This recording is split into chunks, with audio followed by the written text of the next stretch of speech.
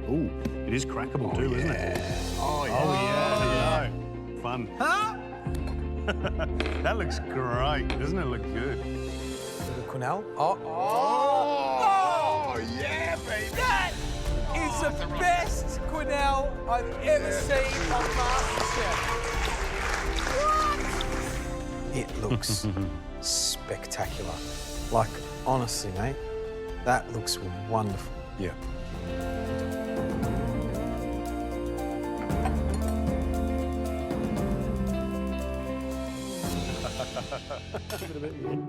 Perfect. Yeah, nice. Right, just a bit of Reynold in the Yeah, a bit of background. Reynold in the background.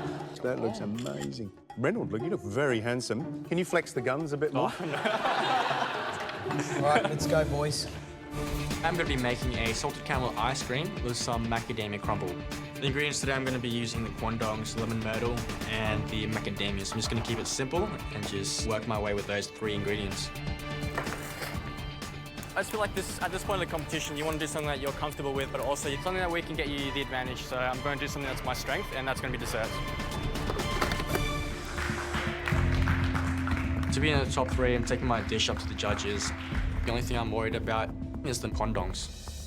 I don't know if I like the quandongs with the other stuff. So I've made a macadamia with salted caramel ice cream. You pleased?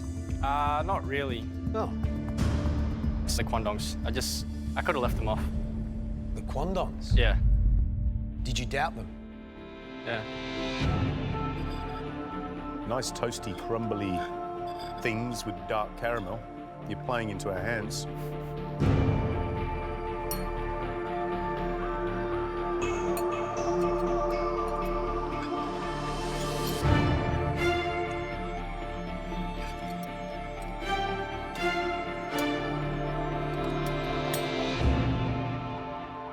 Cooking's a really wonderful thing, isn't it? You create a dish and it plays in your mind. Will they like it? Then doubt comes in. Yeah. The quandongs, you doubted them.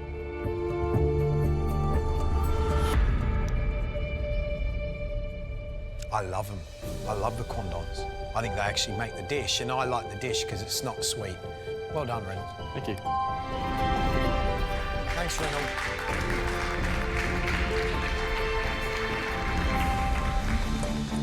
Using all the ingredients, quite interesting. I mean, you can see already it's like a cheese platter. Today I'm doing blue cheese, figs and apples with honey rosemary ice cream. It's sort of like a deconstructed cheese platter. Gary, I know that he doesn't really like things deconstructed. He likes simple, delicious cooking, just packed full of flavour. I know I can make my dishes look good, but that's not enough. Deconstructed has to taste better than the original to impress Gary. And that's really true because now I've got to taste everything, make sure that the textures are right, make sure the flavors are right, and make sure everything goes well together. I've got the apple skin, the poached apples, and I'm making these toffee apples. I haven't deconstructed everything fully and made sure just everything keeps its integrity. If I can get that paper in, it's going to be a game changer. So I'm just hoping that I've done enough. My goal today is actually to try and impress Gary. I know that he doesn't really like things deconstructed. I've been really conscious not to deconstruct everything and lose its flavour and the essence of it. Reynolds, what have you cooked? I've made blue cheese and figs with apples and honey and rosemary ice cream. Pleased? I'm really stoked. It's the first mystery box that I'm actually happy with. That ice cream looks really glossy and smooth. So what was the flavour? Honey rosemary. Honey rosemary. And the cream again? Blue cheese foam.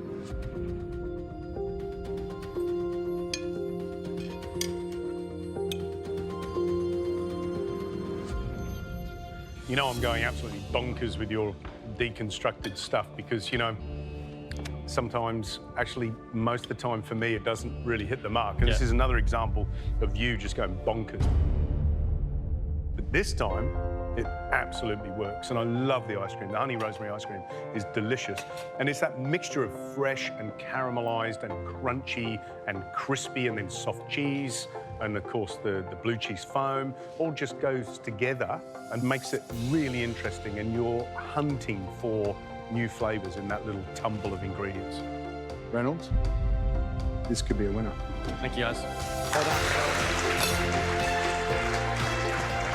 Hearing that Gary liked the dish, and especially that it was a little bit deconstructed, thank God, because I've convinced him a little bit, so I'm just hoping that I can get that power apron. What are you doing, Raro? I'm wearing shard, so I'm just going to do like toasted coconut, blood orange granita. With chamomile ice cream, toasted coconut shavings, caramelized popcorn, blood orange segments in a coconut husk. Today I really want to get this advantage because I just feel like there's something for me to prove. Hopefully today's the day. Reynold, what's the dish? I've got a blood orange granita as a bed. I'll be serving that on a coconut husk. I've got a chamomile ice cream in the freezer. I've got some candy popcorn. What are we going to love about it when we stick our spoon in it? What's going to be like that? Refreshing. Refreshing. Yeah. Your dish sounds awesome, right? Yeah. It sounds delicious. But Reynold, you've got to sell it to us as well. Yeah. If we pick you, you come to that table and you love that dish. Because if you love it, before we've even tasted it, we love it. Yeah. All right? Yeah. I'm determined to wow the judges, so today I'm planning to impress them with my plating skills.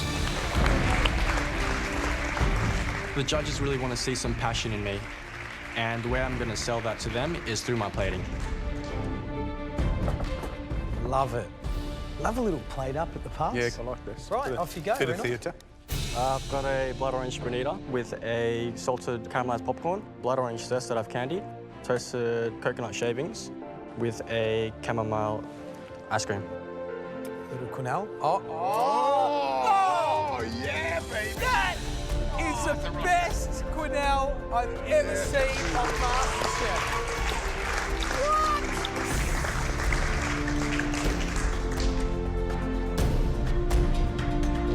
You don't happen to have your phone, do you? I do it off. Could you take a shot and send it to Matt and I? Closer, just give it a bit, yeah. Perfect. Yeah, nice. Mate, just a bit of Reynold in the Yeah, a bit of background. Reynold in the background. That looks amazing. Reynold, look, you look very handsome. Can you flex the guns a bit more? All right, let's go, boys. It looks absolutely beautiful. What I love about this dessert is that chamomile ice cream is absolutely bang on. It has that fragrance of hay shed. It's, you know, like drying grass in the summer. Popcorn, perfect combination with that orange zest with it. For me, the popcorn needs more salt because something has to balance the sweetness of the praline, the ice cream, and especially the granita. I mean, it's amazing dessert, but you know it needs lime. You know it needs more salt.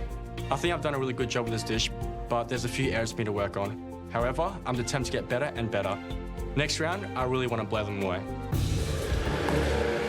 This must be your dream challenge. If the last round was Jessica's dream challenge, this must be your dream challenge. What, take one ingredient and just do it 3 ways? For you, this is heaven, isn't it? Oh, this is definitely heaven for me because I love chocolate. You know I love my chocolate, so I'm going to do chocolate 3 ways. One's going to be with a raspberry ganache. It's going to be tempered into a log for another element, and it's going to be chocolate soil. Wow. So inside's going to be raspberry gel, which is just from this one. Fantastic. And when you crack it open, it should just ooze out with the raspberry Oh, sorbet. you are pushing yourself. You I'm want definitely that pushing it. I apron, really don't you? do. Now, this dish, this could be the one. I hope so. I wish I had more time for this dish. That advantage would have been great, but I'm going to push myself. I'm going to push myself really hard. Good luck, Reynold.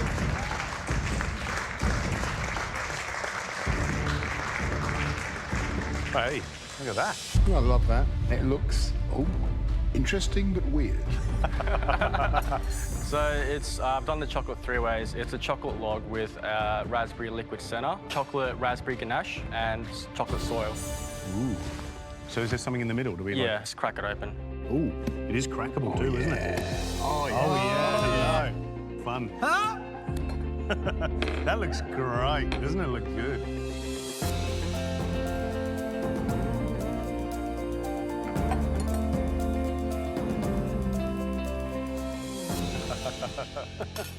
This is unbelievable. Yeah, really good.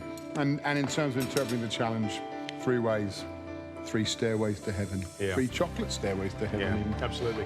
I'm just smiling because it's one of those little moments, isn't it? When you smack that thing in half and it oozes that lovely red centre.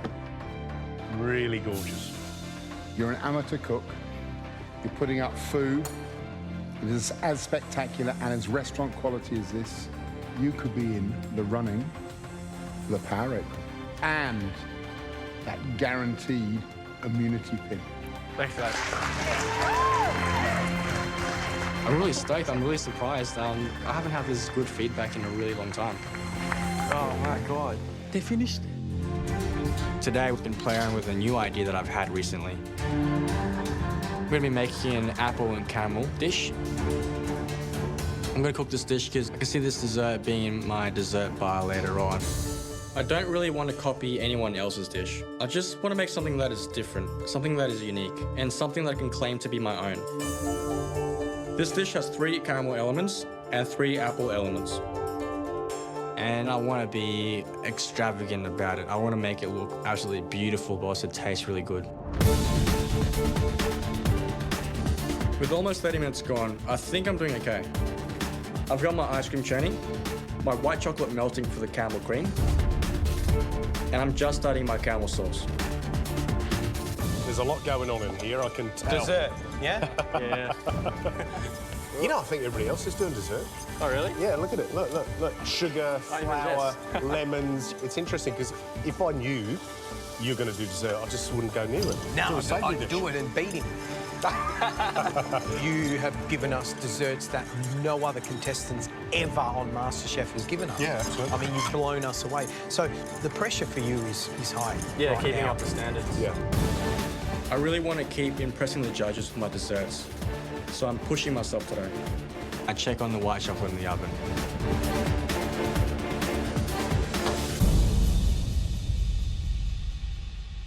White chocolate is burnt. Looking at this white chocolate, some bits are dry, some bits are burnt, and it's not really what I want it to be.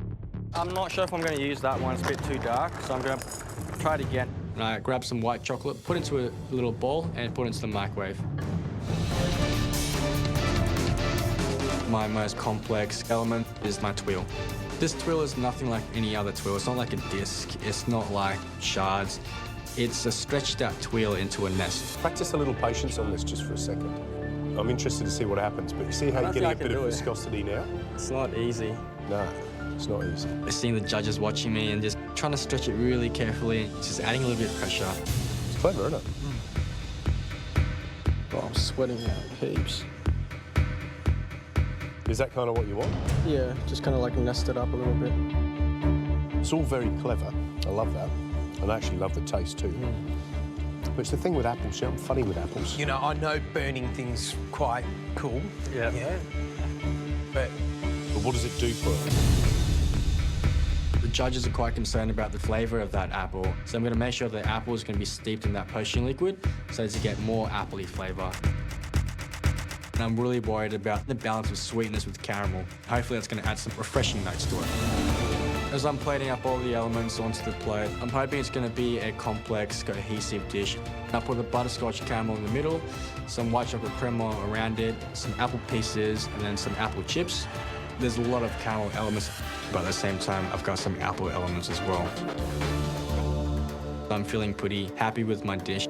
I'm hoping that they're going to like it, because by the looks of it, it looks good, but I'm feeling the pressure.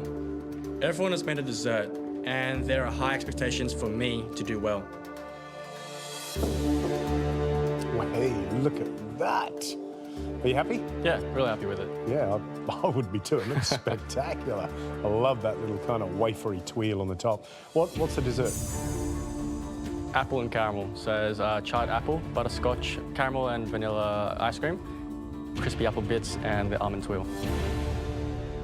This dessert, just looking at it, makes me feel we're sitting in a really expensive restaurant and the pastry chef is a young gun.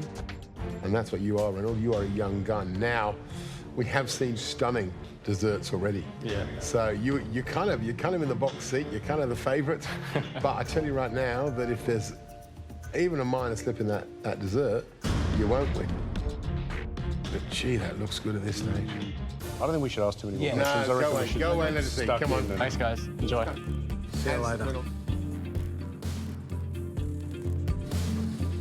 Just before we dive in, I reckon that is one of the best looking desserts we've ever had on the show. And I'm not just talking about from contestants. I agree with you, Gary. I'm talking about from professionals as well. I agree with you.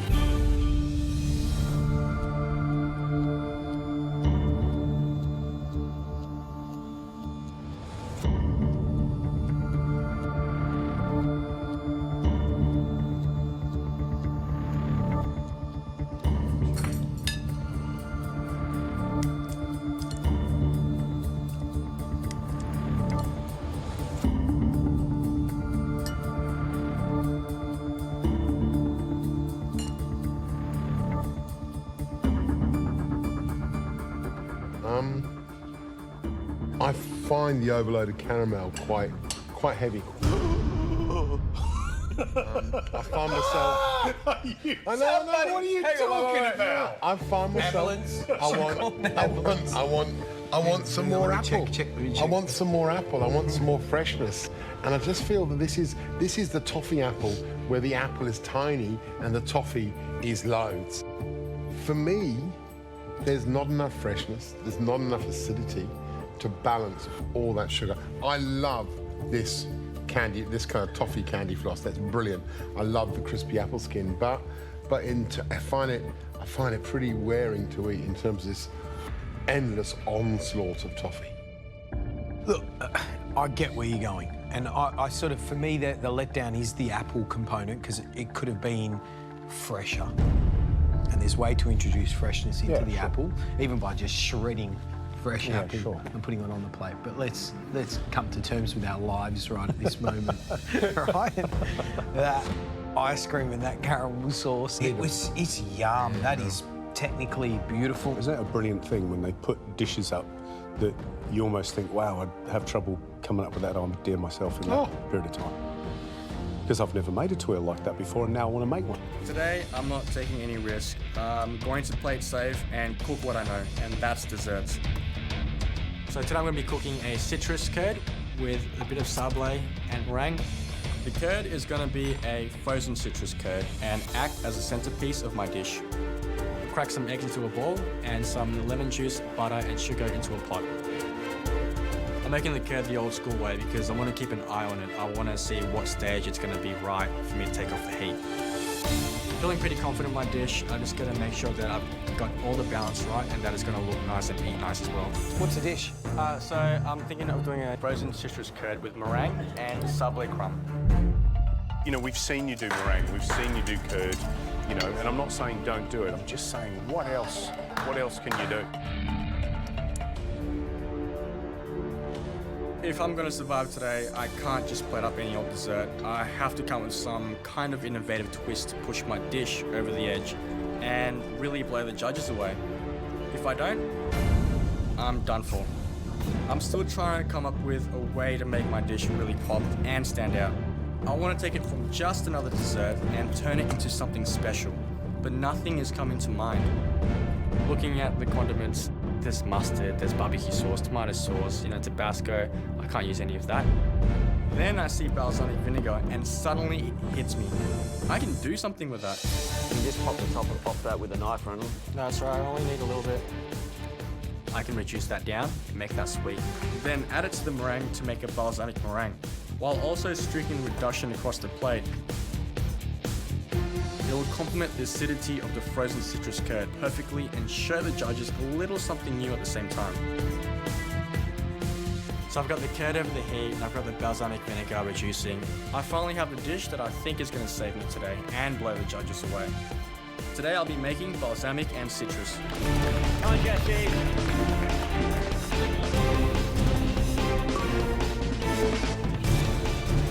I look at my curd, it's done. Looking really hot, and I get it off the heat. I've got to freeze this as soon as possible. I put the curd into the tray, and I think I might have filled up too much, and that might affect the freezing time. Be worried about the curd, but I'm just gonna put the curd into the glass chiller. Hopefully it's gonna set in time. I've got all my elements done, and I go to get my frozen citrus curd out of the freezer. This is going to be the centerpiece of my dish, so it's got to be perfect. The moment I look at it, I know something's wrong. I filled the dish with too much curd, and now it's not frozen in time. top 6 is so close, and that's my goal. Things have to be right today. I'm completely lost. The center is still quite soft.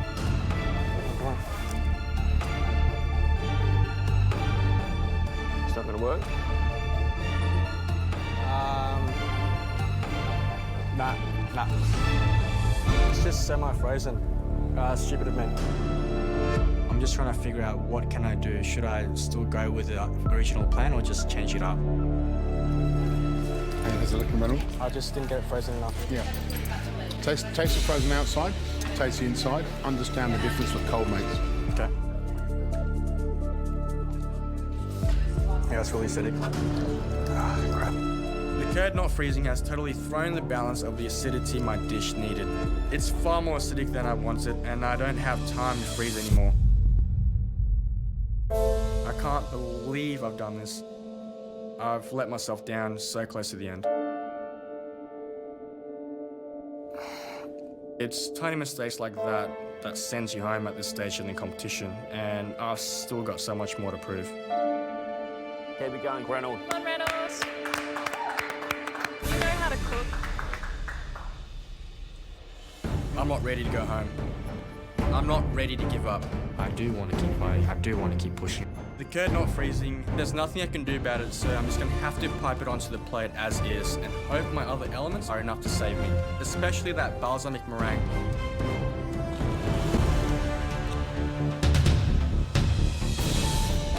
My balsamic and citrus has not turned out like I planned. The curd failed to freeze and has potentially thrown the balance of flavour in my dish. The only thing that might save me is that balsamic meringue.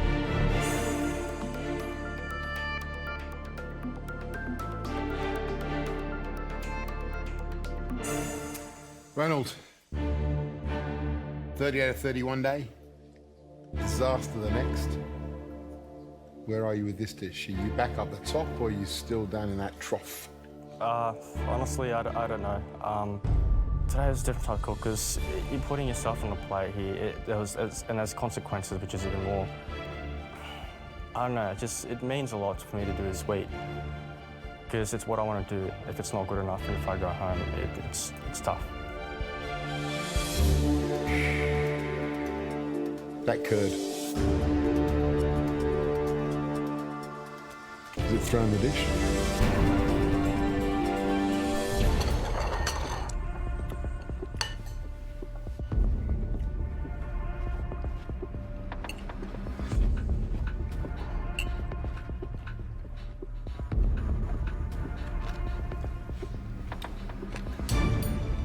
Everything's good.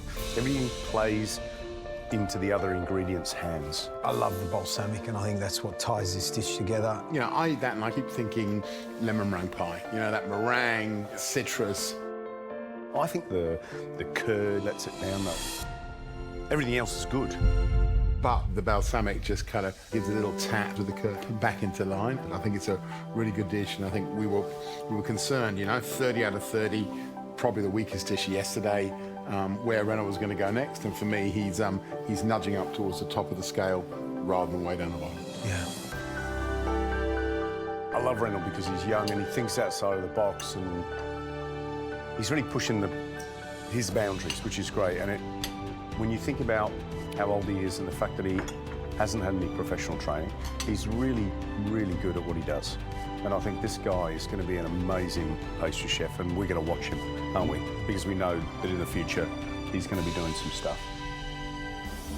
I think with this kind of invention test really stretches your mind. It stretches your creativity as well. How are you going to interpret earth into your dish? And that's really interesting, especially at the stage of the competition, where everyone's really competitive and they can get out there and be creative with it. Can you see legs? So today I'm going to be making a 3 crème which is vanilla, coffee and hazelnut cream. So 3 different flavors, so when you take a spoonful, it's different every time. That will be covered with a coffee and hazelnut crumble, and on top will be a couple of mousse rocks. This whole concept of the dish looks like earth. It'll take you to a feel it's earthy, but at the same time, it'll be amazing and delicious. Next one up is Reynold.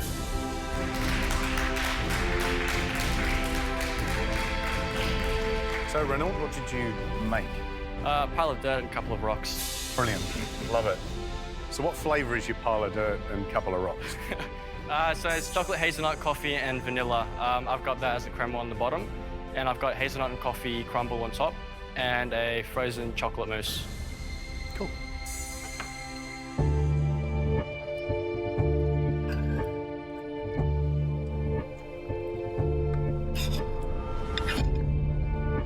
Reynold.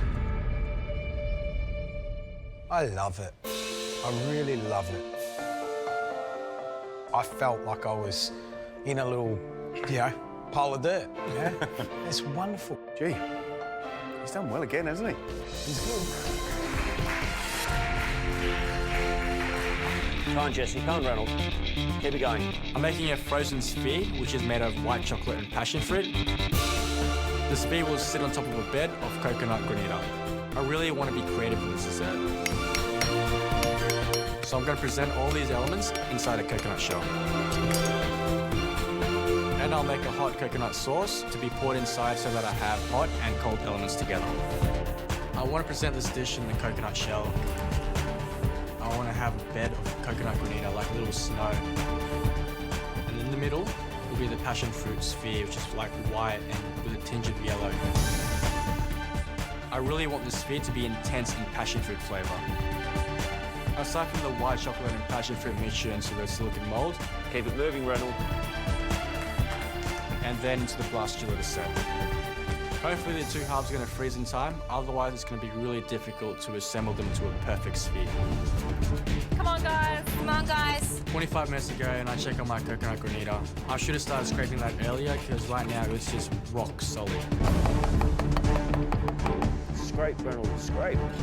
I want this granita to be fluffy but also flaky at the same time, really fine like snow. Inside the sphere is going to be filled with saffron caramelized pineapple. I cut the pineapple into cubes and start a dry caramel. You're using saffron. Yum. Yeah, for the pineapple. It smells beautiful. My mousse is just frozen set solid, and all I need to do now is to start to assemble. That's good, Reynold.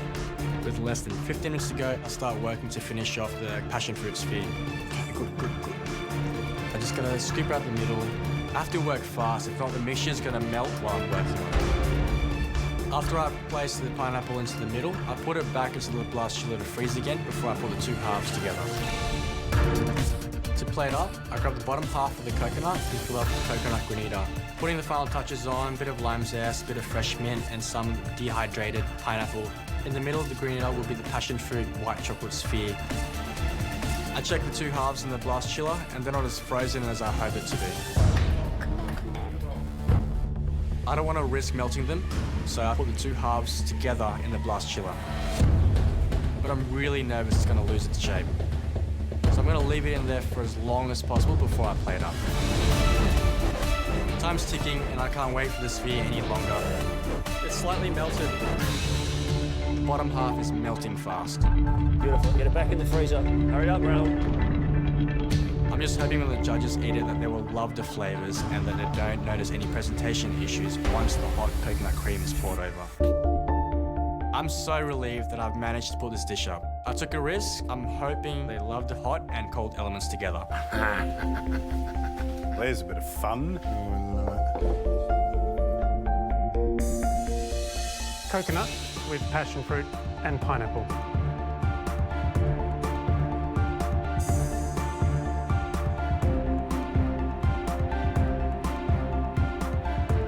Oh, that's a hot sauce, isn't it? I love that theatre of revealing the dessert inside the coconut. I want to taste. This looks incredible.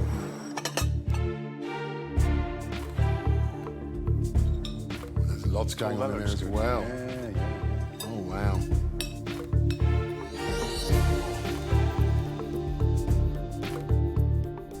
That Maltesey stuff in there. Hang on. Hold on. Don't burn your hand. Oh.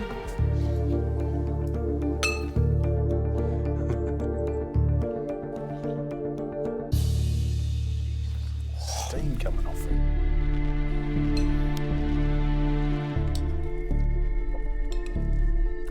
Oh, Oh, that's good.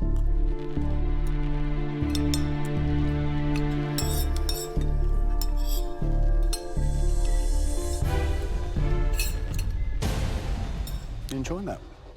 I love it. It's really good, isn't it? It just hits the spot. It's really good. It's cold, it's hot, it's sweet, it's creamy, it's everything. And you get a little souvenir. I love this. That foam, that mousse of passion fruit, absolutely smash it. And then that pineapple's chewy, and that kind of the iciness at the bottom, and that whole thing, that hot-cold combination, you know, it's so sophisticated, and just the best flavours of an Australian, northern Queensland summer holiday, isn't it? Tropical dessert. Yeah, it's fantastic. As soon as I hear George say he wants something that's seductive, and he wants something that's a guilty pleasure, the first thing that came to mind was the forbidden apple, something that's like to tempt you. Adam and Eve, forbidden fruit, it just makes sense. The idea I have in my head is an apple. It's got to be something that's going to be wow to the judges, so I was like, I got to go all out. Reynold, you dream of being a high-end pastry chef, don't you? Yeah. Why are you confident? I would have thought you'd be going, yes, this is the challenge. I'm happy it's going to be chocolate, but I'm really gambling on this. So now what are you going to make? I just want to try and recreate something that's like a forbidden fruit in a way. Try and make something look like an apple, which is quite... Okay. So you're going to use a mould that's going to be frozen and this stuff in the middle, is that the idea? Yeah, I've got hemisphere molds just freezing at the moment. Yep. I'm just going to dip that into ganache and then into the red cocoa butter. Yeah. I love it. It's hope fantastic. It's like watching someone working a pressure test with a recipe set by a top chef. So if you do pull it off, it'll be massive kudos to you. Massive. It's ridiculous, 90 minutes to think of this dish. It's got a lot of elements, it's got a lot of techniques that I need to keep right. I feel really scared that it's gonna fall apart, it's gonna break. It's a make or break dish. Today, I've decided to make a difficult dish. It's gonna represent the forbidden fruit. It's a frozen mousse coated with ganache and cocoa butter. Yeah, I'm freaking out because I've got so many elements. I'm really pushing this to the limit. I'm really worried about the coating of the apple because that's what's gonna make it look like the apple. I want it to be smooth. What are you doing? I'm just trying to get everything together. Yeah, I'm just a bit stressed. Are we disturbing you at the moment? Yeah, sorry. All right, I'm just going to watch. Go on, keep going. It's got edges, it's got bumps, and it's just not coating evenly. I think that one's just gone. You just got to stop, take a deep breath. Take away the hurry because you're going to stuff it up. Yeah. And your dessert relies on that visual representation, doesn't it? Come on, Reynold. Thanks, guys. Don't stuff it up, mate. Come on. I'm pretty scared at the moment. In my mind, this dish looks absolutely amazing. I'm just trying to execute that well. I can't screw this up now. Right, this is it. 2 minutes to go. Hurry up, come on. It's time for the final coating, which is the red cocoa butter coating. I'm really happy. It looks like an apple, and I can't believe I've done it.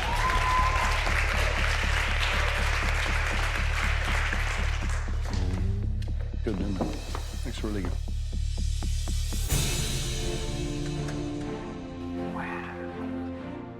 Reynold, what's the dish? I call it the forbidden fruit. It's a chocolate mousse inside with a raspberry coulis, coated with ganache and cocoa butter. And I've played it up around with some raspberries and strawberries on a chocolate soil and a raspberry sorbet. It looks spectacular.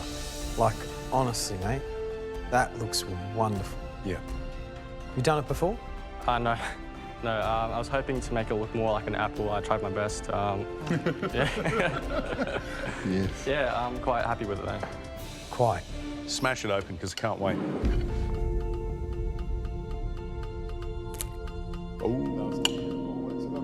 Oh, yeah, baby. Oh, yeah. Gee. Oh, yeah. Yeah, that is ridiculously good.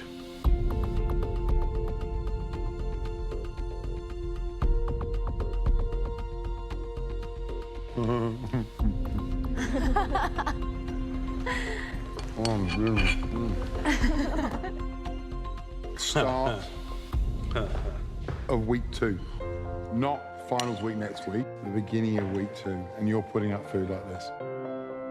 Unbelievable. Thank you. Unbelievable. Yeah. Everything is right about it. The intensity of the raspberry sorbet, the smoothness, the lightness of the mousse, the chocolatey richness, the cocoa butter coating, the right amount of crumb for the dish, the way it looks. Yeah. Like, wow. Yeah, Wow, wow, wow. absolutely. Perfect dish, perfect. Perfect. I'm absolutely gobsmacked, mate. Thank you. I really am. Wow, Reynold, top 5 this morning. Let's not kid ourselves. It's top 3 dish, man. Thank you. And it deserves one of these. It deserves one of these. Come here. Respect. Yeah. Respect.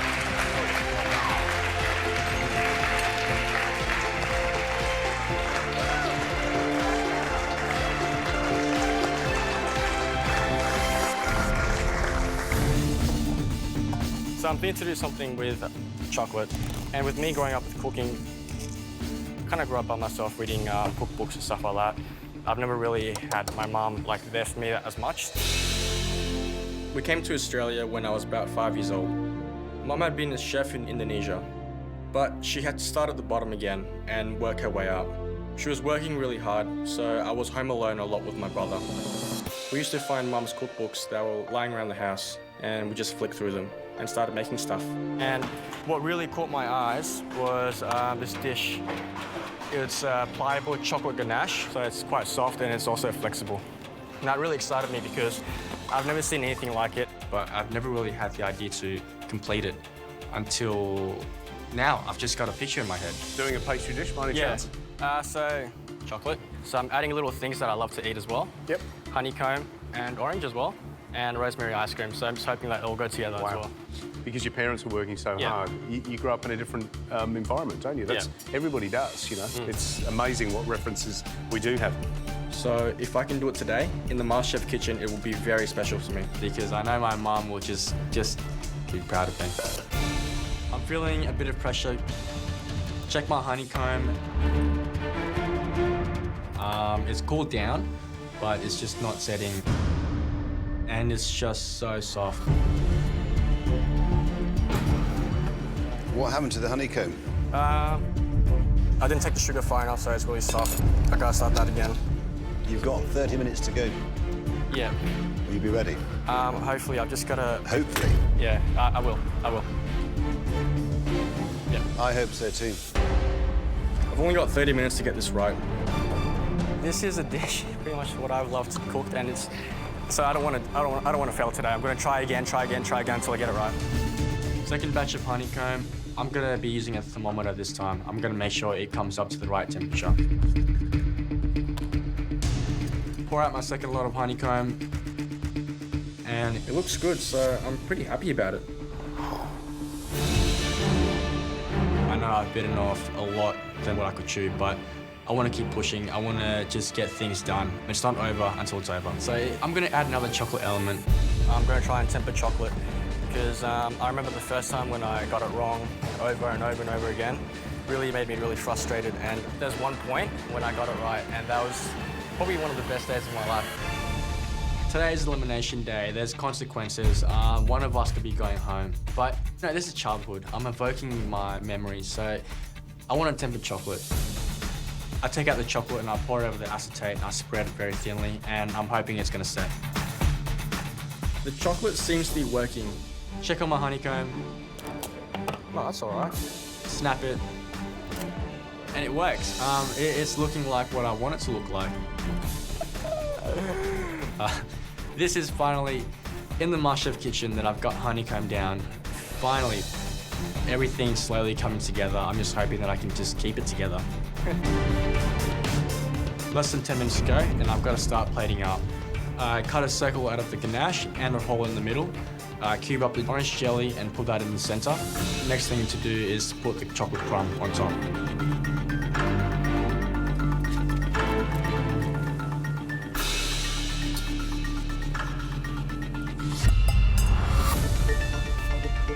What is that? It's just the crumble. Of what? The burnt. So I taste the crumb and something's really missing. Oh my God. Got to put sugar. Can't believe it. That is such a stupid mistake. It just flew over my head. Can't really do much. Just gonna coat this in caster sugar and hopefully that it will cover the sweetness. Yes, I've taken quite a bit of risk. You know, it's all in or nothing. High emotion, high stakes, but it's all about getting into finals week. 5 minutes to go. Come on. this whole idea and the pictures finally coming together. Looks amazing, Reynold. I'm actually really proud of actually putting something like this up. I've done dishes before in the competition that I've been happy with, but never a dish like this. 10 seconds to go. 9, 8, 7, 6, 5, 4, 3, 2, 1. That's it. Time's up.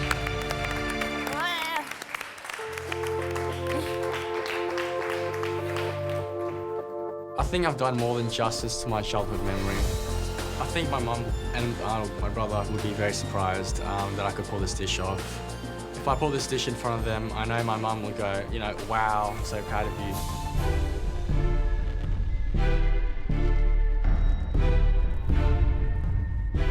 I'm really proud of myself to put up a dish like this. I think I've done more than justice to my childhood memory. Wow. Well, I'll tell you what, it looks absolutely drop-dead gorgeous. So what's the dish? So it's a chocolate ganache with orange jelly, tempered chocolate, honeycomb, and rosemary ice cream. You've had a very different upbringing, you know, working parents. For me, where food came from was self-learning, reading those books that Mum had. I was just like a 15, 14-year-old kid reading through a 3 Michelin-star book, and I was just so amazed. Does your mum inspire you? Yeah, she's a hard worker. She definitely She's is. a hard worker, yeah. She's run the business and supporting you guys, right? Yeah. She had to start from the bottom, so as a kitchen hand, and then worked her way back up very, very slowly. I know my mum's a very tough person, but she's a lovable person as well. She's very caring, and when I was young, I didn't really understand that. Can I ask you a question? Would you love to put this in front of your mum now? Oh, yeah, definitely. Would you? Yeah. And what would you say to her? I'd say, well, I wouldn't have my childhood any other way. So to put up a dish like that and having a childhood where my mum's worked bloody hard, and for me to focus on food and find my own way is, yeah, that's what I would tell her. That you want to forge your own way? Yeah. I listened to your story. What was very obvious is that your mother made great sacrifices for you and your brothers. But I understand your mother didn't want you to walk into the kitchen. Yep. I really understand why as well, because it's a hard life. What this dish highlights is your ability to organize and to achieve a lot within a very small time. The amount of work that you have done in 90 minutes is extraordinary. I'd employ you. Speechless, I'd be very grateful. To hear that is, it's amazing.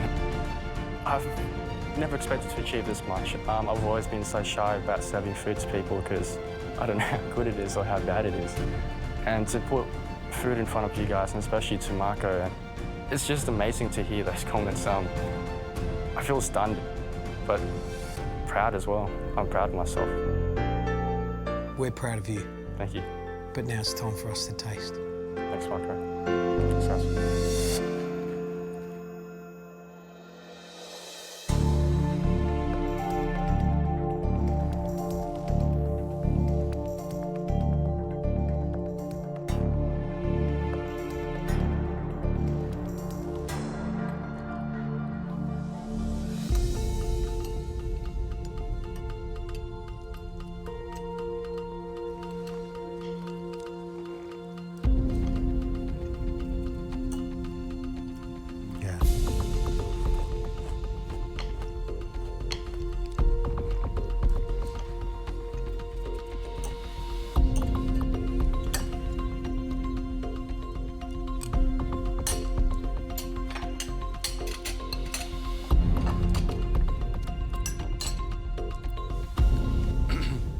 That is the best dessert, for me, we've had all season. It is absolutely beautiful. The chocolate mousse is delicious. The rosemary ice cream is just an inspired idea. The little tumble of ingredients, which includes that lovely light, crunchy honeycomb, those little pebbles, which is, was a mistake, but in fact worked out brilliantly, and the little shards of chocolate are all just on the money. He's 21 years of age. This is phenomenal. But what's interesting is that explosion of flavours. Most pastry chefs have a sweet tooth. That's why they make pastry. He's got a sauce chef's palate, which is taken into the pastry, which is rare. And that's what will define him apart from every other pastry chef in this country, his palate. Brilliant. Absolutely brilliant.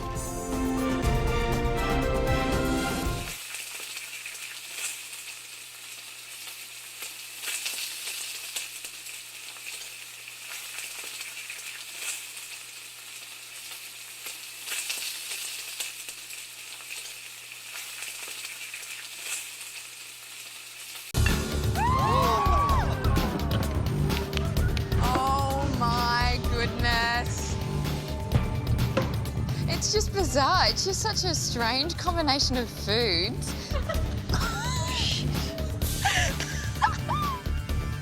I have no problem at all with the crab, or the eggs, or the peas, or the coconut, or the pomegranate, but putting it all together, it's a bit, yeah, full on. I see the crab, I'm starting to feel a bit worried. There's also eggs there. Great, I can make all sorts of things with eggs, so that's probably the silver lining on the dark cloud. So let's look at what you've got in your box. You've got a lovely coconut, you've got pomegranate, you've got chook eggs, you've got a blue swimmer crab, you've got nuts, and you've got seeds. And this challenge is all in the spirit of that great Australian idea of having a crack. Because every one of those ingredients to reveal their true culinary beauty has to be cracked open. A pun. Alice, you're having a cracker of a day already. Oh, it's good. Coconuts and puns. What can get better? So you know what the challenge is. Cook a beautiful, delicious dish with some or all or one of the ingredients that you've got inside that mystery box. You've also got some staples under your bench, some basics to help you cook or create. But we're only looking for the best 3 dishes. Far out. The winner of the mystery box is going to set themselves up beautifully for the next challenge. Whoa. Which is your first ever invention test. Ooh. So, you have 60 minutes to cook up a storm, and your time starts now.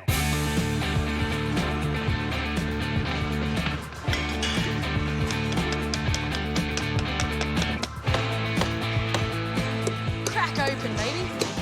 Crack open. So, Deb, what are you going to cook? Well, I'm going to cook a crab. I've never cooked a crab before, so I thought it was a good day to try. I'm cooking an upside-down crab pudding with the brown walnut butter.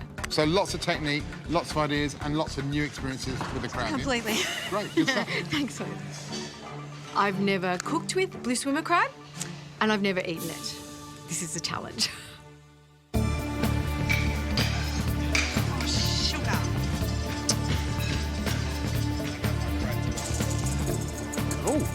Matt, how are you going? What's this? It is a kind of a dessert crab custard. It's a bit weird. You told us to go for broke. The crab goes really nice and sweet. It's not too sweet. Wait. A dessert with crab in it. That's the one. Almost as foreign as crab souffle. I don't want it to be too heavy. Matt, I've done some wacky things in my time, yeah? But this one here, I feel like I'm not going to say it.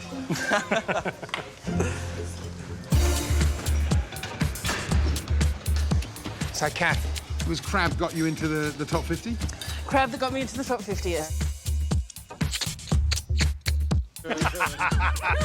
And now you're cooking crab again, but you're not doing the same dish. I'm not doing the same dish and I'm not actually cooking the crab. Right, OK. So what are you going to make? I'm roasting some cocoa beans and Yeah. I'm planning to do a cocoa bean tart. Cocoa tart with nuts. Have you cooked with fresh cocoa beans before? Never. So you're just flying by the seat of your pants? I'm having a crack. Yeah, no, I love it. There, get your fingers in, crack him open that way and scoop up the guts. I love the mystery box because this is where we actually find out who can cook and who can't cook. What would you cook, George? Eggs and peas for me. I mean, that would be my focus, but really do something interesting to that egg and keep it simple. It's a tough mystery box, so there's some ingredients in there that are gonna... Odd ingredients that are gonna throw them a little bit, but that's what it's all about. It's MasterChef. Yeah.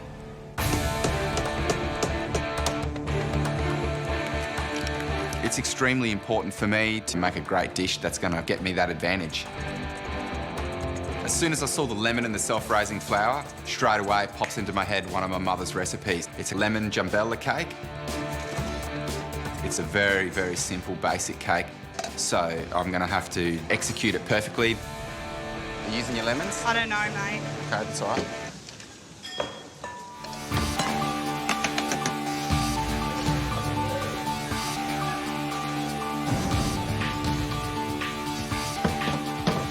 One minute to go. I had a minute. My time was pretty tight, but I knew I could do it. Come on, guys, let's go. 10 seconds. 9, 8, 7, 6, 5, 4, 3, 2, 1. Step away from your benches. Well done. Good job, baby. Good job, gorgeous. Well done. I'm very happy. My cake's turned out great. It's going to be beautiful inside, and I'm over the moon. There we go. Yeah, I'm happy with all the flavours. I think it could have the potential to win. It's definitely all there.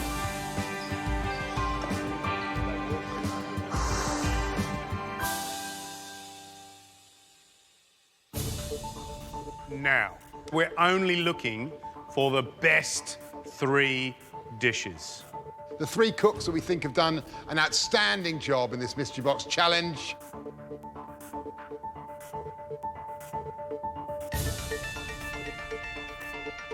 Deborah, Filippo, and Mindy.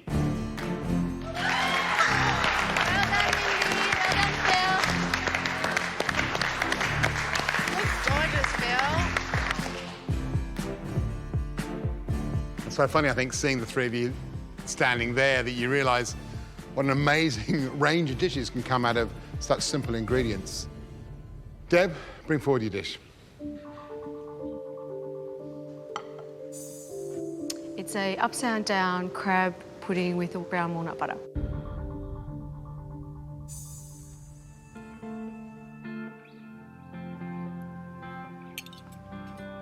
It's very light, slightly gooey, taste of crab, savoury. It's got this little crusty sort of outside where it's been cooked in that ramekin. It's great.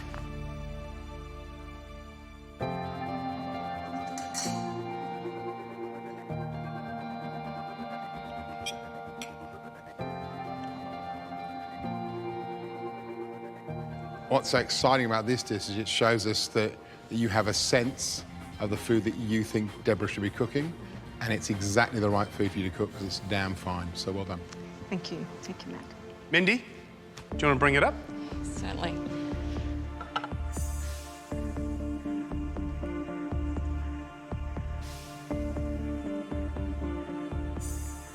I suppose we should take one of these little egg nets, is that right? That'd be perfect.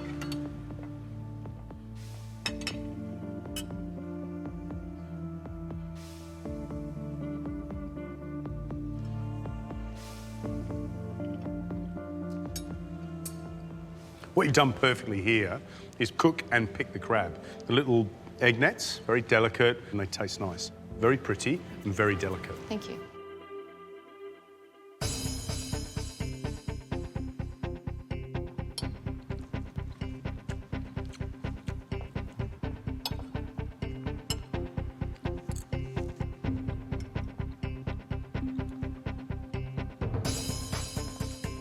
I congratulate you because that mystery box had so many ingredients in there, and you can get taken away on a really bad journey into sort of an area where it becomes really Frankenstein, the food.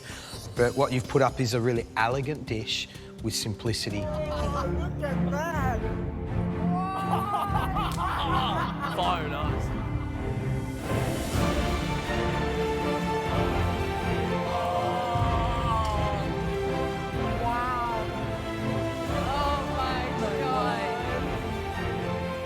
There's smoke coming out underneath the box!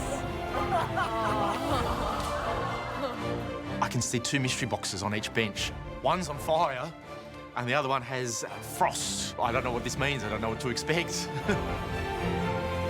Woo. This looks crazy. I'm terrified. Oh my goodness. Welcome. Let there be light.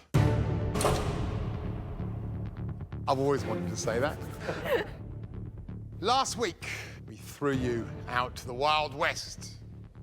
This week is all about heaven and hell. Oh no.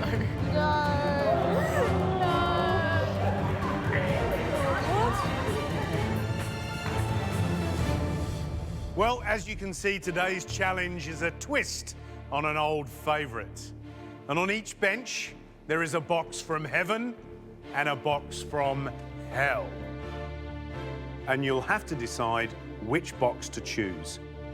In the first box, the box from heaven, we've assembled 9 absolutely delicious, beautiful ingredients, in fact, our favourites, so that you can put together a dish to please us, the gods, of course. The other box is an entirely different matter, and it is the box from hell.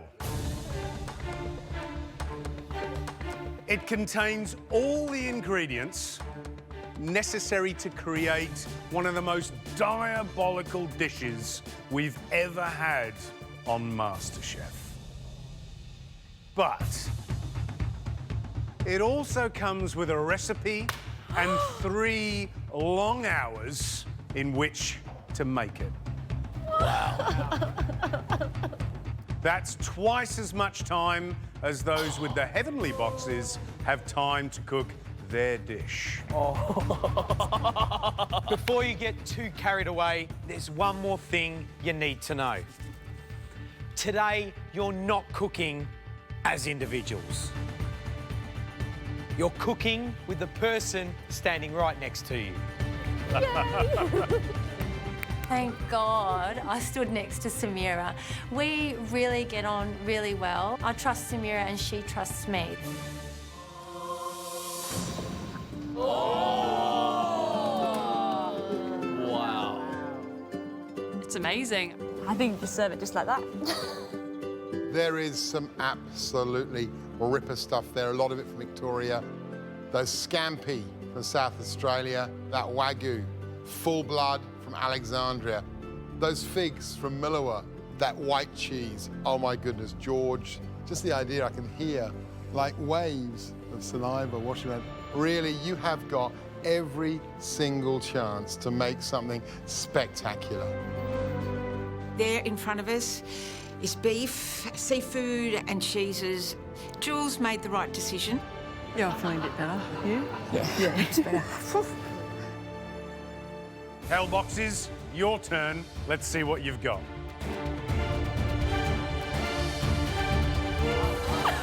The Tower of Terror, the Macaron Tower.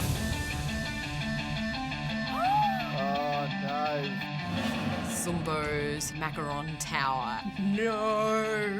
They open up the hell box and I just think, thank beep for that. That's hell on a plate. Welcome to hell. In the past, this recipe sent shockwaves of horror through your predecessors. There's a world of pain at your fingertips. Ouch. Liliana, do your kids like macaroons? You know, George, after watching MasterChef last year, my son decided he wanted a macaron tower for his 15th birthday. I practiced macarons for about a month to get them right and made him a tower. Can I tell you, any bit of experience in making a macaroon tower is brilliant. So I reckon you two are the ones to beat today. Oh, the pressure's on. Yeah, definitely is. Right, let's kick this thing off. Those with the heaven boxes, you're going to ascend to heaven and wait for an hour and a half while the boys and girls from hell do their thing. Off you go. Good luck, guys. Thanks, guys. I'm so nervous, Emma. Go nuts, girl. Running through my mind at the moment, firstly, it's just, ah! After that passes, it's just need to keep calm. We can do this. Right, you courageous lot from hell. You have 3 full hours to recreate Adriano Zumbo's Tower of Terror. Are you ready? Yeah. Your time starts now. Come on, guys. Just read that recipe real clear. Right, let's measure. 3 hours is really pushing it to get this macaron tower done. Macarons are really temperamental. Even if you know what you're doing, they can go wrong. I've made macarons before, so I immediately decide that I'll do all the macaron shells and Samira can do all the fillings. And that way we're splitting the jobs. We're friends, we don't clash, and we know when it comes to working, we work. We don't care who says what, as long as we're getting the job done, and that's it. We don't want to be in elimination. That's our aim today. It's time to start assembling this tower. I didn't realise we had so little time. Linton, chop it further, I think. The tower has to be trimmed down more. I don't want it to be, you know, it's an absolute nightmare. It needs to rest. We just have to get them in. You know, we don't have a choice. I'm so stressed, you know. I'm pretty much resigned to the fact that I'm going into elimination, but I can't stop. Come on, come on, come on, come on, come on. We are so buzzing with what we've done. The tower is working really well. We can see it's all coming together and we're feeling really excited. And then I think the quenelle just goes on the top loose. With 2 minutes to go, Lucy and I are having a great old time plating this up. We're quite happy with what we've done. And then George comes around. You know, I talk about dropping things on the plate organically and not placing it like it's not manufactured. Get another plate and redo it. Yeah. Okay. Right, I'll go and get a plate. Yeah. We've now got 1 minute to replate our entire dish. I reckon the butter should go on it, Luce. We're just shoving things on the plate, and suddenly, in the confusion, Pip's wrapping Wagyu around lumps of butter. I'm just like, OK, yeah, just chuck things on the plate, chuck things on the plate. 1 minute to go, final touches. 1 minute. Careful, mate. Emma and I are freaking out. Time is running out really quickly. We need to get these macarons on and we need to get them on now. Go. 10 seconds to go. 10, 9, 8, 7, 6, 5, 4. Come on, Emma. 3, 2, 1. That's it. Time's up. Well done, time.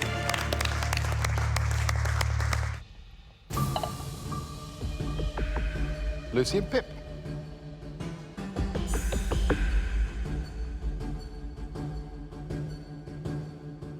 I think this dish is a surefire way into hell. Slices of Wagyu, a herb salad and figs.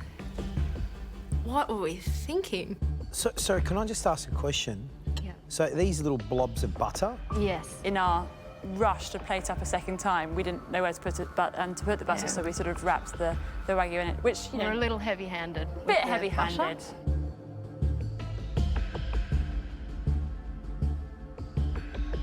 My question is, did you need to destroy that Wagyu when you've got something as rich and buttery in its own right as Wagyu?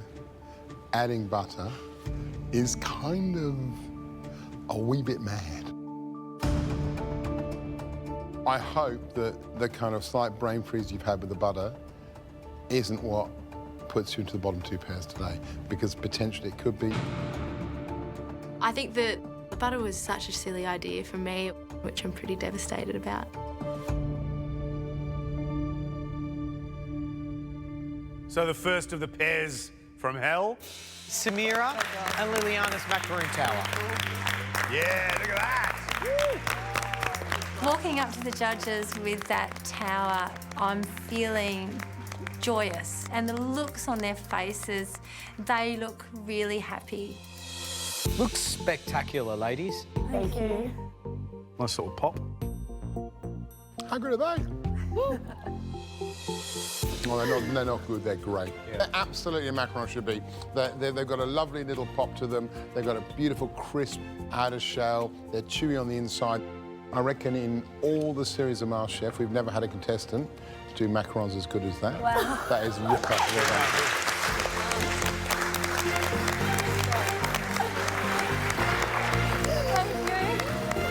It's really important to me to do this well.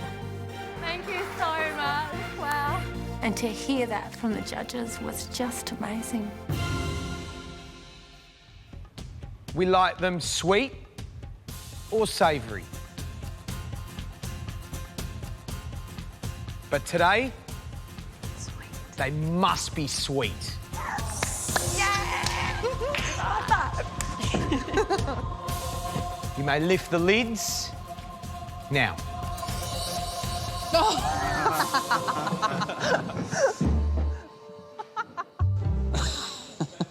Cool. Woohoo!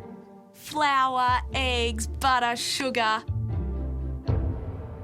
Not a lot of fun there for me. Yes, that's right. Today, your challenge is to make biscuits. We stand before you, the 3 founding members of the Australian Biscuit Appreciation Society. We love our biscuits, so this is our dream challenge to taste. I'm gonna treat your biscuits just like I'd treat a dish in a really good restaurant. They can be really, really simple if they are the best I've ever tasted. How are you gonna take your biscuit and make it stand out from the crowded aisles of benches that we have here? Because that's your challenge. You've got all the things that you need to make a basic biscuit in front of you under that mystery box. But to add the sparkle, you need to pick your ingredients from this pantry. There's nuts and dried fruits, fresh fruits. There's flavorings, there's syrups, there's jams, there's icing, there's yogurt, there's cream. Everything that you need to make a wonderful biscuit.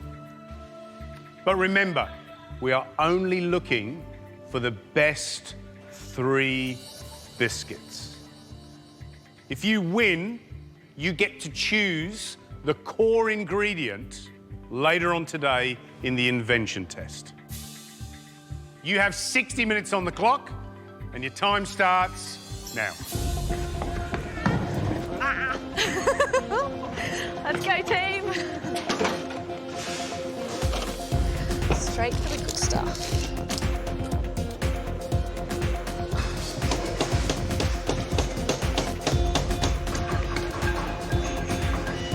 Rightio. Let's make some magic happen. I'm not at all confident with what I'm about to attempt. I'm pretty much flying blind today.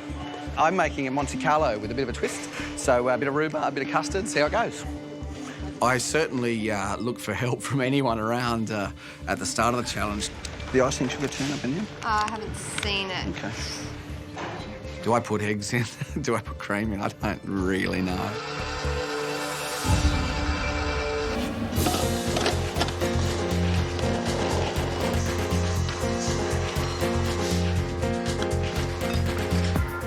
Try and do something a little bit different today.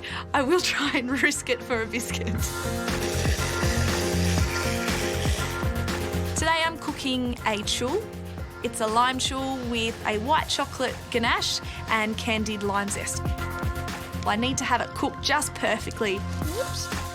If it's underdone, it'll sag, and then the whole aesthetics of the dish are gone. Yum. I need to get some ganache on because I need to have that set. So when I pipe it into the middle of my choux, it's keeping its form inside the biscuit. little bit sloppy. My ganache, unfortunately, I left it too late, so it's really runny and it's not going to hold its form. Dang, they've sunk. Lock the doors, because the Cookie Monster might get in. You've got 1 minute to go.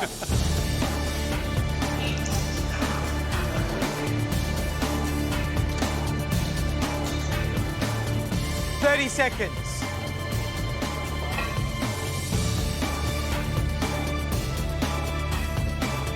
Make it a quickie for your Bicky. There's only 10 seconds to go.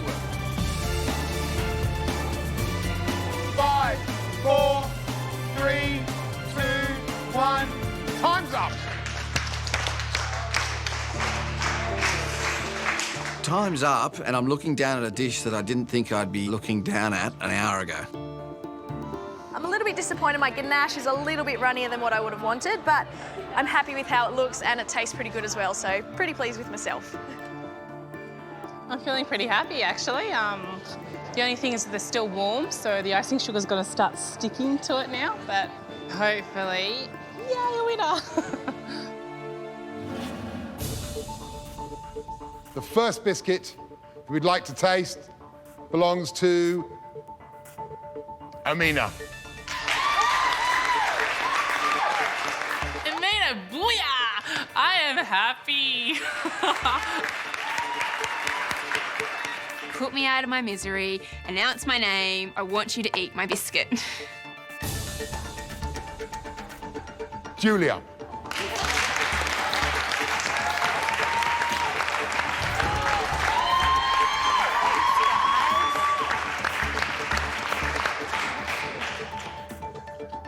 And the last member of our biscuity trinity, I think it's a surprise to all three of us. And I think maybe a surprise to them as well. Someone who hasn't made a biscuit since they were a kid. And that's Ben. I'm shocked, surprised, and so proud of myself. I feel a little bit inadequate standing here, but couldn't be happier. When the judges don't call my name out, I'm pretty disappointed. OK, Julia, step up. Put your bickies on the counter. Love it. So what are these? Melting moments. Wow. They look good, don't they? In fact, I don't think I've seen a melting moment as good as that for a while. Wow.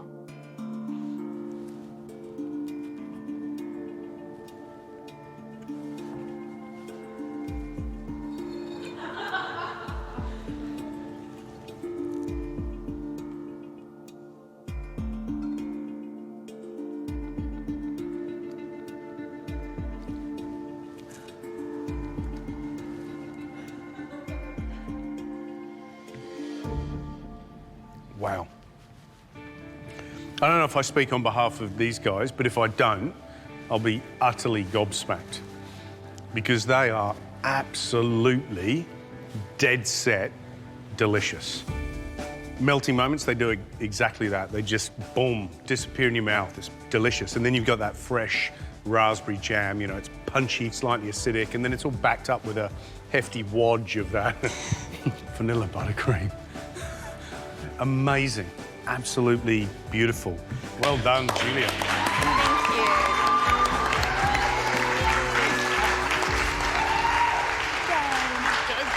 you. Amina, please step forward.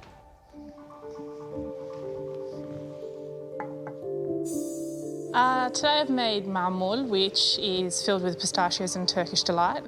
And the one on your right is dates and orange blossom water.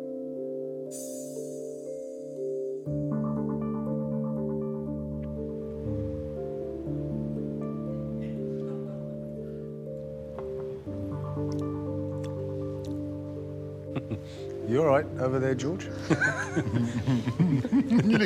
You look like you're about 3. Wow. I have a lot of Middle Eastern friends, and I've eaten these before. And they're the best mahmoud that I've ever eaten.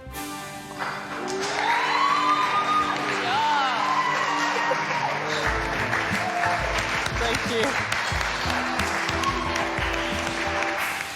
Ben, oh mate, this is going to get very, very interesting. Amina, thank you. Thank you. So this little culinary quiz is a rapid-fire questionnaire. We're going to go down the line, and if you get them right, we keep going. If you get it wrong, you're out. Out of the contestants in the quiz, I think Amelia and Amy have the most knowledge. They're the ones I'd be watching. So, Amy, if you were sitting down for a beef vindaloo, what country would you be in? India. Correct. They start easy. Tracy, what is the ratio of fat to flour in short crust pastry? Please, brain, work for me today. It's now more than ever. My brain needs to be friends with me. 2 flour, 1 fat. Correct, well done. Jamie, what kind of pastry is used to make baklava? Brick. Brick.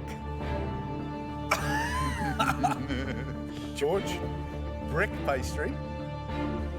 Filo pastry. See you later, Jamie, you're out. See ya. We all make mistakes. Brick pastry, filo, they're pretty similar, aren't they? It's down to the girls. Renee, what meat is used in vitello tonato? Oh God, I have no idea. I'm going to say veal. You're absolutely right, well done. When I answer correctly, this competitive streak takes over in me. And you think, I'm actually going to win. Amelia, brunoise is a term to determine ingredients cut into what shape? Small die. Correct. Laura, what is the difference between a bechamel sauce and a mornay? Bechamel's thicker. Does anyone else know it out there? Tracy? Cheese. Correct. A mornay sauce has cheese in it. Bechamel sauce is the base. Laura, sorry. That's fine. Laura gets knocked out. She's probably a bit disappointed but a little bit relieved because going into that mystery box challenge is the 50% chance you're going to go to a pressure test, so that's a pretty big thing. Amelia, if you were in Croatia and you ordered a brodetto, what would you expect to get? I don't know what potato is, but I'd be surprised if Amelia doesn't know because her food knowledge is so broad. I actually have no idea.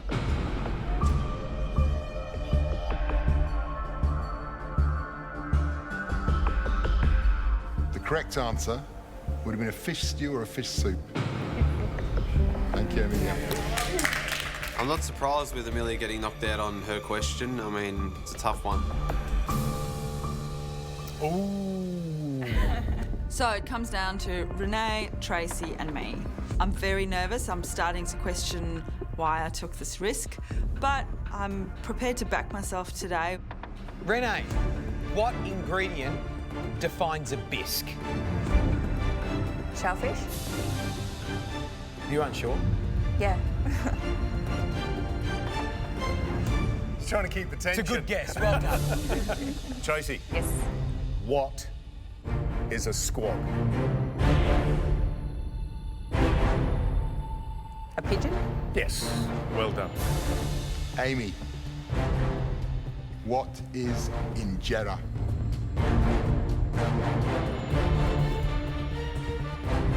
I have no idea, but I'll hazard a guess.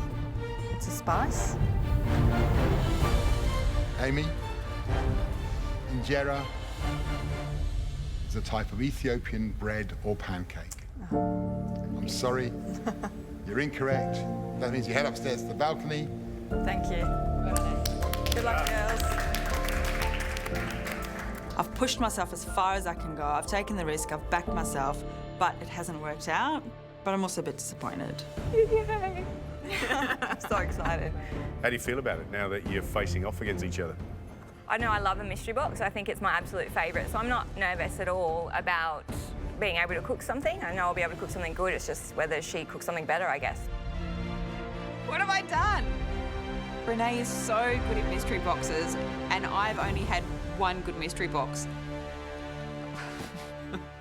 Right, you two, you can go and stand behind your benches and get ready for battle. I feel like in this competition, I have tumbleweeded my way through. Nobody's really seen my potential. Although there's a huge risk, in my mind, I think this could actually be a really good opportunity for me to make the judges pay a bit more attention to me. And I just hope that I haven't made a mistake by stepping forward. Now. Oh, dates, Renee. Dates.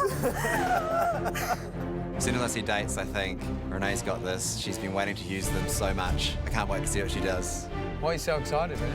Dates. I've wanted to use dates for so long. I love them. Cool. You're just going to put a date on the plate? Yeah, I think so. That's what I'm going for. Dates are one of my favourite things to eat in the world. That's all I can see. So everything else is going to play second parts because I want to show the judges how important dates are in food and how many ways you can use them. Absolutely no excuse for not putting up a beautiful dish today. With those ingredients, oh my gosh. You've got dates, corn, watercress, blackberries, chicken wings, a little yabby, sweet, beautiful meat. We've got zucchini flowers. We've got goat's curd. I'm really excited to see the zucchini flowers and the goat's cheese. There's ingredients here that I'm really happy about. I love zucchini flowers, yep, goat's cheese, all quite happy. You'll have 45 minutes to produce a spectacular dish. There's a lot riding on this. Can't wait to see what's going to happen. Your 45 minutes starts now.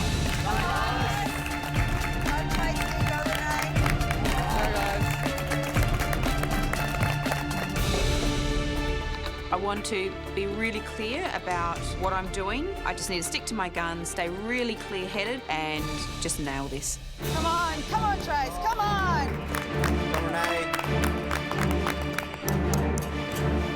I'm feeling really confident. I immediately get a vision in my head of what I want to make. I'm just so focused that it actually just feels like a normal mystery box for me. Absolutely fascinating seeing who stepped forward. Isn't it? Tracy's done some good food.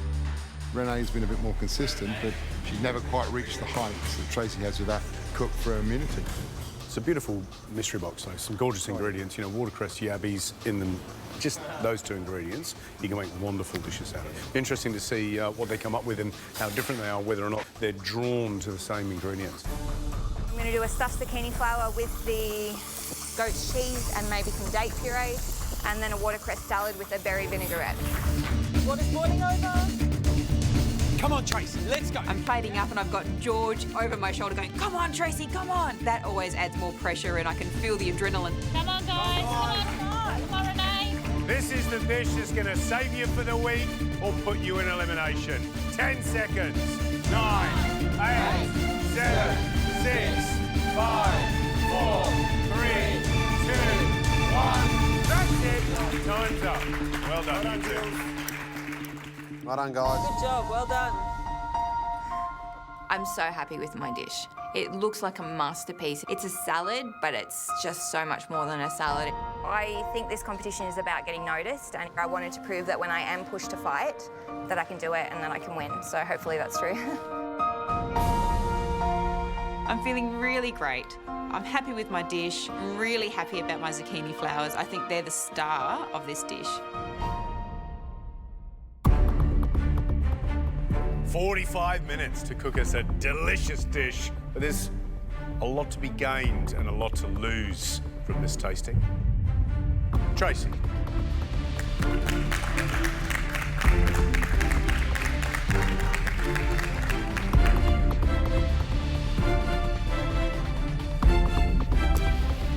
Wow, what did you cook us? Zucchini flowers with yabbies, watercress and corn puree. Fantastic. I just want to dive into it. Oh, can you hear that?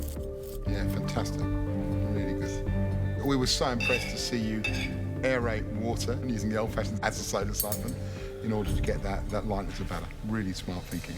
The zucchini flowers are just shouting loud. They are the winner on the plate. Stand out, amazing, and probably the best batter that I've ever had on MasterChef. Yay! Yay! Happy about the batter. Yay! It is light and crisp, delicious. The filling is beautiful, it's creamy, it's well seasoned, it just sings.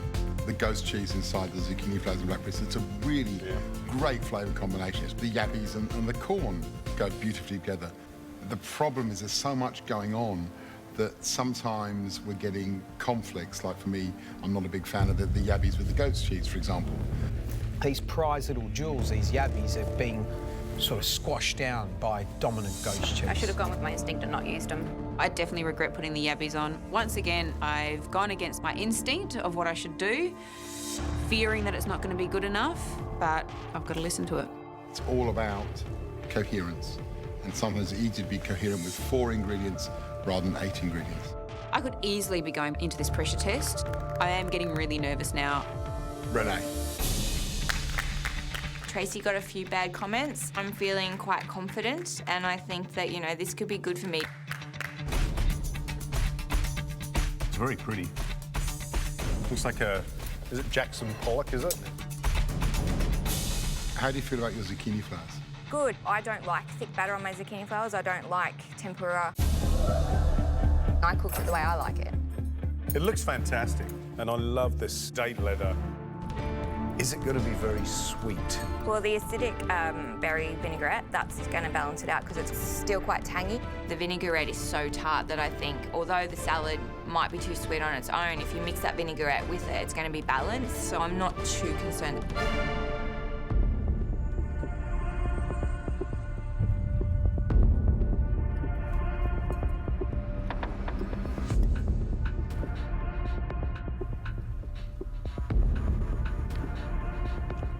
Well, if it was a battle over batters, Renee, you'd lose. Yeah.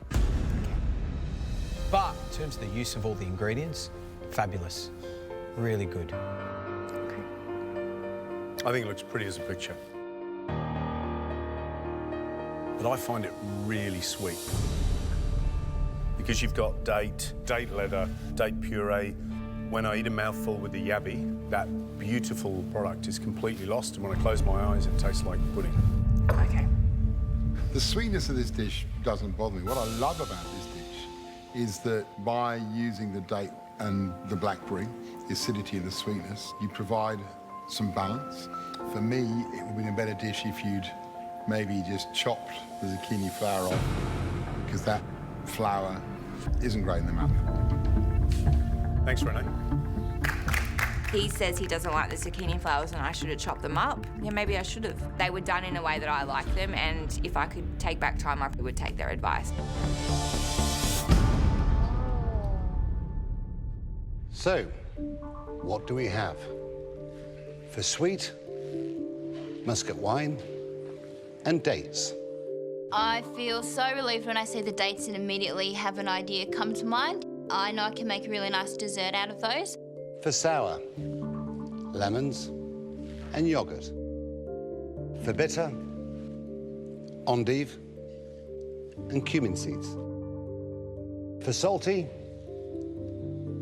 anchovies and pig face.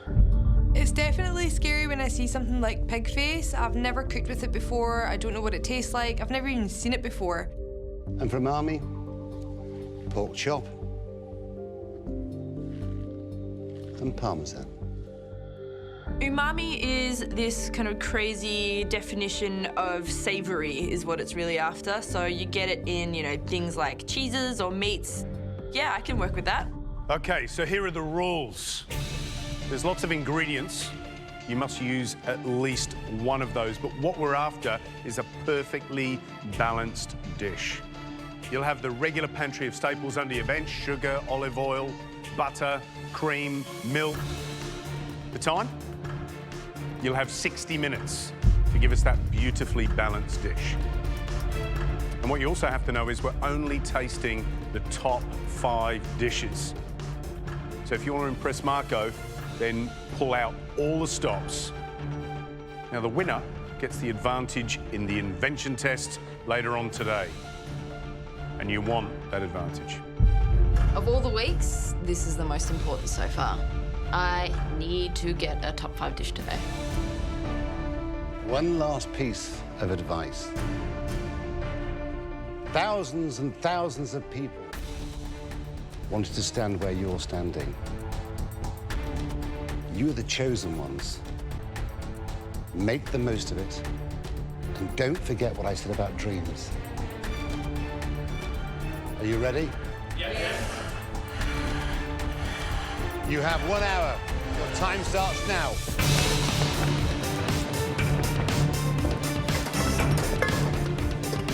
Thermometers. Where are thermometers? I always want to put up a good dish when I walk into the kitchen, but there's just added extra pressure today having Marco here too. Oh my God, Marco Pizzaiolo. Yeah, with him there, it's an extra bit of pressure, but it's also an extra sort of motivator to put up a good dish.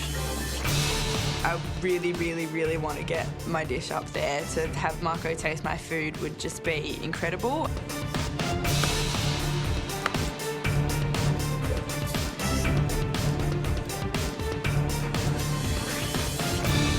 Ugh. Today I'm going to cook pork with a date puree, some braised endive, some of the pig's face. They're actually quite nice. They taste very salty, and there's a weird kind of aftertaste. Pig face isn't the nicest thing to eat. It's kind of this weird combination between salt water and aloe vera. So I decided to sort of do it a few different ways. I parboil one, I saute the other, and I pickle some other stuff. So I'm doing it 3 ways to see which way is going to be best. Really, really hope I do well today. Today I'm making a frozen nougat. I combine whipped cream and I fold through the dates, then I pop them into the moulds and stick them in the blast chiller. It can be really easy with desserts to make them too sweet, considering that the focus of the mystery box today is on balance. Okay, what next? Praline. To get my savoury element to the dish, I'm going to use the cumin seeds to make a cumin seed praline. I've cooked with cumin before, but only in savoury dishes. I've never used it in a sweet dish. So I'm taking a pretty big risk today, including it in my dessert, but I'm confident that the flavours will work nicely together.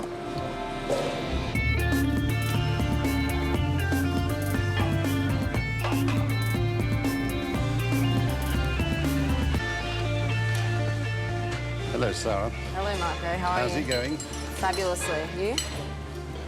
So I'm far? enjoying watching, Really? but I'm looking forward to eating. Are you shaking, Sarah, in the presence of Marco? Just a little bit? A little bit. I got a bit teary when you were like, have a dream. Make sure every day you have a dream. What are you making? A date and muscat glazed pork chop with cumin salt, some pork crackling, and a refreshing yogurt. I like that. Good luck. Thank you. He just gives you so much clarity and he excites you. So I'm using that as my inspiration today.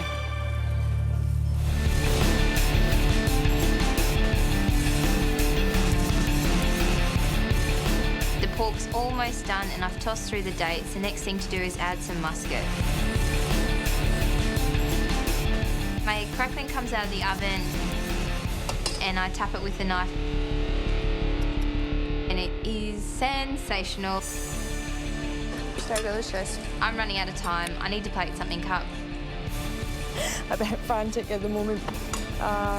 So I'm like multitasking. I've got like the pork, the endives, and I go back to my pig face to try it in the pickle. I turn around, turn my pork over. It's black, it's charred, it's not what I wanted. And then I look up. Fiona, Yes. can I ask you a simple question? Yes. Did you scorch it or caramelise it?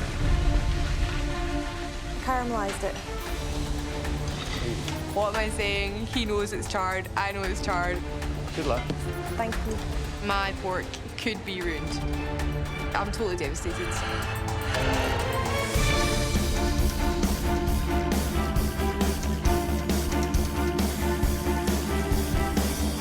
5 flavours on the palette, 5 dishes being tasted. 1 minute to go.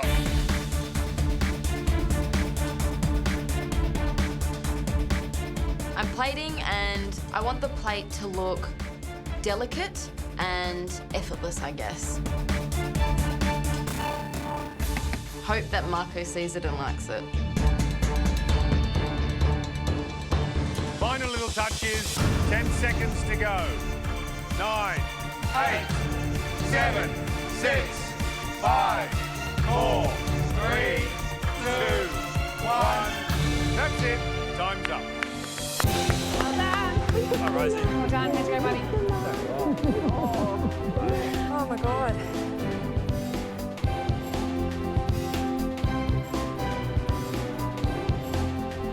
Yeah, I'm feeling pretty happy, actually, to be honest. Look, I pulled it together in the end. It was all about balancing, so I think I've done that, so I'm happy.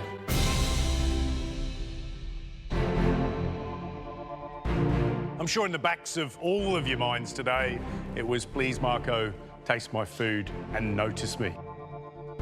You had a mystery box and an hour to cook a delicious dish, but keeping in mind the balance of flavours. That umami, the sweet, the sour, the salt and the bitter. Our job is to pick 5 dishes that we're going to taste. First dish we'd like to taste belongs to Georgia.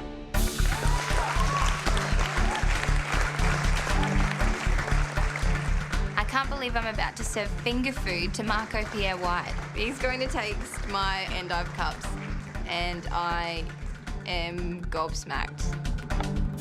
Is this actually about to happen to me? Today I've made endive cups with pickled pig face, a pork crackling, a pork and date sticky sauce, and an anchovy mayonnaise. You pleased? I am. I really hope you like it. It's quite simple and free-form. Why don't you take a whole one?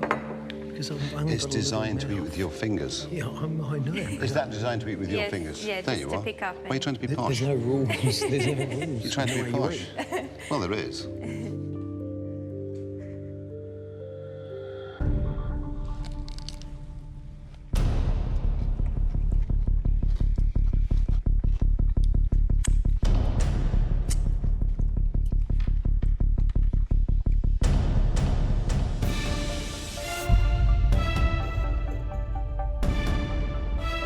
Marco's staring at me. He has this really serious, kind of perplexed look on his face. I don't know where to look. I just don't know what he's thinking right now. Like it? I just don't know what he's thinking right now. Like it? I'm thinking about it. Okay. I'll tell you what I do like. Okay. I like that explosion of textures. Could pick up on those individual flavours. The bitterness, the sweetness, the saltiness, the pig, the crunch. Yeah. It's clever, it's tasty, there's creamy, there's crunchy, there's freshness. It's all in one little parcel.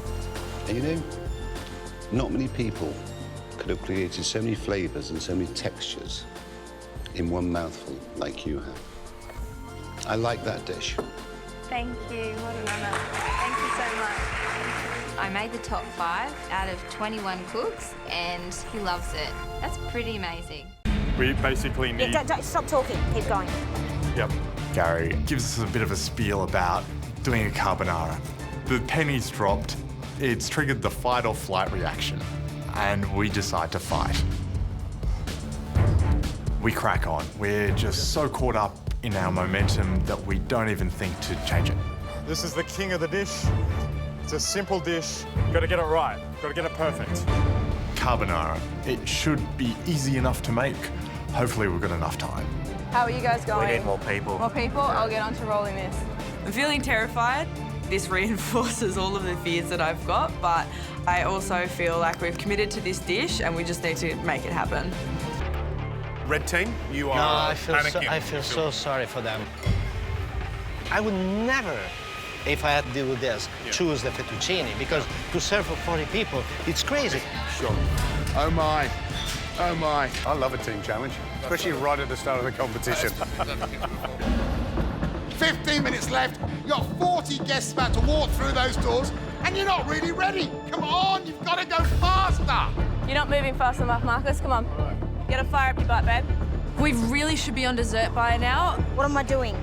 Which setting am I going to? Both the other teams have already started and we can't get past this stupid pasta. I'm concerned about what shape the pasta's going to be. What are we doing? We're going to do the thinnest one because that's the fastest cooking. I think we need to do it wider. That one I there? think we need fat ones. Oh, yeah, that one? Yeah, okay, that one. cool. The long pasta is just taking way too long, so we've decided to do a little short twisted noodle. Hopefully be able to get it out of the kitchen way faster. Jesus. How much have we got done? How far are you through? So slow. So we're just rolling it out like this and we're going to roll it.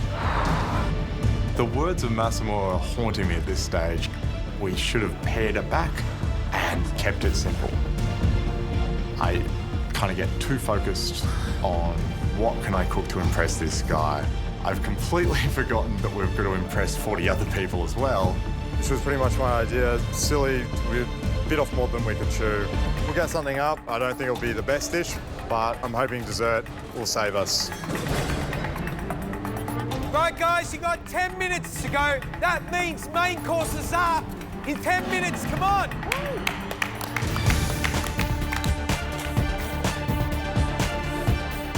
Jamie? Yeah. I need that whole bench clean, Yeah, I'm doing that now. They need to be cooked. We've got squid that needs to be cooked.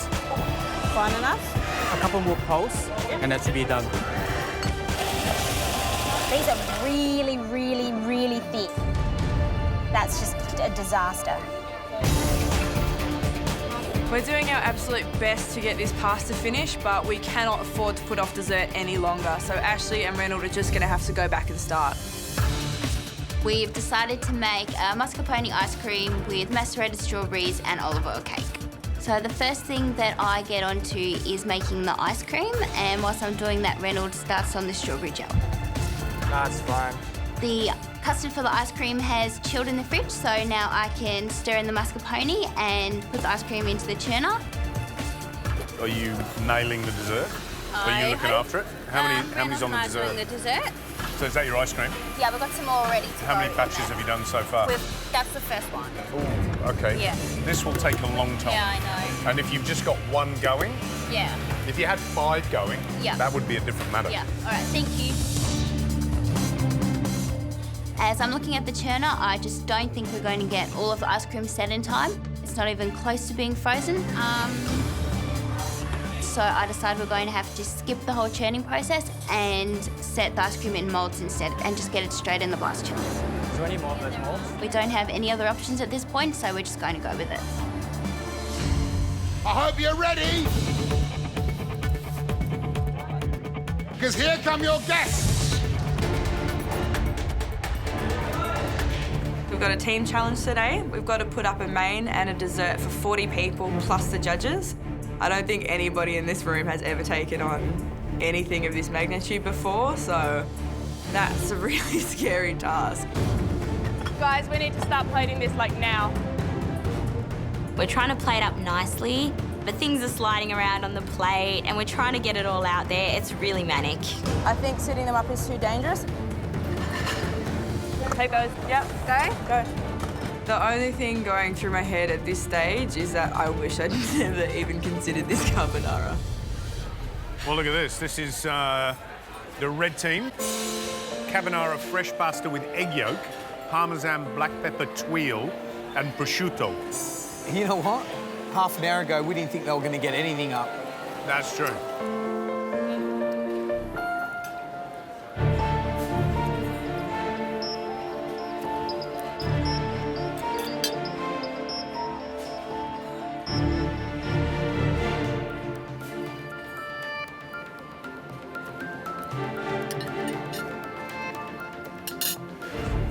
Yeah, it's a fail.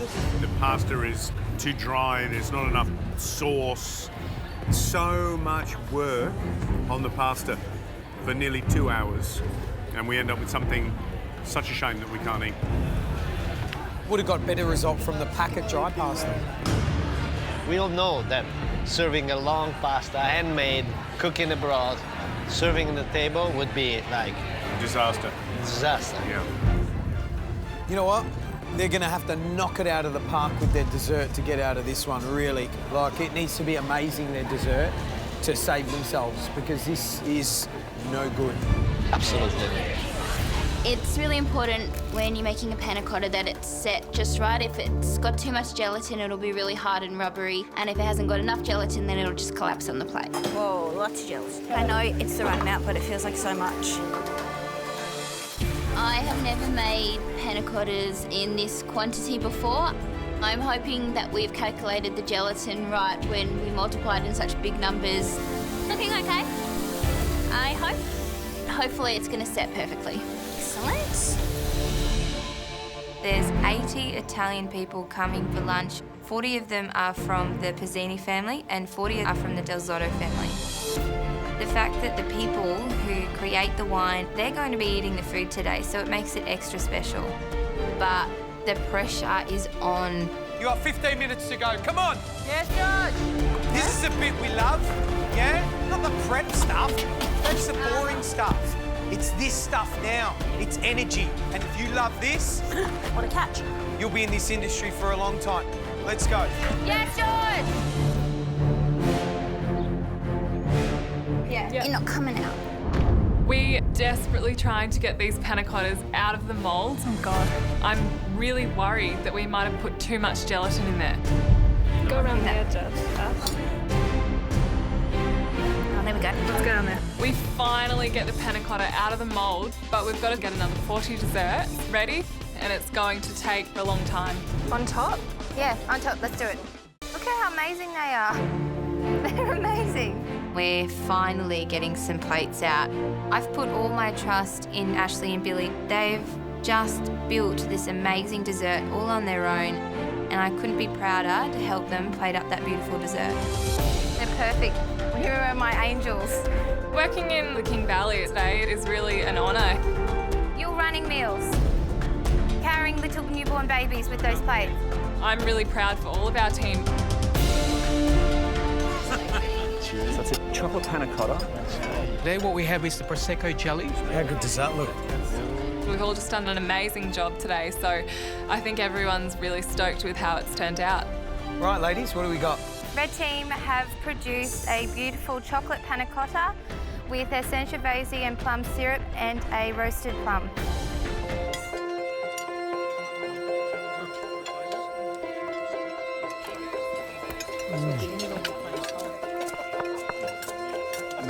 That Sangiovese syrup is so good with that really super tender, just set panna cotta. The crumb adds some saltiness to there and some textural crunch. Red, what do you reckon? I think it's excellent. I mean, I have a bit of a saying, but I think Sangiovese, you can start a meal and you can finish a meal with, and I think it's a great example of what the wine can do.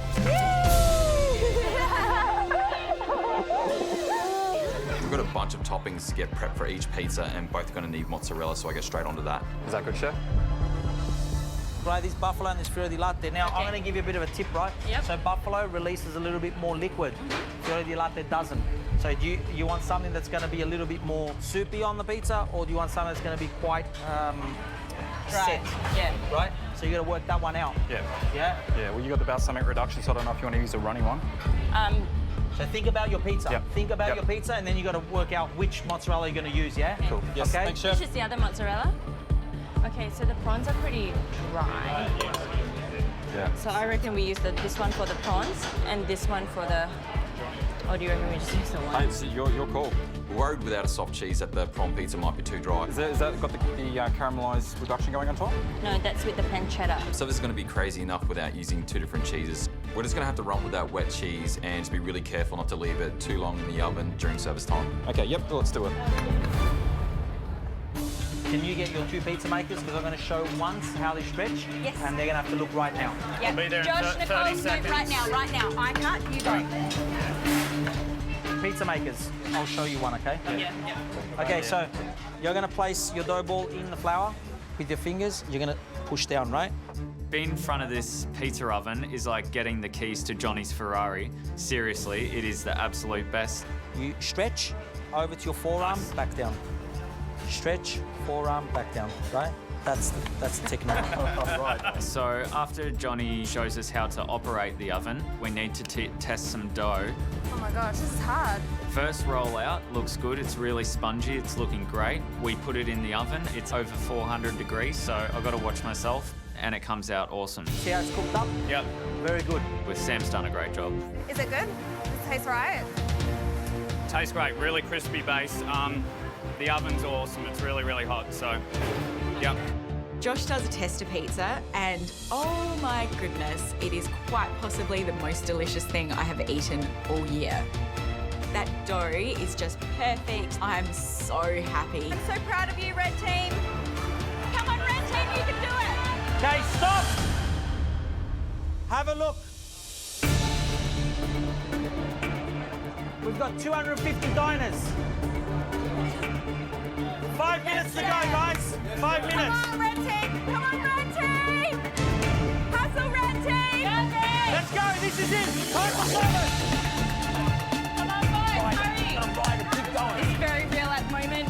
People are getting here. Oh my gosh, I can see them walking in, sitting down. This is insane. We need the kitchen 100% for service. 100% for service. Come on. This is where the fun begins. This is where the fun begins, guys, the service. Can we get rid of, are we going to be chopping anything? Yeah, the pressure's on now a bit. Are you ready, Joshy? Yeah, let's go. First team challenge, and here we are at Grady at Crown. I mean, it is pumping. Oh, it's packed. But this is how you want a restaurant to feel, isn't it? This is the proper restaurant experience. Yeah, but surely if we'd been nice, we would have eased into a little, maybe 50 people, not 250 people, and 4 courses of tea. Oh, but it's just pizza and pasta with a dessert. Handmade dough, handmade pasta. Yeah. I mean, you know, this is a big challenge. I can't wait to taste. I'm sure you boys can't either. All right, guys, first order's up. Are you guys ready? You ready? Green team, listen up. 2 pancetta pizzas, 1 prawn pizza. Come on, guys, let's go. Up at green. Let's go green. Let's go green. Cooking these pizzas today is a little bit daunting. These are the Rolls Royce of pizza ovens. It's not like just bunging it in the oven at home. No, I've got problems. Move. You guys gotta move. When it comes out of the oven, you gotta move. Cooking today in front of a world champion pizza maker, so the pressure's on. Good. Yep, good. And it goes. Nice one. There's a little bit of a technique to putting a pizza in the oven. Yeah, these pizzas only take about 90 seconds all up to cook. I want to make sure I don't melt the cheese too much. And here comes the prawn. Got to place it gently in there and then just rip it out quickly. All right, guys, ready when you are. Red Team, 2 mushroom, 1 onion. Yes, chef. All right, let's go. Get these in. It's unbelievable how fast it's all happening. The orders are just flying in. I don't know how many waiters they've got out there, but obviously too many. Just grab 2 hands on one side, on that side, and pull it. Yeah. Yeah, it's pretty hectic in here. I'm on stretching duty, so my hands are getting a workout, but yeah, just got to keep my ears sharp. When Eloise gets an order in, we've got to get straight on it. Stretch like you've never stretched before. Nicole and I are doing the construction of the pizzas today. Josh is putting it in the oven, 90 seconds, out it comes. Aaron grabs the pizza, slices it into 6, does all the garnish work, and straight over to Eloise. 2 mushroom, 1 onion. Come on, andiamo. I'm so glad we've been able to hero the dough today and not to overcomplicate it with too many toppings. It means we can pump out these pizzas super quick. Come on, guys, you're doing a great job. Keep it up. So hopefully the judges agree and they give us the thumbs up. Thank you.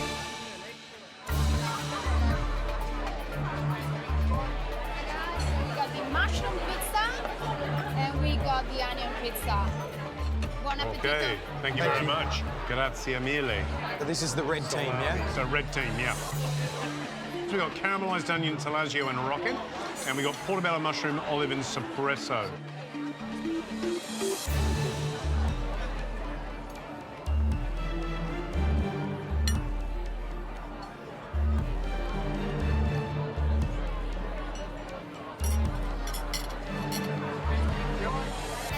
It's really tasty. I mean, that is so much better than 90% of the pizzas out there. It's wood-fired, it's tasty, it's puffy. Not many people will complain about that. And one of the things people always talk about is how much is the right amount of topping. Certainly here at Grady, Johnny's not a fan of heavy toppings, so I reckon the team have done pretty well. The puff they got around the edge and the elasticity of the dough is really, really good. Heavy dough with toppings, not topping with dough, and that's what they've achieved. This is their first team challenge. Yeah. 250 people in the building, and pizzas like this are coming out. It's great. Well, Red Team, I think, off to a pretty good start. Yeah. I'm certainly happy, and you know what I always reckon? You know it's good pizza when there's no crust left on the plate. We're like pretty much nailing it. Shall we get the green teams in? Green team, listen up. I need 3 prawns and 3 pancetta. This one's waiting for a while. Let's go. All right, keep them pumping, boys. We're about halfway into pizza service now. Redo, it's too much. Unfortunately, a couple of these pizzas have come back. I've been so cautious about not melting the cheese too much that the bases are actually a little bit blonde. Behind. I don't think Johnny's real happy on this. If you are not happy with this at your table, you don't send it out, yeah? I don't want to see pizza like this ever again. I've just got to soldier on, adjust me cooking times, and make sure I'm doing it properly. Watch the topping, guys. Watch the topping. And I just hope the cheese turns out okay. Let's go. That's good. That's good. Yep. Oh, here we go. Look at that. Oh, that's good.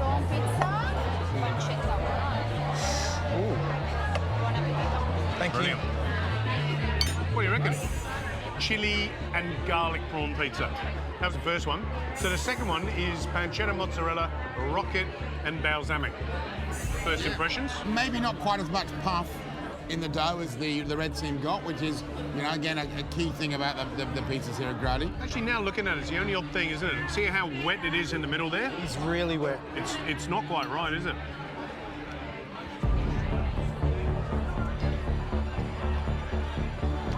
Come.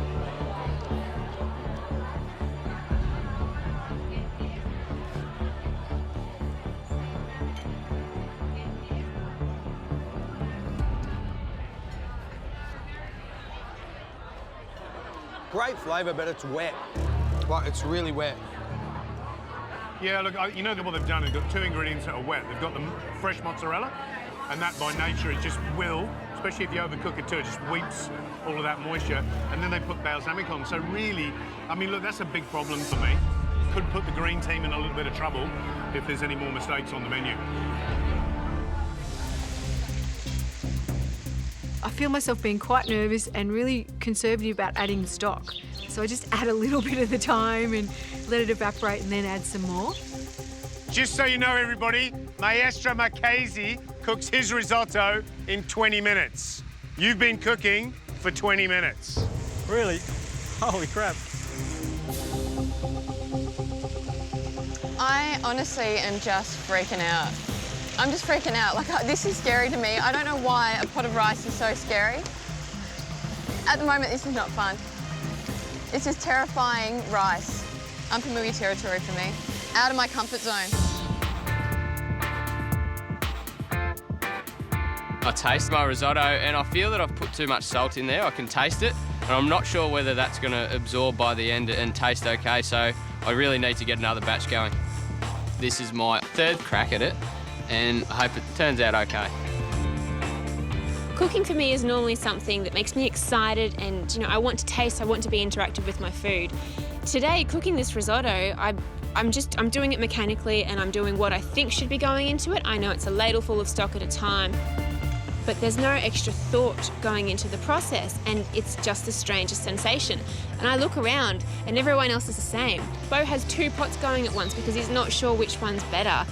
Deborah's just stirring and stirring and stirring, and she's got no liquid in there.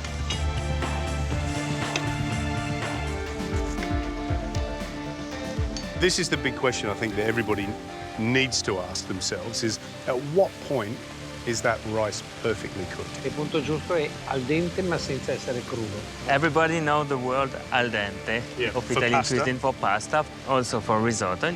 So you should still have a little tension, but then if you pushed it apart, there's no chalky starch. Exactly.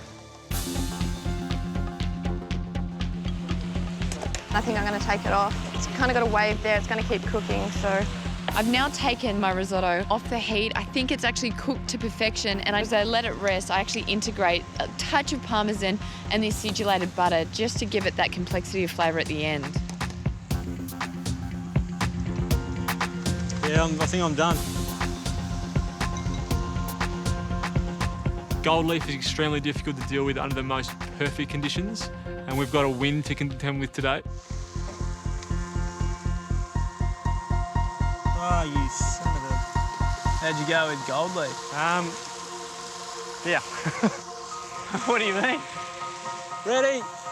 Finished, not entirely happy. For my first effort, it's going to be the best risotto I've ever made, but yeah, it's not as good as I would have hoped. Ben, gentlemen, how did it go? Yeah, I think I went okay for the first time. Rice is cooked? Right, I'm happy with the rice.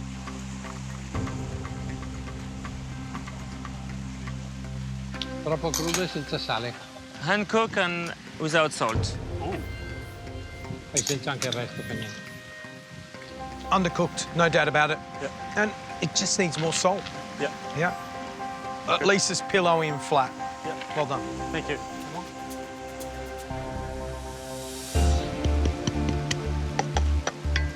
I finished my risotto and it's time to put the gold leaf on, and it is absolutely blowing a gale. So I decided to put it under the bench.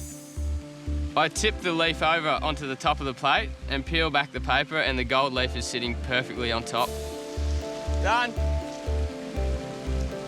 Bo, let's have a look, see what you've done.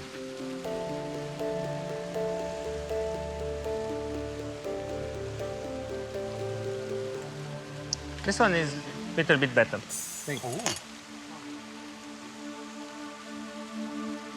I'm just finding it a bit dry. That's the problem with it. There's too much rice on the plate compared to that sort of lovely sort of sauciness. Yep, Bo, good job. Well, I got halfway there, didn't I? Ready? Mindy, how'd you go? It was scary. I found that very scary to do.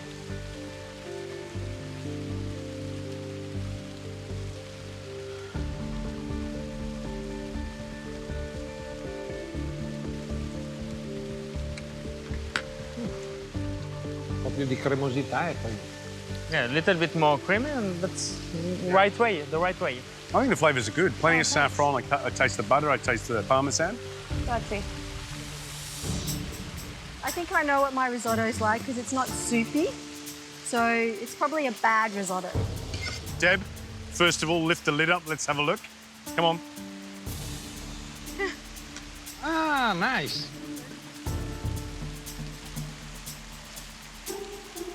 Manca un po' di tutto.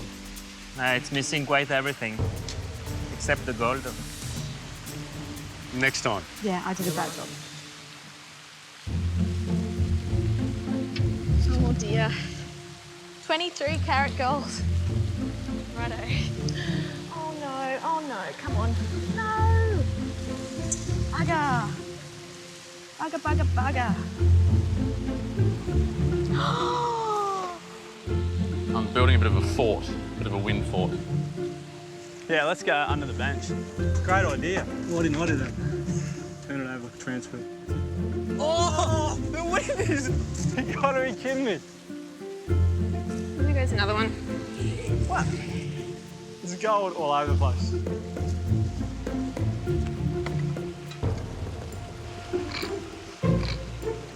Ta-da!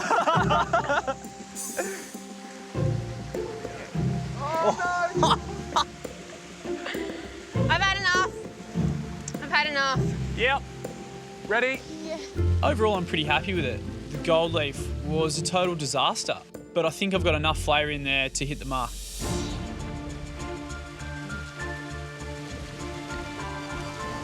Anche questo molto poco cotto, dolce. Not enough cooked and too sweet. It needs to be more stronger. Look, I think in terms of the saffron, I love it. I love the fact that it's nice and flat, it's loose. At least it's got some viscosity to it. But the rice is just not cooked. It's chalky in your mouth, and it takes time for it to all disappear. It's still there. Julia, happy? Yes, I am. We did have a bit of a problem with the gold. It just went everywhere. Fantastico, bello.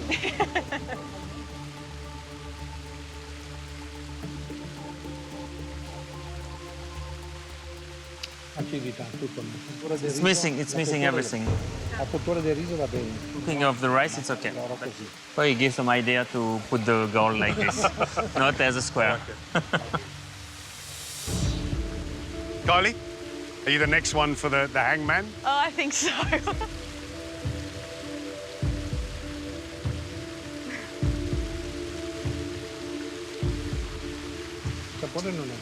Need to be a little bit creamy, but the taste is not bad. Thank you. Alice, lift the lid.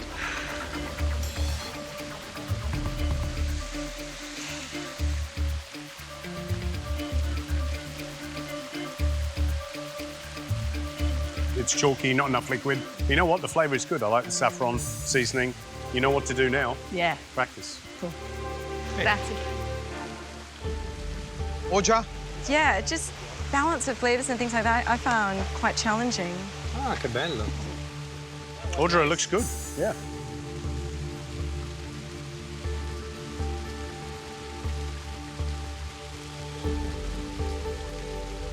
In terms of viscosity, the texture, it's good. And in fact, the rice is cooked well. But, you know, more saffron and it would be great. All right. Wade, never cooked risotto before? Look, I've cooked it once before. Once? Yeah, once. Can I take the lid off? There we go. The worst thing about it was that gold loaf. The Italian wind had a couple of things to say about it. Yeah.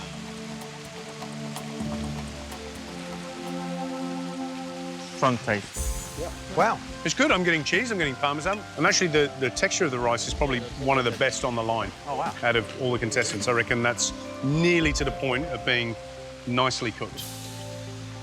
Thanks, Wade. Not bad, huh? Thank you. Hey! How are those arancini balls? Are the ones deep frying? You'll start setting up the plates. Our dish is time-consuming. You need to cook a risotto, roll them up into balls, fry them off. The fryers only fit 4 at a time. Guys, I need a service area. So finally, an hour and 50 minutes later, we start selling. Okay, everybody, we've started serving. Thank you for waiting. These two go for this lady, and then whoever's next. Okay. Now, we just have to catch up for the time that we've lost. Thank you very much. Enjoy. Thank you. Hi. Touche.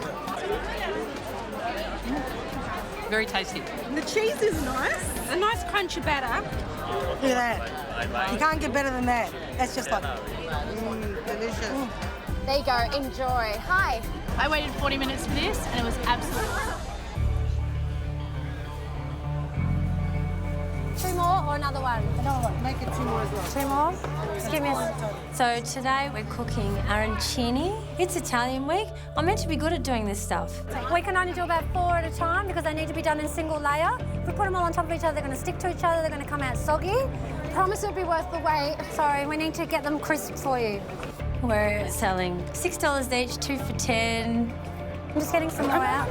No. Okay, they're not ready. Ready? No, not yet. In hindsight, for how slow we were getting them out, we should have charged $20 each. 3? Okay. They're just coming out of the fryer now. I'll be really upset if we lose today because not only will that mean we didn't get enough money in the till, it means we had the worst tasting. And I don't want to take that on board. I'm so sorry for the wait. That's all right. It's just a time-consuming dish, but, you know, it's good food. Good food always takes that little bit extra time. Anyone can fry up some calamari. Come on. Come on, guys. 2 more minutes. Let's just get out what we can. There you go. Thank you very much. Who is next? Red team's arancini.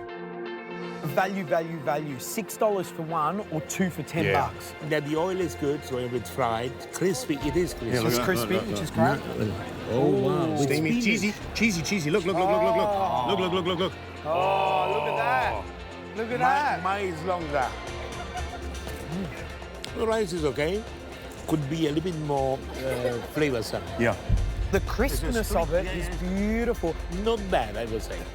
Value, value, value. Be interesting to see because they've got to sell a lot.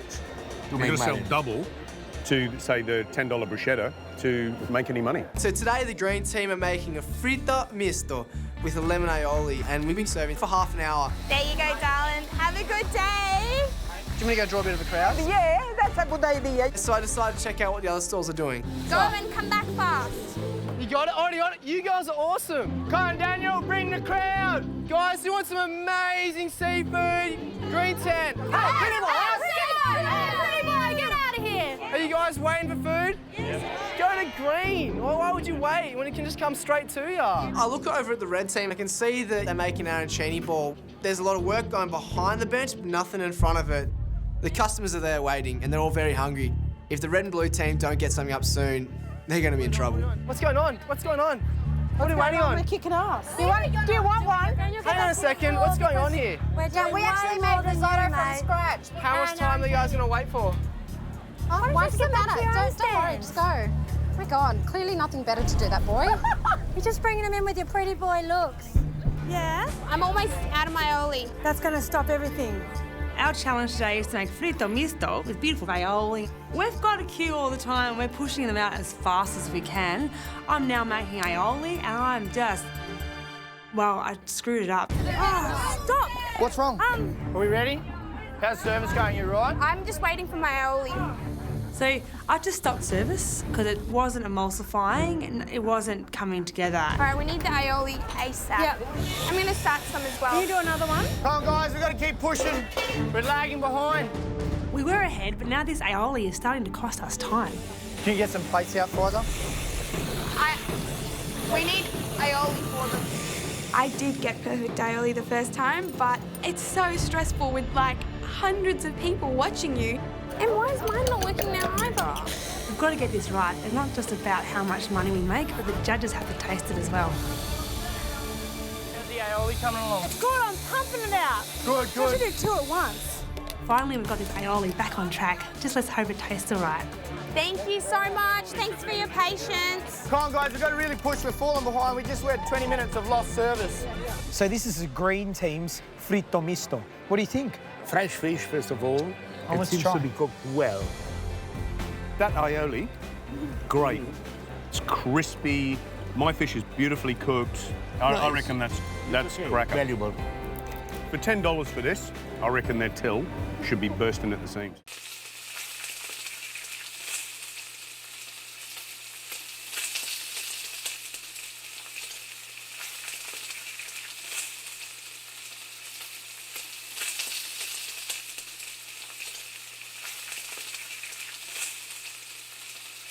Let's get the first dish in.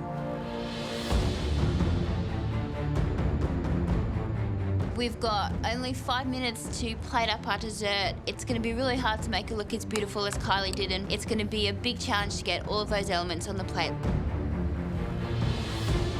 My dream is to have a dessert bar. I'm really inspired by this dish, so I really want to do my best.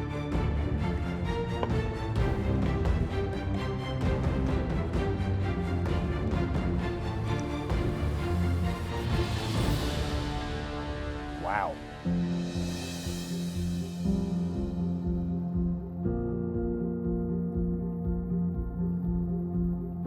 You happy? I am happy. Any elements missing? No, there's everything on there. Off you go then. Thank you. Well done, Ashley. I was really impressed with Ashley. I think how she managed to get everything up on the plate is great. It was a hard dish to pull up. The bit of toffee on the bottom is a really dark colour, and that's what you're expecting, especially when you're expecting a bitter flavour too. So, as we always say, it's all about the flavour, isn't it? Let's taste, shall we? Sounds good.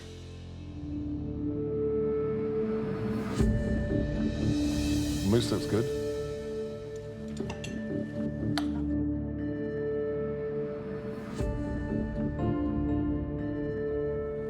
Right, let's taste. Yeah.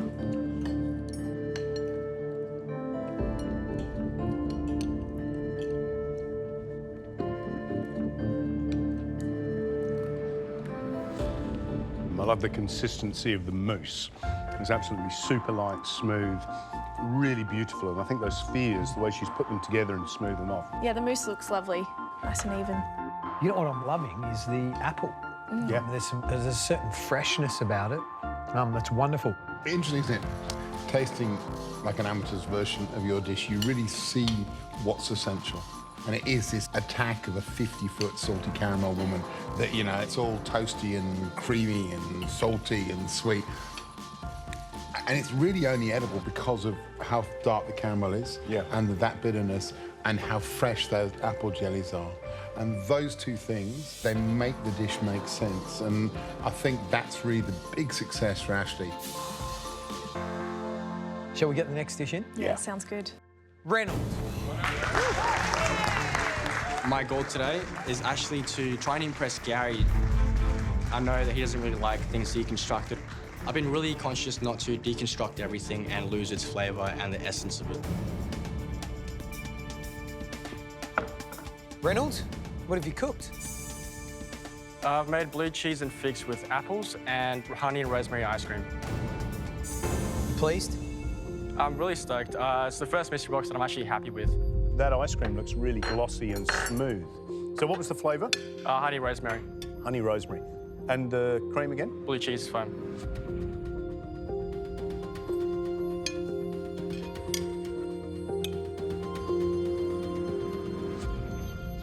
You know I'm going absolutely bonkers with your deconstructed stuff because, you know, sometimes, actually, most of the time for me, it doesn't really hit the mark. And this is another example of you just going bonkers. But this time, it absolutely works. And I love the ice cream. The honey rosemary ice cream is delicious. And it's that mixture of fresh and caramelized and crunchy and crispy and then soft cheese. And of course, the blue cheese foam all just goes together and makes it really interesting. And you're hunting for new flavours in that little tumble of ingredients. Reynolds, this could be a winner. Thank you, guys. Well done. Hearing that Gary liked the dish, and especially that it was a little bit deconstructed, thank God, because I've convinced him a little bit, so I'm just hoping that I can get that power apron. Jesse.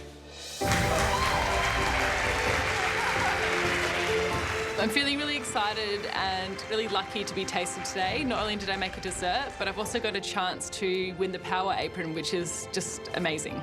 It's like you were surprised. I'm really surprised. Are you? Why? I don't know, just didn't expect it. So, Jess, tell us what your dish is. Focused on fresh figs, and then I had a blue cheese and honey parfait with a smoky star anise snow, rosemary and pecan crumb with an apple caramel. Beautiful. I'm going to say straight up, it looks absolutely smashing because what I'm focused on is about 3 things. Figs, ice cream, snow crumble. Can we taste it? Please.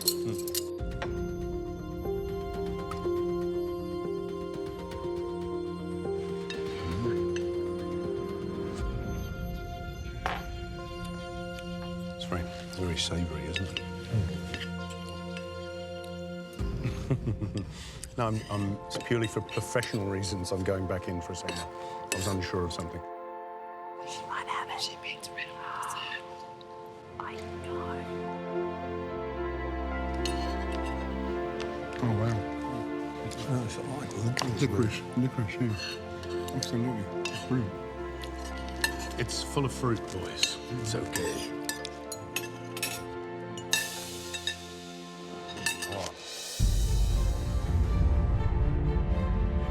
Blue cheese, that apple caramel, the fresh fig. Did you say smoke?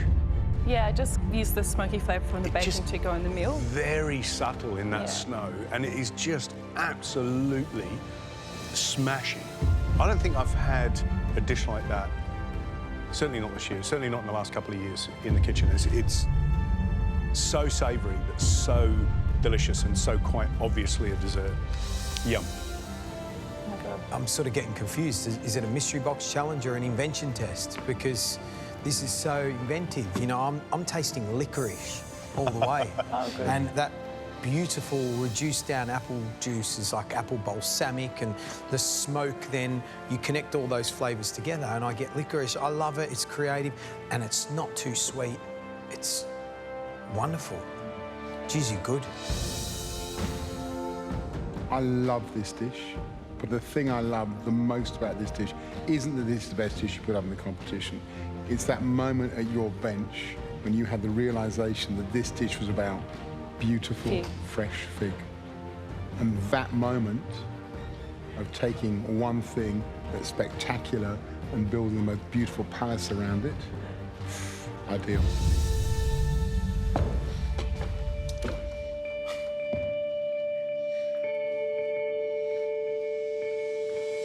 Don't Really scaring me. go anywhere. Matthew, Reynold, Ashley, we loved your dishes, but this dish here is something very, very rare and very special. And Jessie, that's why you're the first recipient of our apron.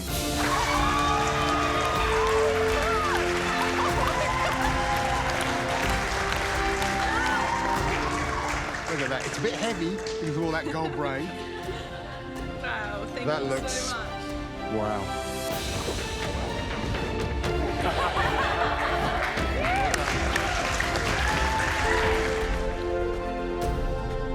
I'm really proud of myself. I've managed to get through the recipe. I've done it in time. I've done all of the elements, and all of the things that I've done look and taste the way that they should. So I'm really happy.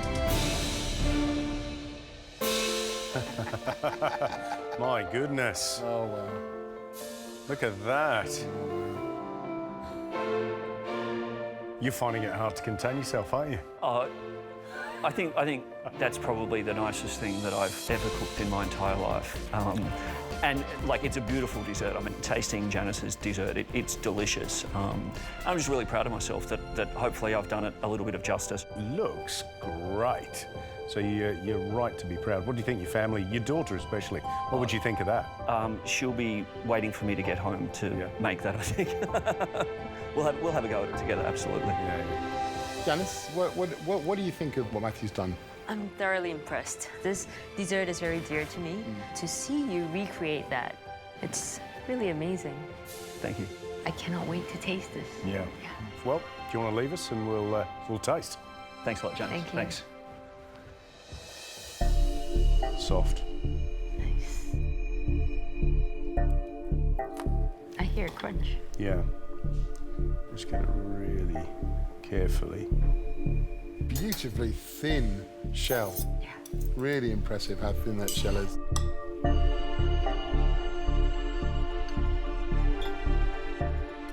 All right, should we tuck in?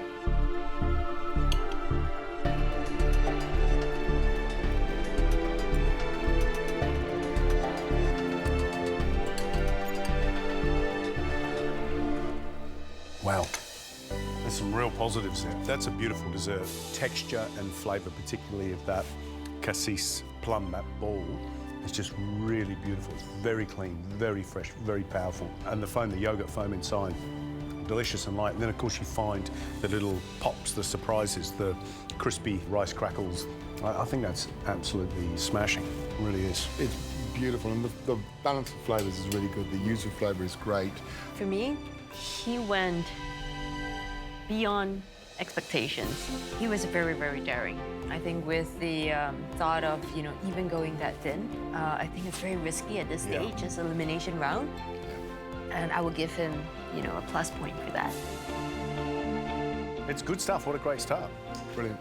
Let's get the next dish in. Good luck, Reynold.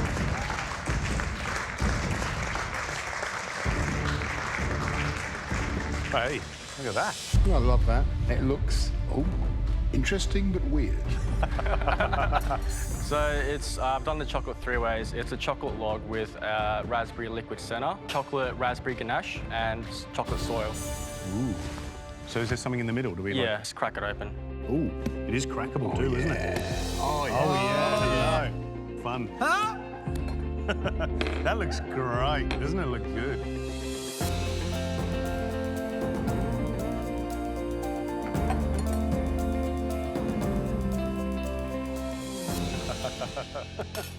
This is unbelievable. Yeah, really good. And in terms of interpreting the challenge, 3 ways, 3 stairways to heaven, 3 chocolate stairways to heaven. Yeah, absolutely. I'm just smiling because it's one of those little moments, isn't it? When you smack that thing in half and it oozes that lovely red centre.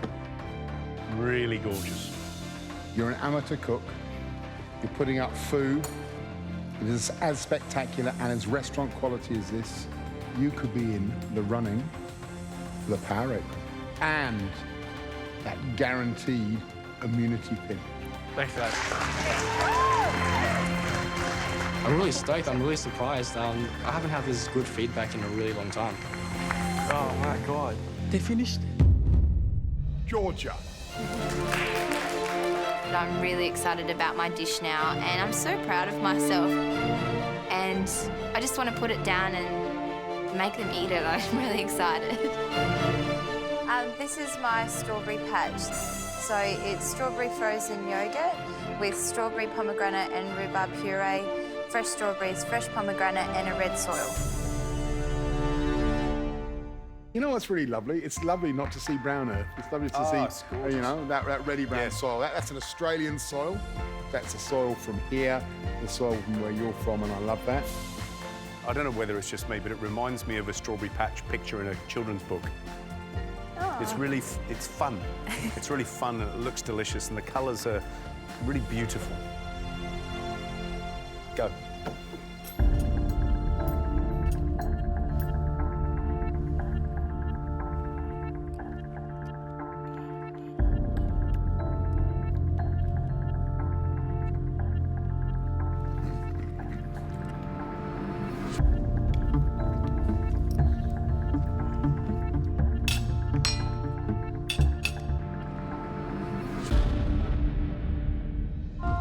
Delicious. It's creamy. It's shortbready. It's, you know, it's strawberries. You've taken me 100% to that place. Yeah, taken me to your home. I'm so glad you're back. Because I was really worried that you were slipping off the back of the pack, and this puts you right out the front again, and I love it. Love it. Love it. Well done, Georgia. Matt says, I'm so glad you're back, and I just want to yell, me too, because I'm so glad I'm back as well. I have my plate with my mousse dome and collar there ready to go. But that's really not the crucial part. The crucial part is getting the petals on there neatly without breaking them to ensure that it falls properly. I think I've done okay. I got my paint done and I don't know that any of the others got theirs done, so I think that puts me in a little bit of a better position, but it's not over yet. I've still got to pour the sauce on and it's still hopefully got to fall open.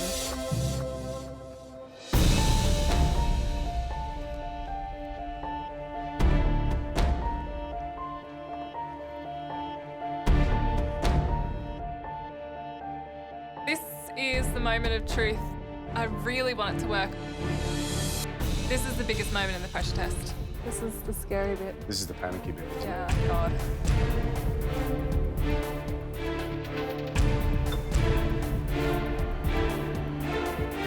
Oh, quick.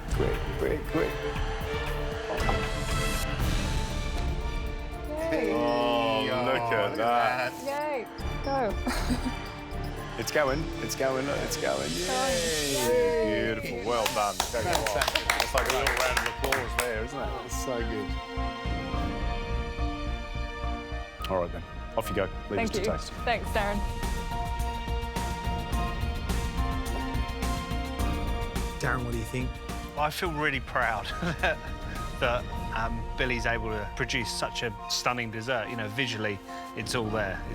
It looks the same as the one that I did earlier. We haven't tasted it yet, but I'm really pleased that she's managed to get through all the elements and present such a beautiful looking dish. Yeah. What did you say? 9.9 yeah, in difficulty. 9.9 in difficulty. and she put it all up. That's incredible. Credit to her. Yeah. Shall we taste? Yeah, let's do it.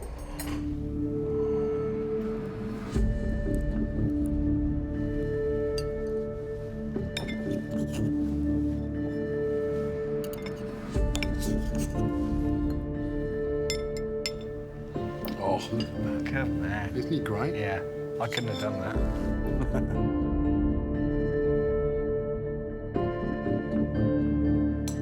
All right.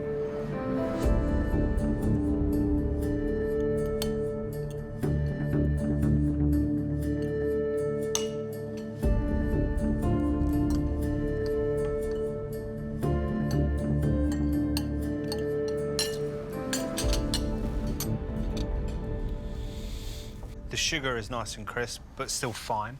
The chocolate work is very fine, which we said was going to be really important. I'm super impressed.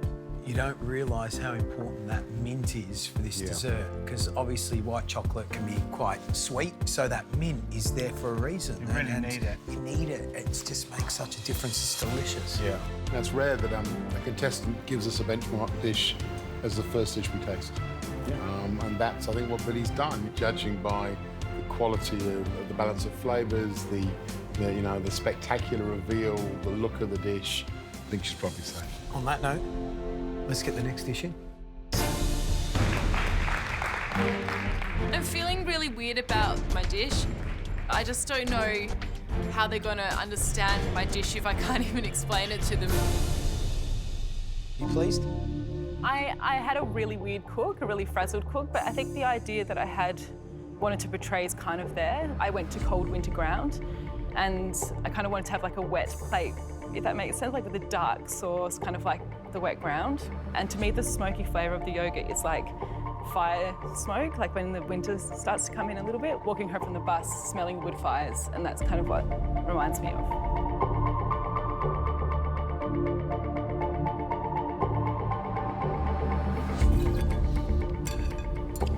With the blackberry, you know.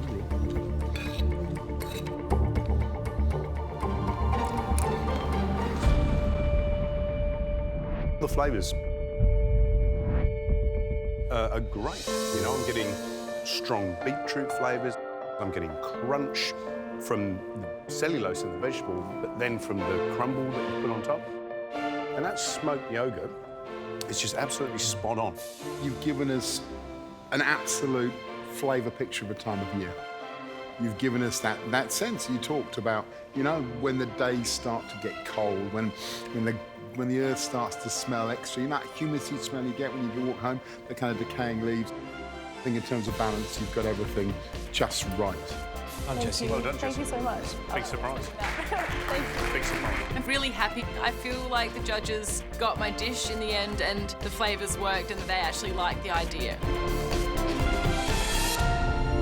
I'm so relieved that I've managed to pull this dish up. I took a risk. I'm hoping they love the hot and cold elements together. There's a bit of fun. Coconut with passion fruit and pineapple.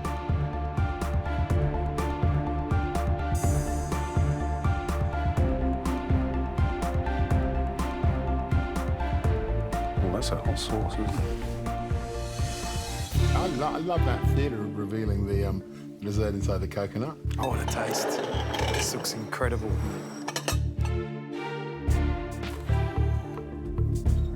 There's lots going on in there as well. Yeah. Oh, wow.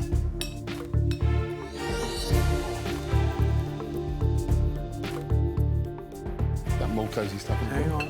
Hold on. Don't burn your hand. And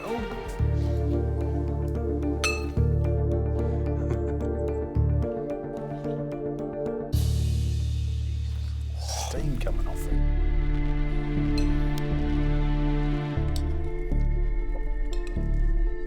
Oh, that's good.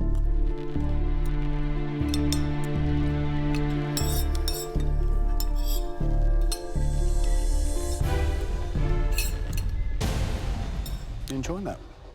I love it. It's really good, isn't it? It just hits the spot. It's really good. It's cold, it's hot, it's sweet, it's creamy, it's everything. And you get a little souvenir. I love this. That foam, that mousse of passion fruit, absolutely smash it. And then that pineapple's chewy, and that kind of the iciness at the bottom, and that whole thing, that hot-cold combination, you know, it's so sophisticated, and just the best flavours of an Australian, northern Queensland summer holiday, isn't it? Tropical dessert. Yeah, it's fantastic. I really wish that I had pushed myself to get that cream cheese on the plate. You know, I knew it was an important step in the dish. I knew it was a really important element. And I'm really hoping that I haven't made the wrong decision by focusing all my energy on that cake.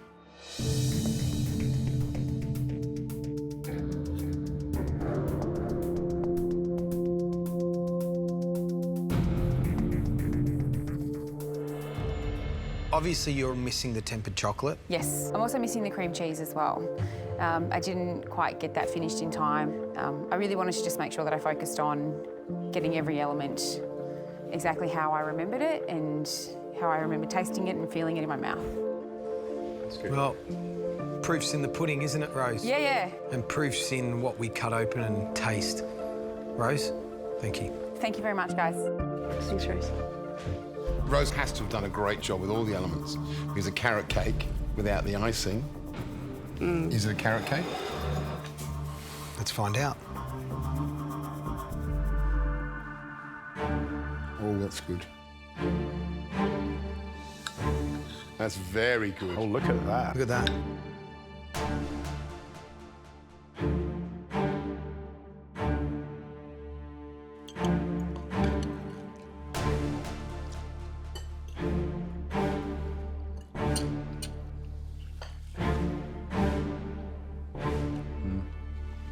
Wow. She's done a really good job. That is a very balanced interpretation of your dish. I think the flavours there are really beautiful. I look really beautiful. The sorbet and the crémeux for some reason just pops, which is interesting. I like that. I really do.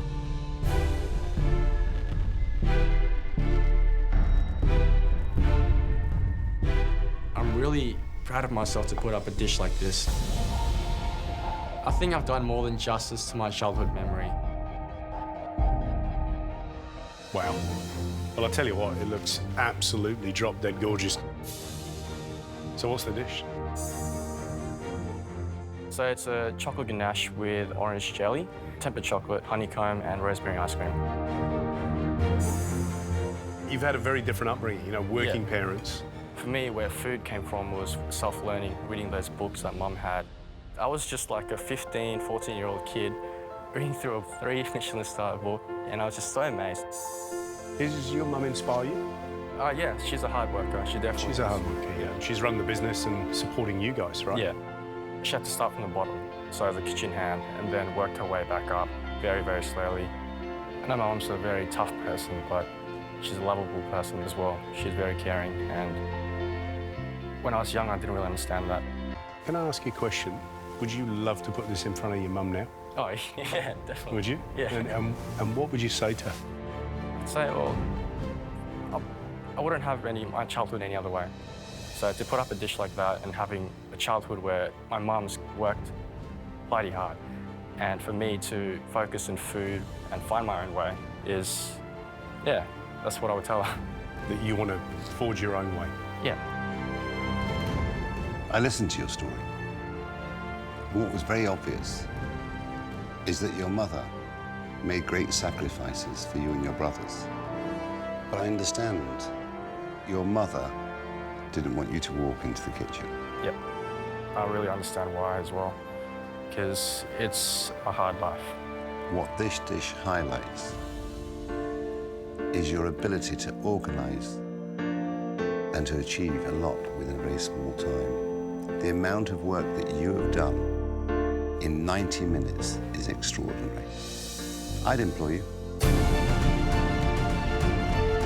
That's speechless. I'd be very grateful. To hear that is, it's amazing. I've never expected to achieve this much. I've always been so shy about serving food to people because I don't know how good it is or how bad it is.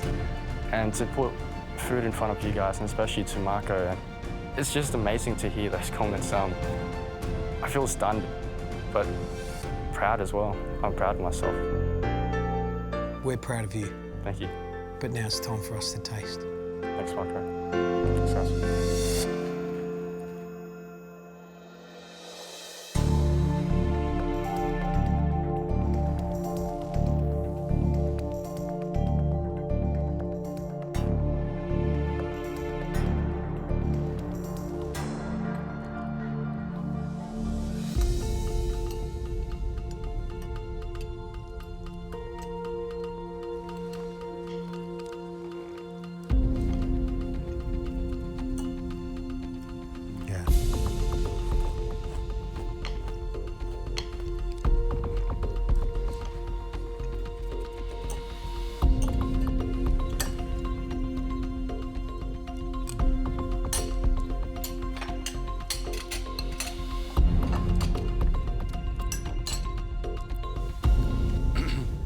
That is the best dessert, for me, we've had all season. It is absolutely beautiful.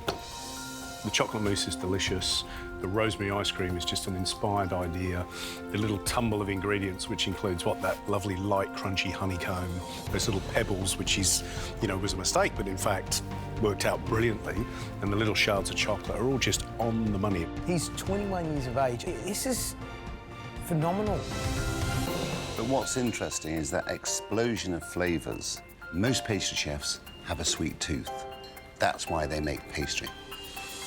He's got a sauce chef's palate, which is taken into the pastry, which is rare. And that's what will define him apart from every other pastry chef in this country, his palate. Brilliant. Absolutely brilliant.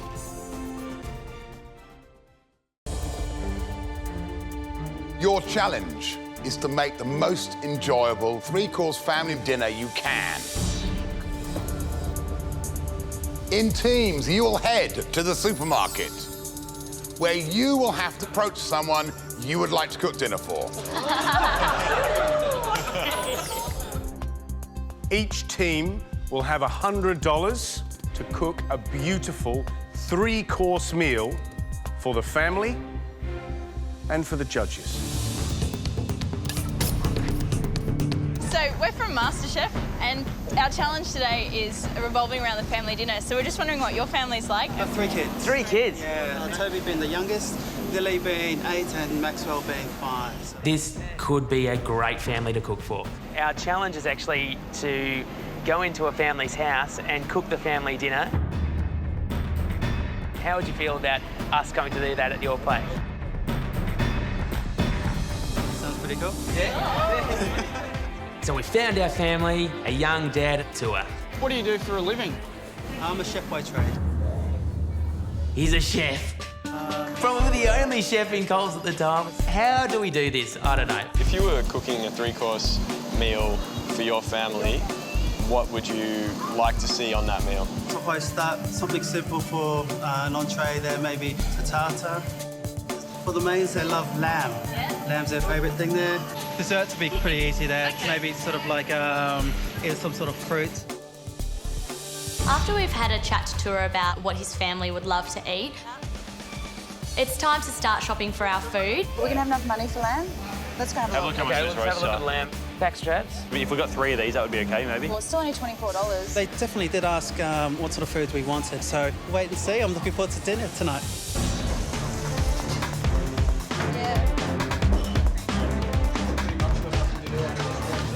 Shani, can I borrow you for a couple of minutes? Come on, you're the captain. What's the menu and who's doing what? Okay, for the menu, we have spankopitta for the entree, and we have Phil and Callum on that. That's nice. For the main, we have Pete, Marion and Jay, and we're doing a lamb rotolo. So it's going to be flattened out and rolled up with herbs and breadcrumbs. Okay, lovely. Serving that with a cheesy mash. Okay. And dessert? Dessert, we have Matt and Fee doing a layered berry trifle with a white chocolate mousse. Okay. It's a good menu choice. You happy with that?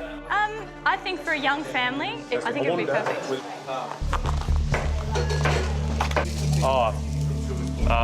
This is not good. I looked down at the phyllo pastry and I realised that it's past its use-by date. Obviously, we can't use this for our dish, so we're going to have to come up with something new. Why don't we make a spinach and ricotta frittata? We decided that with the spinach and cheese mix already made, the next best option might be a frittata with the ingredients we've got left. All right, can I chuck these in, guys? Okay, guys, so we're aiming to get the lamb in the oven by past. Shani's doing really well. From the minute we get going, she's organised the kitchen, so we've all got a little bit of space. And throughout the whole time, she's checking on everything. How are these going, guys? I'm just going to sprinkle a bit of parmesan, put them back in, and let them get a nice crust on top. Everyone's pretty on task. Everyone's doing what they should be. The lamb's on the stove, so as long as we get cracking on that dish, I think we should be okay. Pulling the frittatas out, I mean, they're a bit hard to get out of the muffin tins. I mean, they're kind of stuck a bit to the sides. I knew we shouldn't have put breadcrumbs in the bottom of it. But I've tasted one, the taste is pretty good. So if it's all about taste, we'll be fine. Guys, you got 1 minute to go. I love the energy in here. I've never seen so many people in such a small space banging out food. In the dying minutes, I'm trying to help Phil plate up the entree. Looking down at it, a little bit concerned about the presentation. I think we could have done something more. Your time is up. It's all about how much you enjoy this food. They're cooking for you. Let's get the first dish out, because I know that Maxwell is hungry. Taking the entree out is a bit nerve-wracking. We did the best we could. It's very rustic, but, you know, it still looks pretty nice. Hello, guys. We have some spinach ricotta mint frittatas with some minted yogurt dipping sauce. Thank you very much. That's yummy. So Jodie said that you've made frittatas before. Did you throw that out there? Yep. Was that one of the things you mentioned? I threw that out there. Frittata is always a simple yet effective dish for the kids to eat. So. Is it better than yours, Jodie? As good. I think as a frittata, it's kind of missed the spot. It's very dense, it's very cheese heavy. The red team's first dish, a spinach and ricotta frittata. Let's move on, trying their main course. Yeah. Some of the things tourists said to us, you know, for main meals, he was saying the kids love lamb. I can smell something good. It's lamb. It's lamb? Yeah, it is. It's a lamb rotolo with mash and some greens.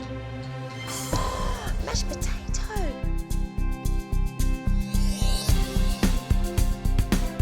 You like the lamb? Is it delicious? It's yum. It's yum, is it? No, meatballs yum. You know what it reminds me of? Something that you'd get in a good pub. Is lamb a bit of a family favourite? Yes, the kids love lamb. I can never buy enough of it. It's what comes down to budget. So are you happy with what you've eaten so far? Definitely. Are you blown away? Blown away? No, not really. Not yet. I'm waiting for the dessert there. What's for dessert? I think so far, safe without being knock the ball out the park. Really, dessert needs to be a ripper. Yeah. All right. The point of this challenge was to please the family. I remember as a kid, you know, having something served up in a beautiful martini glass just made it a little bit more special. Oh, look, Max. Wow. It's taller than you. Yum. It's a white chocolate mousse and berry swirl with some crumble and some praline on the top. Thanks, guys. No worries. Yeah, thank you, Matthew.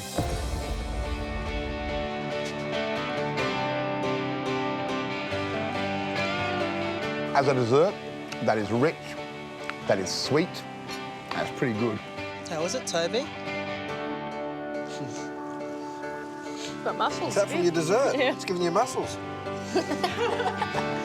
Lily, good dessert, bad dessert, or great dessert? Great. Max, good, bad, or great? Very good. So has this dessert blown you away? It's blown me away to see that my kids are enjoying it there, so yeah, definitely. They're happy, I'm happy. What is the challenge? There's 2 teams, and you're going to be cooking a family dinner of 14. Cook the best dinner, and you'll win. You're gonna have to decide as a team what you're gonna cook. But here's the kicker. Each team will get $204 each. That's the amount the average Australian family spends on food each week. You have 4 hours to plan and cook us that delicious dinner. You've also got to shop for your ingredients and get back to the MasterChef kitchen. Are you ready? Yeah. Look behind you. Big MasterChef clock. Oh, that's awesome. Your 4 hours starts now.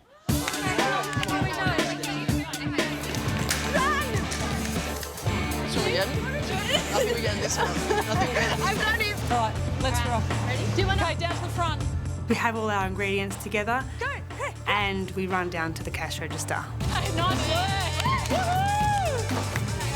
I think we got this. Come on, guys, we've got to beat these boys. Bring the chicken down. We need a small olive oil only. We've got so much flour. We've got like about 5 kilos of flour. We only need one of those. It is insane. There are doubling up of ingredients, not enough of that, too much of that. Stop. Stop. We have gone over. We're over our budget. The budget got blown before even half of our stuff had gotten through. We're going to have to cut back on something. The problem is we think we all need everything. We can't go past $204. We need to get rid of some stuff. And that's when the chaos started. Get the prawns out. The prawns are too expensive. We don't have prawns. We need these. I don't have. You should have got the big blocks. They'd be cheaper. How much more money? After sifting through so many items and putting back so many things, we're still 40 cents over the budget. Okay, what else can I take out? At this point, I'm looking through the bags and I see garlic and I have this epiphany. Take half the garlic off. Yeah. Let's break the garlic in half and only get half of the garlic so we can be under budget. Good on you, Visor. We need you. So now the challenge has really begun. And the first thing I do is try and find our ingredients. Where's our flour? I'll grab it from over. You've got the herbs? Have you got the herbs? Come on, give me the cell. What are we having for dinner? We're having, do you know What's what for the this cell lunch? is? When we took this over, what we realised in about 10 minutes is 3 mothers had stepped in and taken over.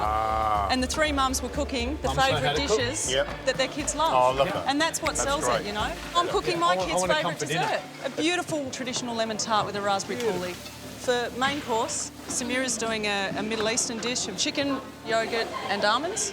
It's one of her traditional dishes. And then for entree, we've got a mum here who's cooking her kids' favourite pasta. Yeah, so we're all doing our family's favourite dishes. I'm making fresh pasta dough for our entree. I've got Nolene, Nada and Visor cooking with me. We're just doing a fettuccine with oil and chilli, just as a little starter to go with the rest of our family meal. I'm making fattajaj, family favourite, which is chicken with a yogurt and nut topping. I was 12 the first time I cooked this dish, and my brother goes, "Do you know how to make it?" And I go, "Oh, yeah." Didn't want to show him I didn't know how to make it, and I food poisoned his whole family. I fed them raw chicken. And I learned to master this dish before coming into the show so I don't poison any of the judges. Oh my God, that smells so good. Thank you. Come on, girls, let's keep the energy up. Okay, how's our tarts going? We're making a lemon tart for dessert. It's been baking in the oven now for about 20-30 minutes, but they still haven't set. Yeah, I know, they're not setting. And I'm about to have a nervous breakdown, I think. I have never had a tart not set. Did you put in sugar? Yeah, we put everything in. Put everything in, didn't we? Freaking out. You know, the tarts should be setting and they're not setting. It's all right. Just believe. Trust. So Em and I decide that the only thing to do is to pray. Please, please, little oven.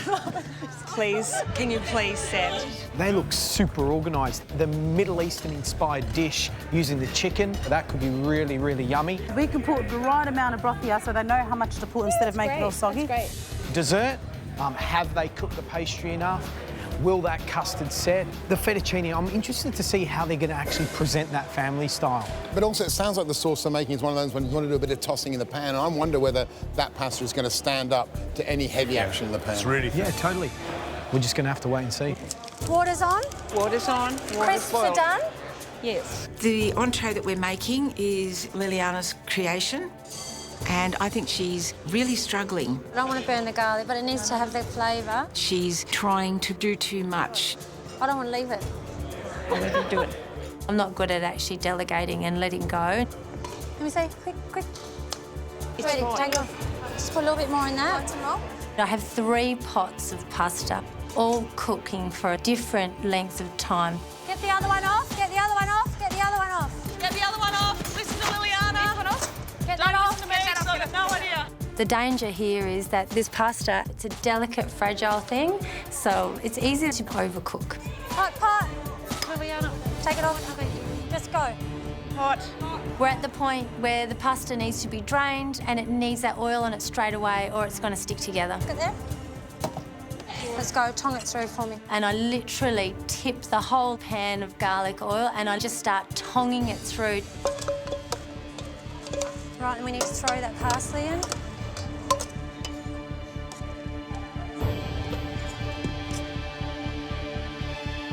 Put it on the plate. And it sort of just breaks apart.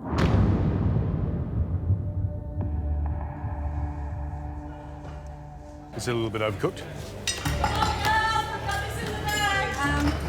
Looks it.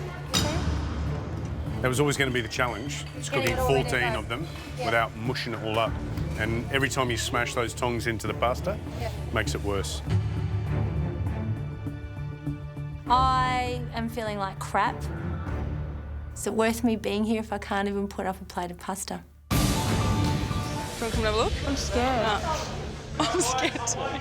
We're about to pull our tarts out of the oven. The dessert team's freaking out. I'm going to be sick. How does it look? Set nice, nice. The tarts have set. They did that last-minute thing where they take a while to heat and then bang. Beautiful. Yeah. Oh, girls, it's beautiful. The relief in our team is just beyond words. I love you. Okay, we need to get a wriggle on, guys. No naked tarts in this kitchen.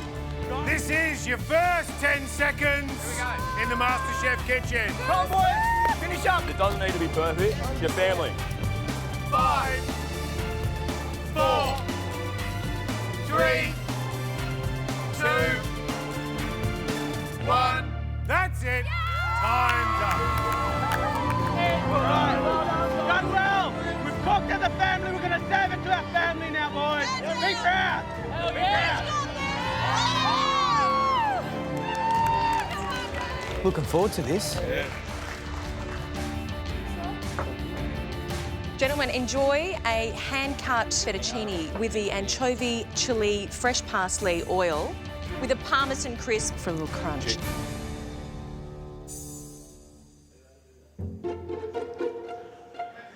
Bon appetit. I think it looks very nice. I can smell that anchovy.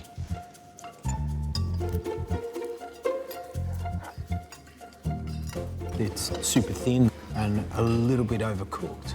Actually, overcooked, yeah? I'm with you. I like my pasta a bit thicker and just al dente. Well, that's the girls' entree. Let's see what the red team have done with their main course. Round 2. Hey. This dish is called fatejaj. It's a Middle Eastern Lebanese dish.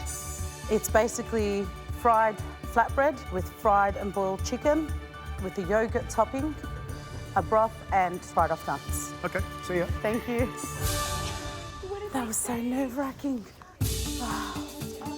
Good teamwork again. Yeah. Those working with her, well done. It's something I love. I just hope they love it. They will. I'm sure they will. That is delicious. That's rock and roll, isn't it? Yeah. Very good. Oh, I love that. Those crunchy almonds on top. Yogurt, bit of spice. Really good. I really, really like it, actually. The boys on this table are worried now. Yeah. No, I think this is good. People here don't want to talk, they just want to eat. Yeah. Anyone feel like some dessert? Oh, yes, please. Oh, yeah. Looks a bit better than ours. You're right. You're actually right, it does. Jules, don't pick on Dan. He started it, as usual. Tell us what the dessert is. We dished up a classic lemon tart with a raspberry coulis. I'm going to ask you the question that Gary's going to ask you, which is, where's the cream? We had a couple of issues at the supermarket earlier today, and after the boxing gloves came out, the dessert got compromised on. So the cream and the ice cream went back. Between you and me, Jules, do you think it needs cream? No. Maybe a little. Maybe a dollop. OK, yeah. So, but, you know, we're pretty comfortable with what we've served up. Thank you. Enjoy, boys. We thought you could do with a little bit of tart.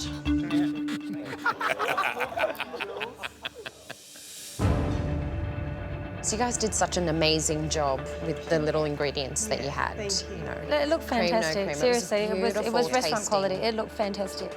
Tell me what you think. It's Citron DEFCON 5 right now. It's citrus overload. Okay, but it's good, isn't it? Lemon tart, that's what it's all about. Yeah, just missing the... You want something to smooth it out. Yeah. You know, the creme fraiche. Yep, love it. Just missing that. Well, congratulations. That's the first day of MasterChef under your belt. Huh? This is all about the battle of the sexes. And the challenge today was to cook a beautiful dinner for 14 people, your MasterChef family, on a tight budget. So let's look at how you went as far as we saw it. Girls, your dessert looks spectacular on the plate, but it needed cream. Your main course? Samira? You're worried? Mm-hmm. Yes. You shouldn't be, because it was the dish of the day.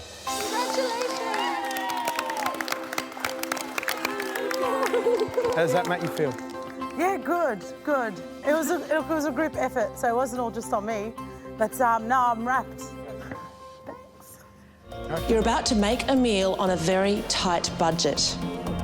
You'll be going into the pantry, which we've converted into a mini supermarket, and you'll have $10 to buy all the ingredients you need to make a meal of your choice. $10.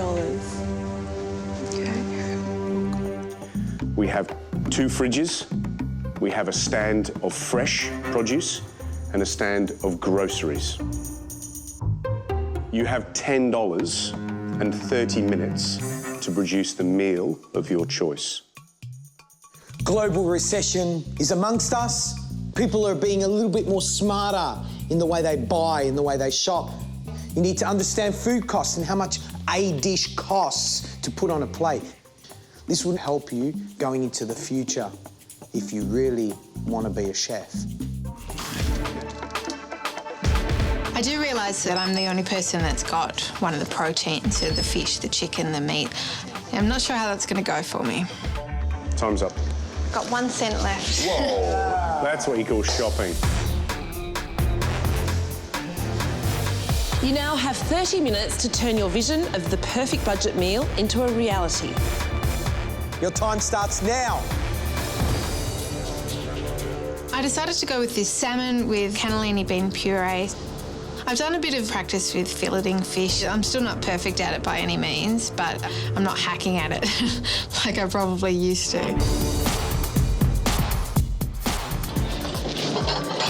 I've got a clear idea in my head of how I want it to look, so I'm not faffing about.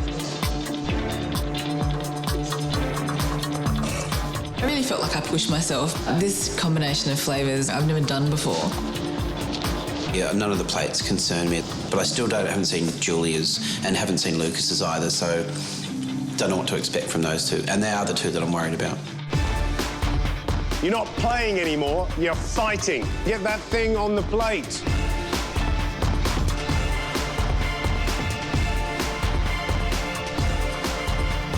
That's it, guys. Step away from your stoves. Good job. Well done. Julia, lucky last. Would you like to bring your plate up? It's been a really long time since I've had to have my food judged in that way, so it sort of all comes rushing back. I'm like, oh, I'm not sure if I'm ready for this.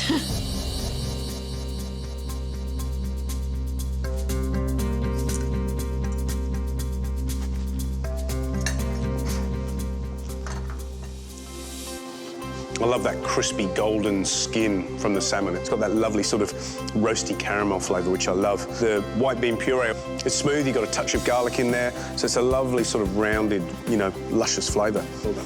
Thank you, Gary.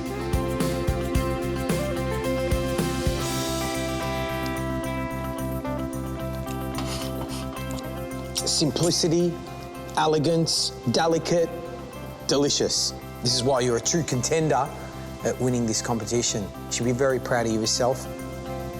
It does make me feel that I do deserve to be here a bit more and that I am going to be able to make it through a few more challenges, hopefully.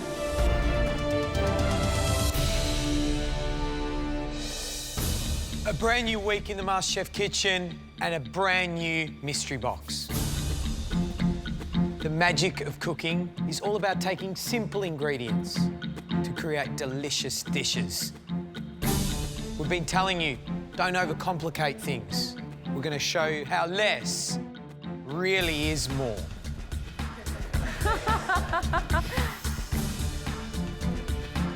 You ready to find out what's underneath your lids? Oh. You can lift the lids now. Oh.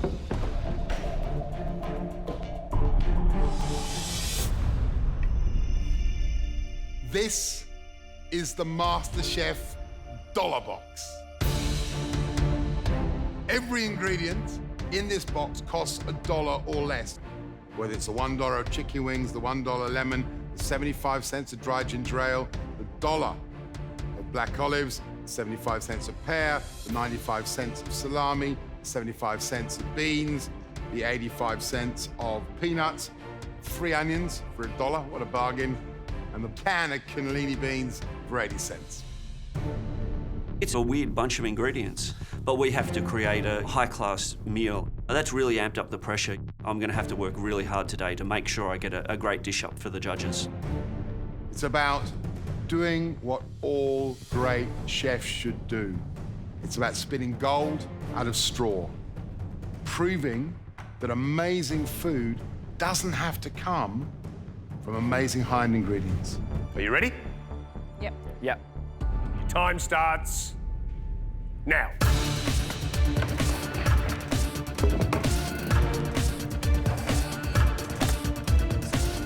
6 weeks in, we've given them open pantries, we've given them gardens laden full of beautiful ingredients. This is going to be a challenge for them. Yeah. Tightening the leash, George.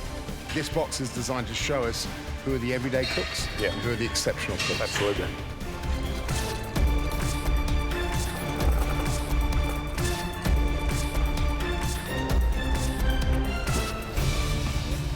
Seeing these cheap ingredients that we're using today, I really want to put my spin to it and make it look spectacular. There's a lot of pressure because only 3 dishes are going to be tasted and I'm going to have to work a lot harder. So today I've decided to make your traditional Filipino dessert, and it's called halo halo. Halo halo is a cheap version of an ice cream. I grew up on this basically because we couldn't afford ice cream, and on a hot day, it's just perfect. Normally in halo halo, you'd have red beans, purple yam paste, and bananas. My biggest concern is I don't have them today.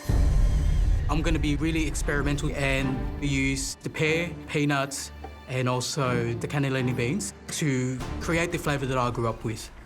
It is a risk, but I'm really pushing myself. I've got 15 minutes to go, and I need to start working on my granita. The way I'm going to make it is with some ice cubes and blend through the fresh milk. So, John, another Filipino dish. It is, yes. What are you making? So I'm making halo halo. You got no tropical fruits. You got really nothing that makes halo halo halo halo. No. And halo halo is all about tropical fruits. I mean, although it's supposed to be something you just throw together. It is, yes. What I've got today in the mystery box is pears. Yep. So I'm using some of the poached pears. I've got peanuts, which I'm going to use as crunch elements. I'm going to make peanut brittle. I've also got the cannellini beans, which I've cooked in a syrup. Are you going to use crushed ice like the original, or are you going to make a... I'm making a milk granita for this one instead of crushed ice. Have you reduced the milk first to give it that kind of evaporated saltiness? No, or? I haven't. Maybe I should. Just thinking. Just thinking. I would think to myself, why have I done this? Why have I cooked halo halo without the ingredients that I need? Without the evaporated milk, I'm a little bit worried that my dish could end up tasting bland because I'm using fresh milk and it's not going to taste like the halo halo I grew up with. This dish needs another element to give it its full flavour. I'm adding tocino de cielo, which is a really rich creme brulee, basically sugar and egg yolks. I'm worried about the flavours of the milk because normally you have evaporated milk, which is a really concentrated milk flavour. I've got the really rich creme brulee, so I hope that flavour together with the granita will create that same flavour of the evaporated milk that we normally add into the dish.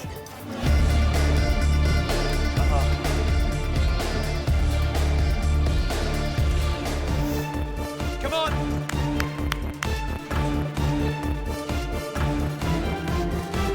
10 seconds.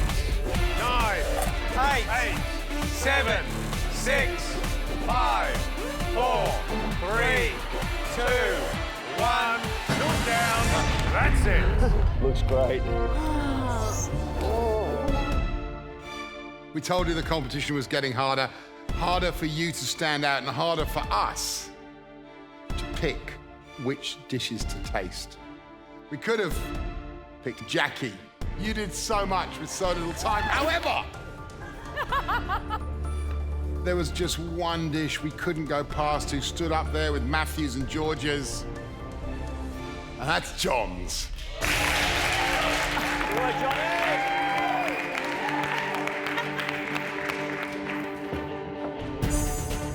It's a Filipino dessert. It's called halo halo. Looks spectacular, honestly. Looking forward to it.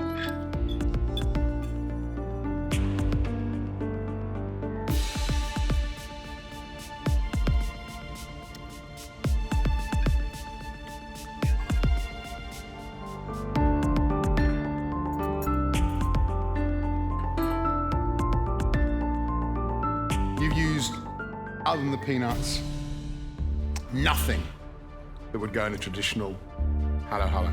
Yeah. That's why I love this dish. Love it. I absolutely love the dish. I think it's clever, it's creative, it's interesting, particularly that little dense custard, the ginger, the sweet syrup. The question is it going to be good enough to take out the challenge? Thank you. This morning I've learned to basically cook from the heart.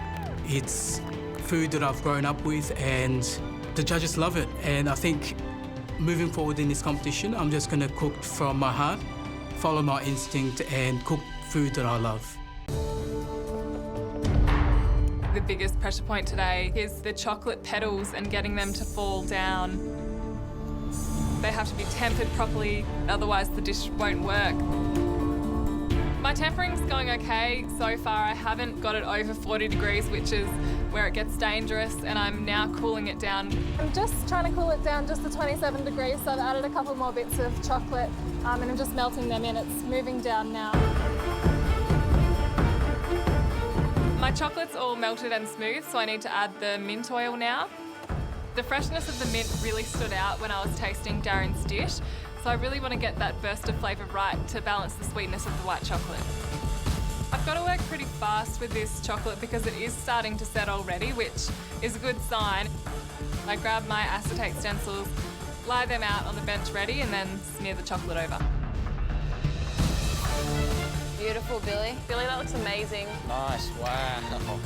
I think I'm travelling okay. I've just got to keep that momentum and keep cooking. Just have to move really quickly. Great work, Billy. Now I need to start my chocolate collar. Making the chocolate collar is really, really important because it has to be thin enough so that when you pour the sauce over it melts and the petals fall down. It's a really fine line in getting the thickness right. I smear some chocolate over the collar stencil, peel it off and then sit it inside the ring to hold the shape. Glue it together with a bit more melted chocolate and then just hope that'll set. Oh, Billy, you've made the collar. Yeah. Well done. Thanks. Great job. Excellent. I've got to say, that looks great. Yeah. Oh, thank you. I've got my petals and the collar setting. So I blitz up my violet mixture with the passion fruit powder. I need to make the 2 sugar flowers for the top of my dome. Once I've got a fine powder, I sieve that over the flower stencil, put it in the oven and let it melt for 30 seconds.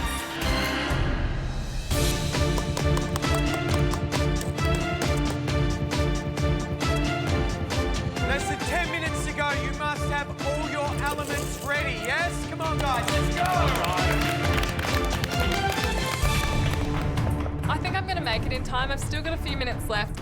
I really want to get this paint done for the petals.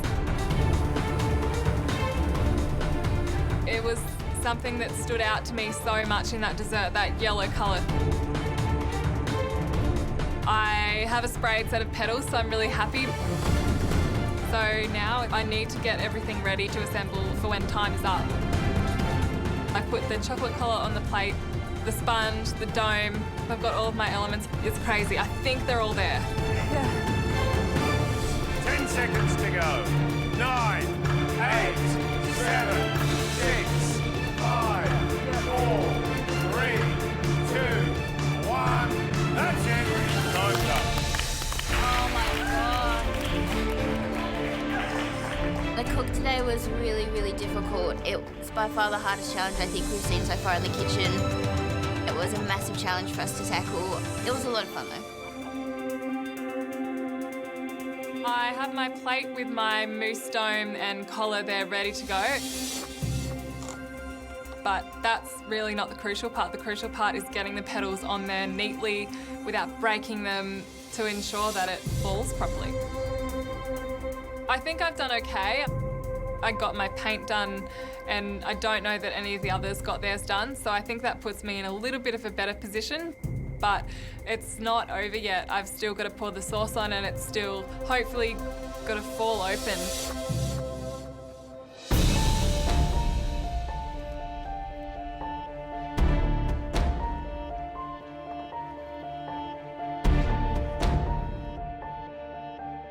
This is the moment of truth. I really want it to work. This is the biggest moment in the pressure test. This is the scary bit. This is the panicky bit. Yeah, God.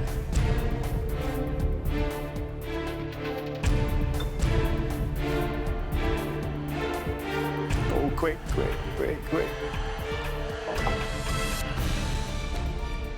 Yay. Oh, look at that. Yay. Go. It's going. Yay. Beautiful. Well done. That's like a little round of applause there, isn't it? That's so good. All right, then. Off you go. Leave us to taste. Thanks, Darren. Darren, what do you think? I feel really proud that Billy's able to produce such a stunning dessert. You know, visually, it's all there. It looks the same as the one that I did earlier. We haven't tasted it yet, but I'm really pleased that she's managed to get through all the elements and present such a beautiful looking dish. Yeah. What did you say? 9.9 Yeah, in difficulty. 9.9 in difficulty. and she put it all up. That's incredible. Credit to her. Yeah. Shall we taste? Yeah, let's do it.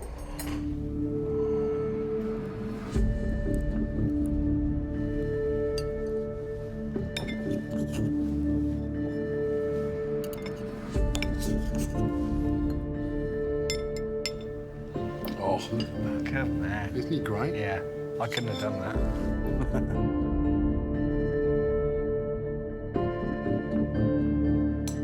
All right.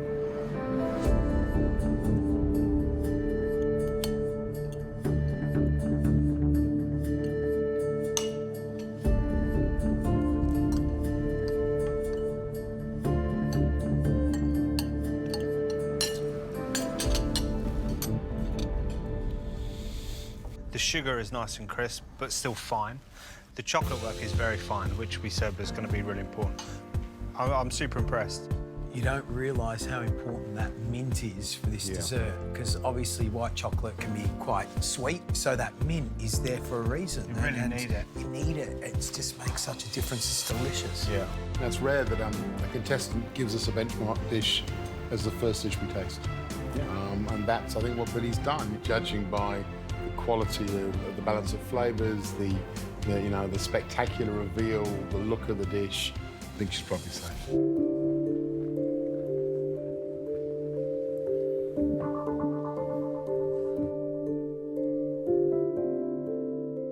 Definitely the toughest dessert pressure test we've seen this year. 100%. Darren, how'd they go? Collectively, they did really well. They attacked all of the, numerous jobs with gusto. Some did better than others, but I was really impressed with all of them. I felt like a proud father when I saw the petals and then opening out. So I'm really proud of them. This wasn't an ordinary pressure test because normally it's all about the taste, but today it was taste and also that kinetic theatre of the flour opening.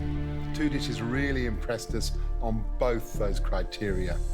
Dish of the day was, I don't know, gobsmacking, wasn't it? I think we were all amazed at how good your dish was, Billy. Brilliant work. Congratulations, you're safe. Well done, really well. Thanks.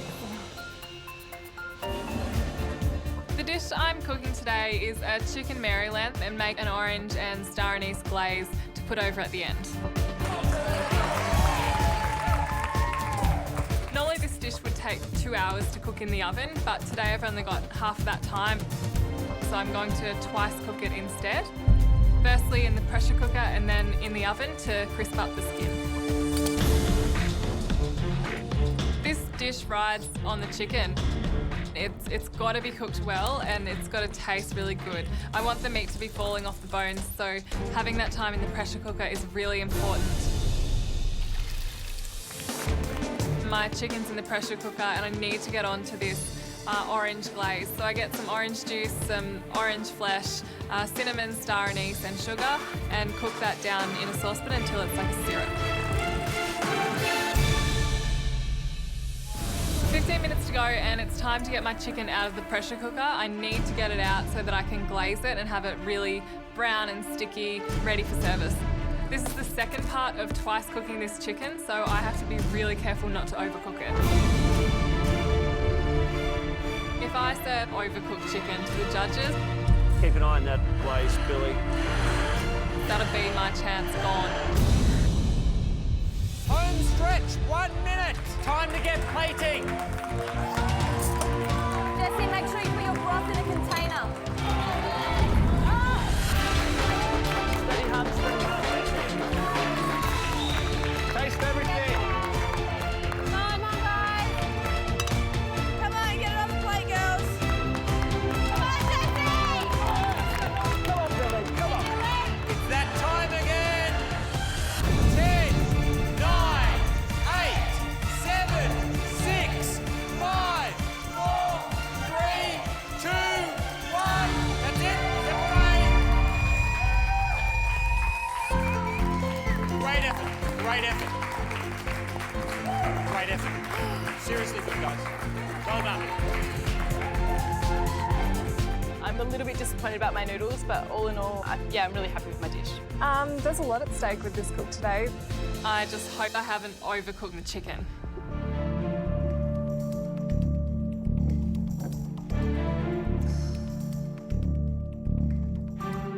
Here we have twice cooked orange and cinnamon glazed chicken. Gonna serve up.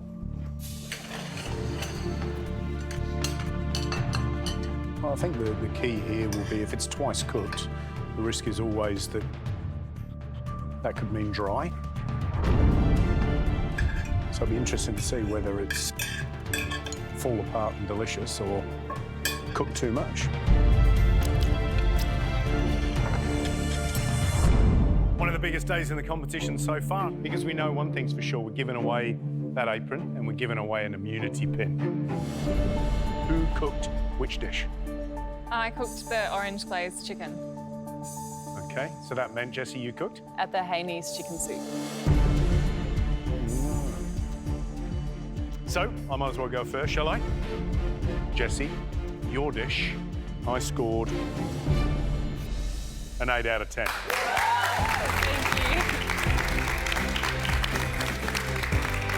I just loved how you cooked the chicken. I thought it was beautifully moist. Jessie, I scored your dish 8 out of 10.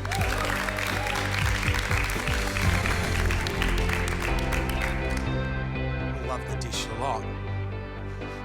And I scored it an 8 out of 10. Thank you. I am really proud of my dish today. Straight 8s, it's amazing. I think I'm in with a really good chance to win the pin. Well, Jessie, you scored 24 out of possible 30 points. Billy, you need 25 or above to take out both the apron and that immunity pin. Jessie's got 8 out of 10 across the board. That's a really great score. So yeah, I'm feeling pretty scared. All right, Billy, I scored your dish 9 out of 10.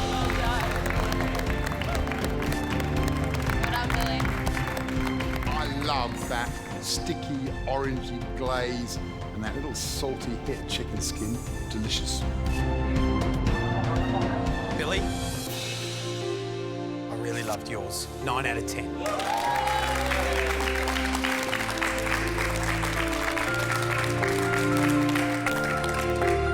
Well, you need 7 to win, Billy. I scored your dish a 9 out of 10.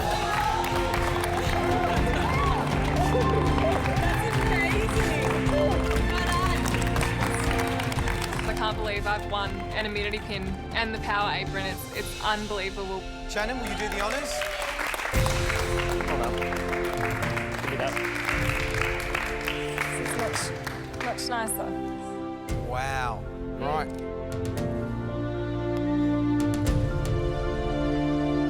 That looks wonderful. Thanks, George. Yeah, congratulations. Thank you. Right, back into it.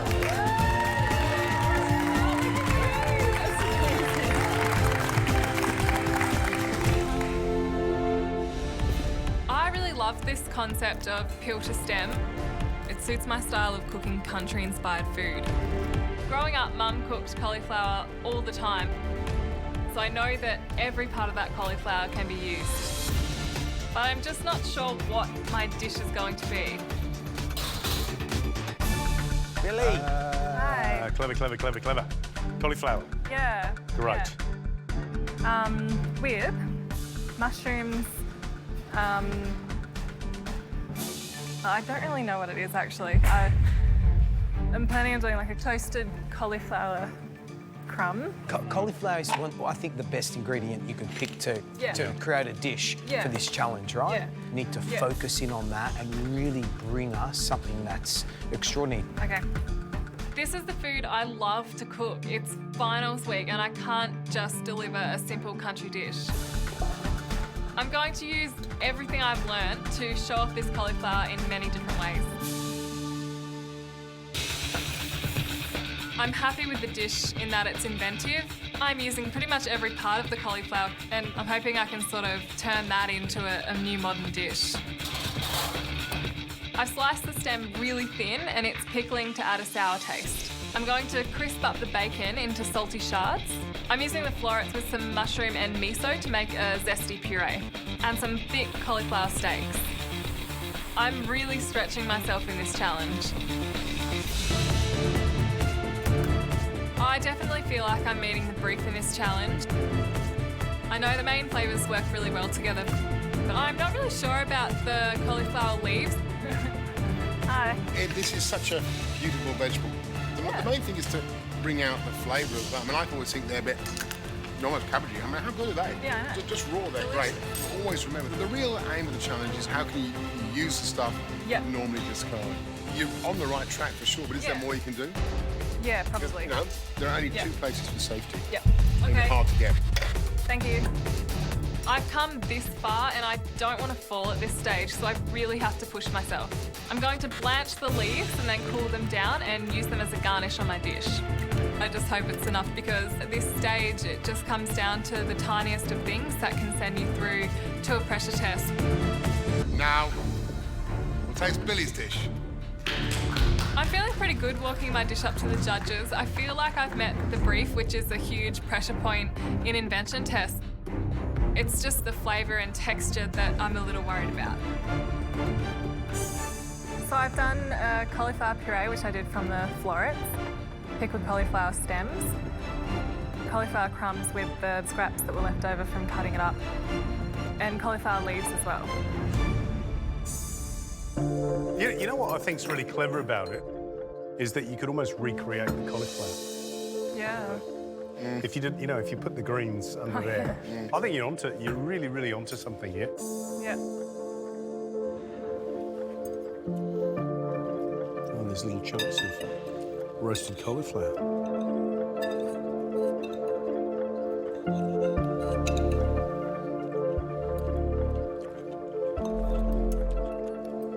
It's nice being in the middle. Matt's going, give it to me.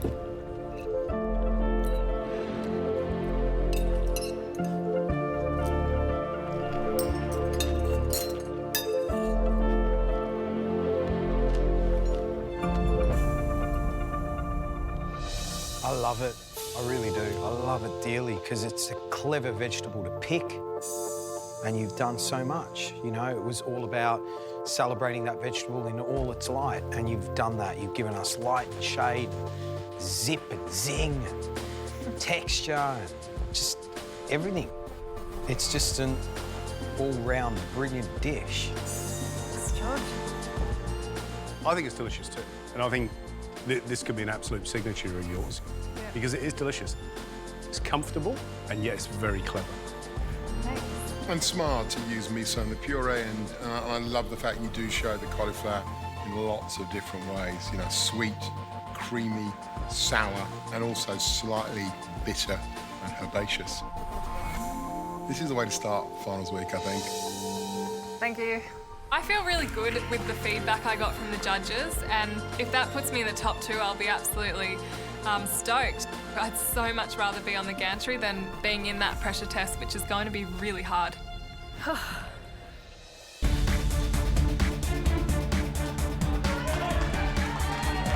I feel like this service is going pretty well. I feel like I'm keeping up with the demand of orders. I have 4 lamb ready to go. There we go.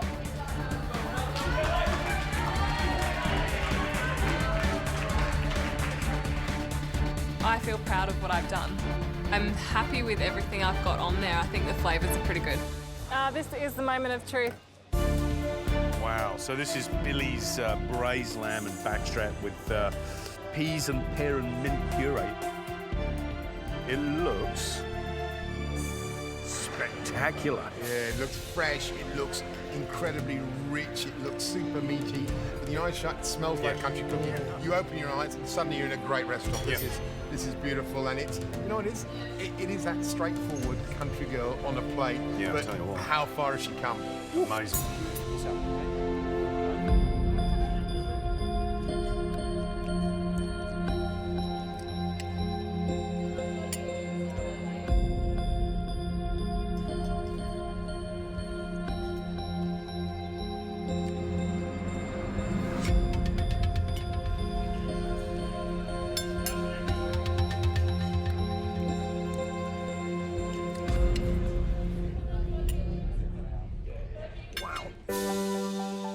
I've got to remember, I've got 3 main courses to eat, but it's hard to stop. This is absolutely delicious. And I'm trying to find negatives. I'm trying to go, you know, would I do this differently? Would I do this any better? And the only thing I would have done right at the beginning is not serve 2 lamb, but now she's done it, and she's nailed it. I'm thinking, what a clever girl. And what she's done is nailed both.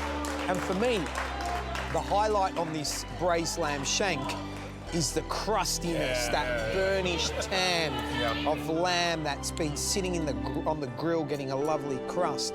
And then, you know, we talk about, oh, look at those fancy chefs and their water baths. Well, that's the reason why. Perfectly cooked, well rested. That is top shelf cooking. But more than that, it's all those other little touches in there, that texture of the peas with that wonderful, super, super creamy puree, and the little pops of pickled onion and a white anchovy in there. Takes this from, you know, mum's lamb roast, you know, into a whole nother dimension. It's really sophisticated. Absolutely gorgeous. I love it. This dessert is sort of exactly what I hoped for. I wanted it to be a fizzy drink poured over the ice cream. And you know how when you pour a... You're pouring it over the top? Yeah. Yep. When you pour a spider...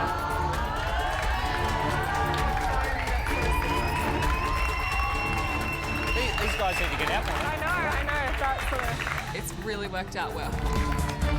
I decided to put the praline on the bottom so that it can hold the ice cream and the rhubarb stalks, and then put the granita over the top and serve the jug of fizzy on the side of the plate. I'm really loving sending this dessert out. I love the theatre of it. It is a proud moment. I love the idea of a spider as a dessert. Oh, wow. So this is Billy's dessert. And look at this little touch of theatre at the table. Dill and rhubarb spider, dill ice cream, rhubarb, raspberry puree, roasted rhubarb. That looks amazing. It's absolutely a spider. I'm very excited. You talk, I'm eating. Oh, dear.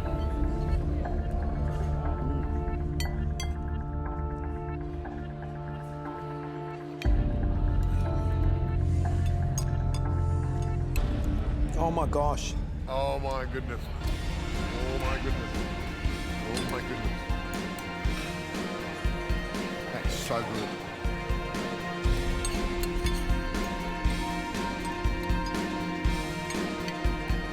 Absolutely sensational. Wow. Refreshing, flavoursome, textures, theatre. It's taken us to that little childhood moment where we've all experienced the spider, but it's brought it bang up to date in terms of what a modern dessert's all about. It's sour and bitter and zingy, but all the textures are there. That is spectacular. It is a childhood memory, but it's turned it into an R-rated, adult-only dessert with the addition of that champagne. And interestingly, that little crumb, that little nut praline, actually finishes it and makes it. You find these little chewy kind of nuggets, and you go, God, that's good. Honestly, if we eat out a lot, you got that in a restaurant. Oh, you'd want to meet the chef. Why not? I'd want to walk past the kitchen and just say thank you. Yeah. Because there's a lot of heart and soul gone into this and a lot of thoughtfulness. She's an amazing cook. Well done, Billy. Happy? Yeah, ecstatic. We stand in awe of the three of you. We are more than pleased, so proud. It was an exceptionally difficult challenge, and you did an exceptional job. Individually, we can safely say that those 6 dishes were the best food we've ever tasted in this competition, ever.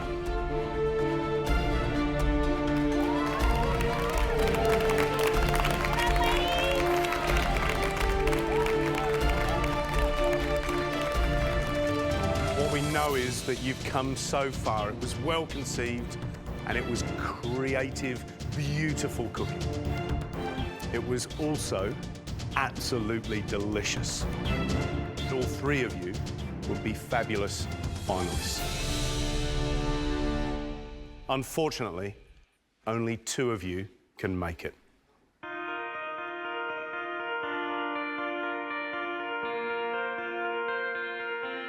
Right, Billy, let's start with you.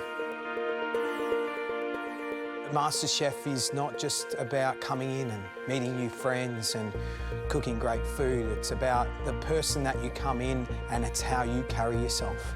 It's the legacies that you leave. And the entire country, I'm sure, are looking on and going, wow, what an amazing woman.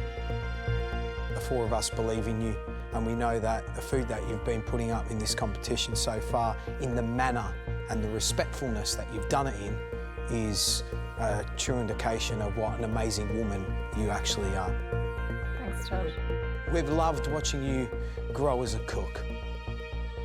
And today, your lamb was my favourite savoury course.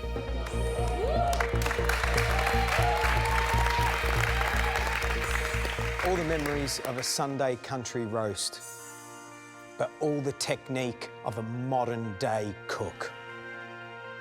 Your dessert combined the memories of childhood, but with a thorough modern interpretation, the way we'd see it in any great restaurant right now. But even more, a little bit of theatre. And you know we love theatre. Both your dishes were free of negatives.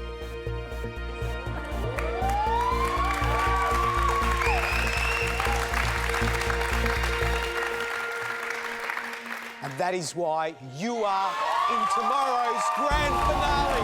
Well done.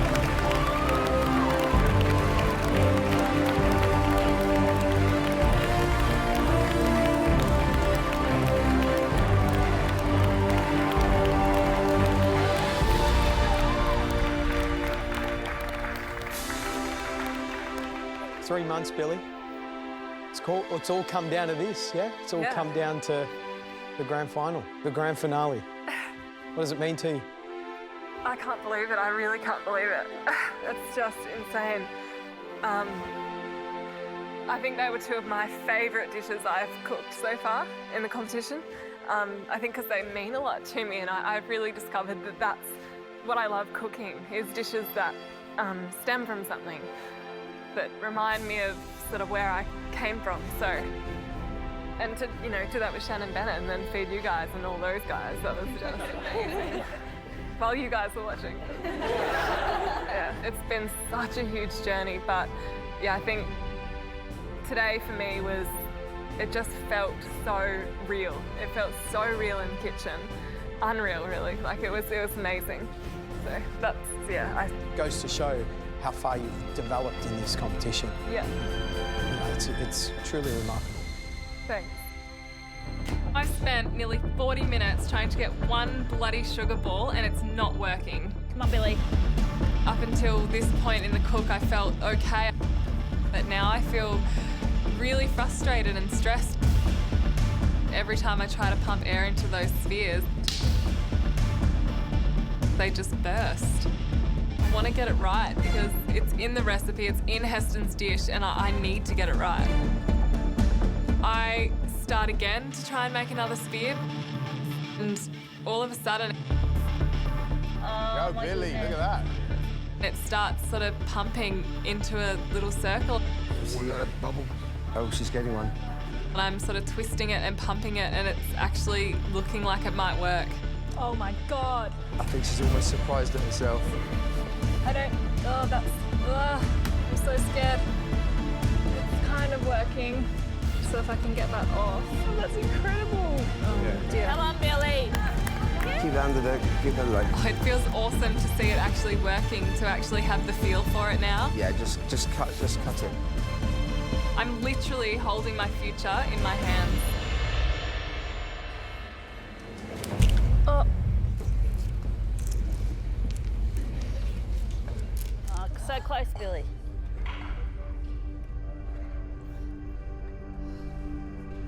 It was just so exciting to see that sphere start growing into a little circular shape, and then to have it burst is just...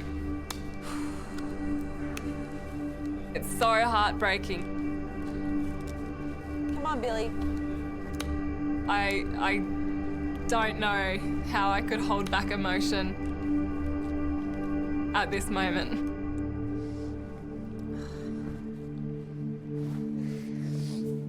You're amazing, Billy. Stay focused, Billy.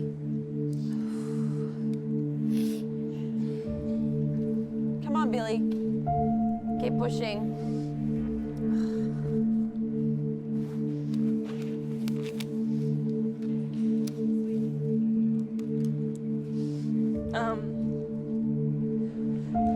That was really hard. That was really frustrating doing that sugar ball.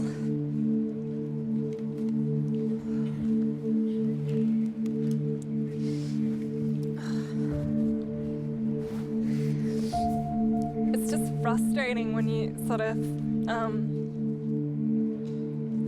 I don't know, it was just really hard and I really wanted to get it right, and when you can't get that happening, it's really frustrating.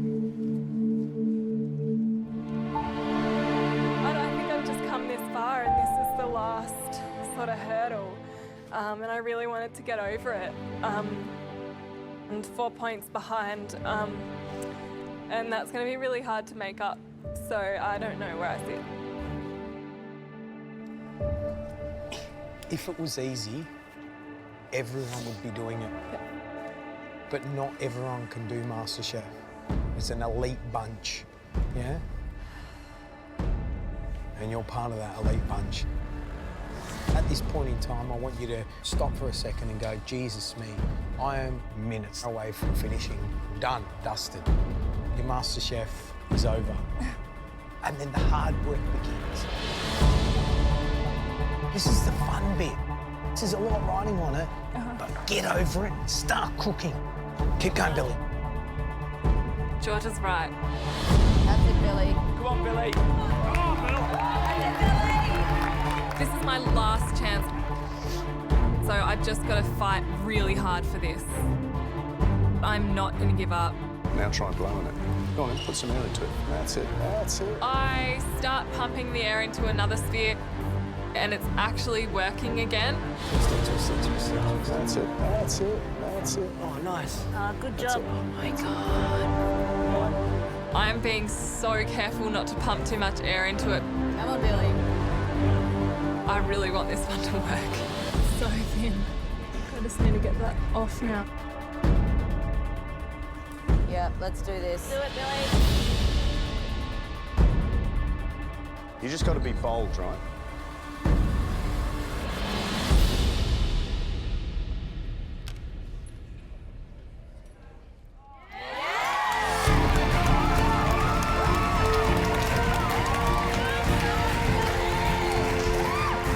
It feels so good to actually have something that resembles a sphere up. So now all I need to do is make sure all of my other elements are in containers ready for plating.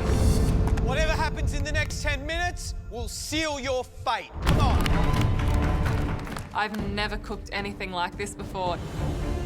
It's something that I still can't really comprehend. It's just a crazy dish, and I cannot believe that I've done it. Nice, Billy. I managed to complete every element in Heston's recipe, even the shiny golden sugar ball. Amazing, Billy. Wow. Good on you, Bill.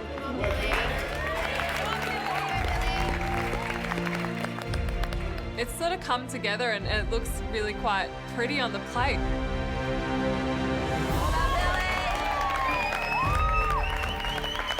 I may be 4 points behind, but hopefully I've done enough to have a shot at catching up to Georgia. Good luck, Billy. Thanks, Josh. This experience has been like nothing I've ever done in my life. I've learned so much about food, and I've sort of learned so much about myself.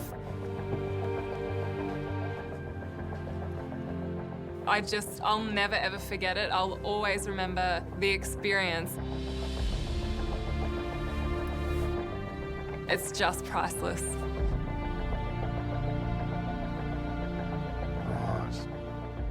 Great. Billy, we have to say that your courage, your calm under an enormous amount of stress is absolutely inspirational. It really is. I think we're all just amazed how you worked through that whole challenge, and a marathon it was. Heston said earlier that there's not a culinary competition in the world that would ask you to reproduce a dish like that kind of complexity in 5 hours. And you've done it. That's incredible. How does it feel? I cannot think of another time in my life where I've felt that happy, or even feeling that amount of pressure, but then that still makes me happy. I don't know, it just shows that's what I really want to do. And, you know, it feels really calming to know that, because I think when I came here, I didn't have that, you know, really hard, fast thought in my head of what I wanted to do, and I really know it now. And that just feels so comforting. I'll tell you what, there's an awful lot of people, aspiring professional chefs out there that can learn a lot from what you've just done. Yeah, absolutely. You have professional chefs come into the kitchen after 3 days of blown sugar spheres, they still don't get it. And to get it right, it normally takes about 2 months. You managed to get one out in that hour, which is incredible. Thanks. Blow my socks off. Time for us to taste. Well done, Billy. Thank you. Well done. Thanks, Heston.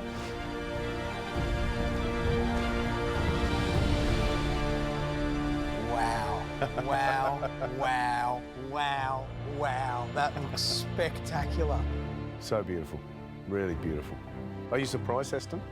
Yeah. Yeah. Yes, I am. Totally. And nothing missing on the plate either. Yeah, it's brilliant. I'm a bit lost for words. I'm not normally lost for words. I just think that's amazing. And you know, she's got so much ground to make up. 4 points is a long way to come back from, but gee, she is diving for that tape, isn't she? Absolutely. Amazing.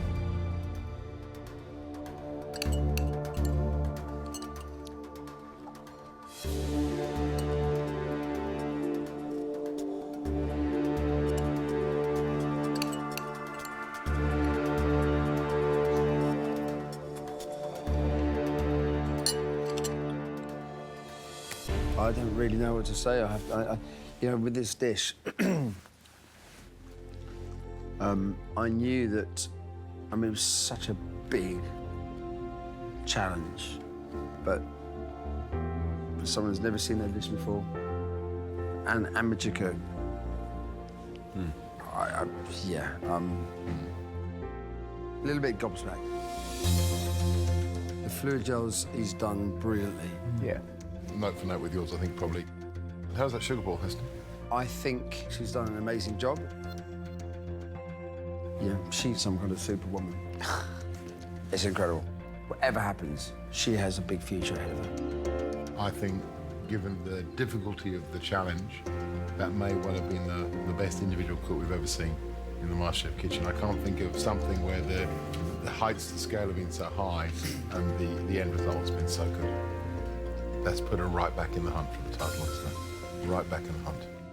Right, shall we score?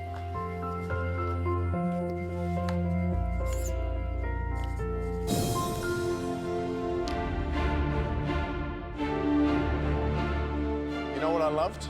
You had every single element on the plate. That's why I scored you 9 out of 10.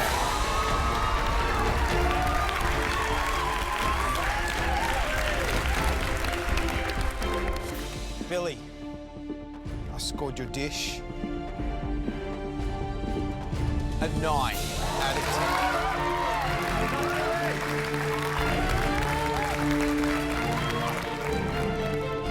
10. Billy, I scored your dish 9 out of 10.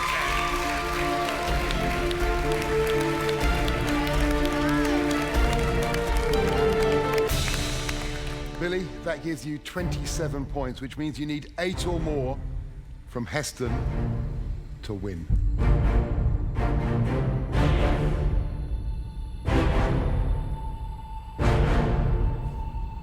Billy, for me, this dish was to see how you would respond to those challenges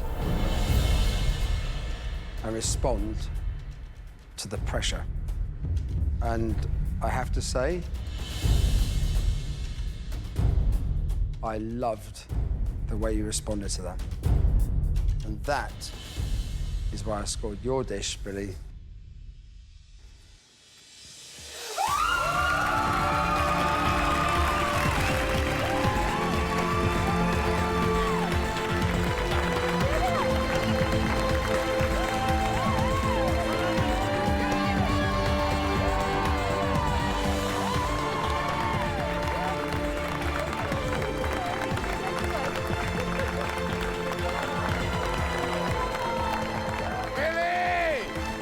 You are Australia's MasterChef for 2015.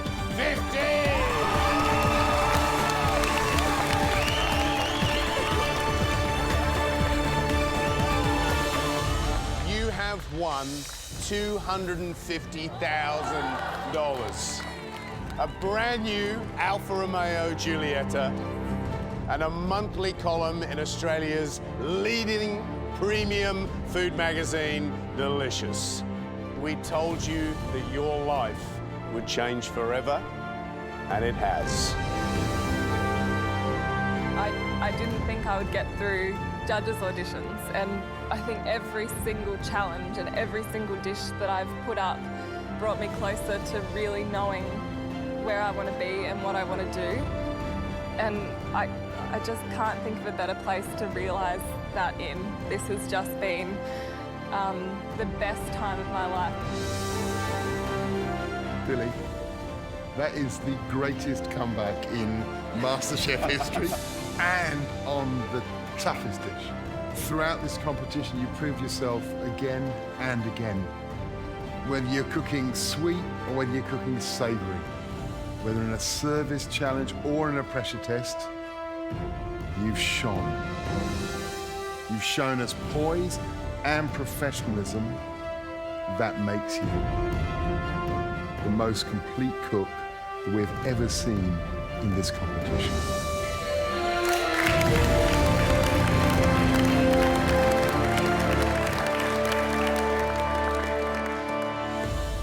The best thing about MasterChef is the other people and the friends you make, and the fact you can have two great friends standing side by side.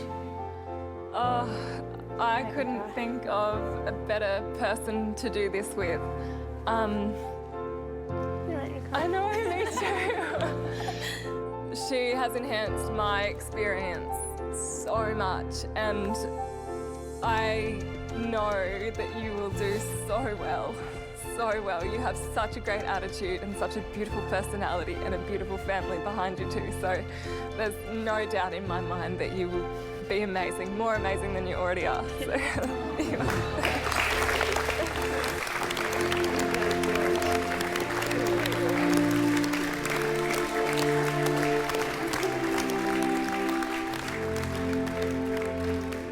She's just amazing. I'm in awe of her and what she can do and how calm she stays under intense pressure. And she's just a beautiful girl with a big, beautiful heart and a cracking sense of humour.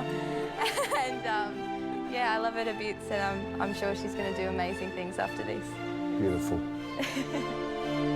Georgia, you have a massive future ahead of you. And we all look forward to watching you pursue your food dream. And so, to help you do that, to help you on your way, we're going to give you $20,000.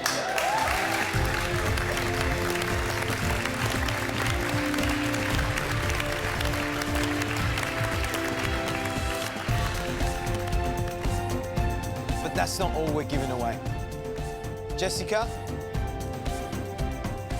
you made it all the way to the final three. And to help you achieve your food dream, we're giving you $10,000. Billy, there's one more thing. I saw something in you today that I have not seen in many professional chefs. The way that you conducted yourself, the way that you stay composed under extreme pressure from start to finish, you don't see it very often. So I would like to offer you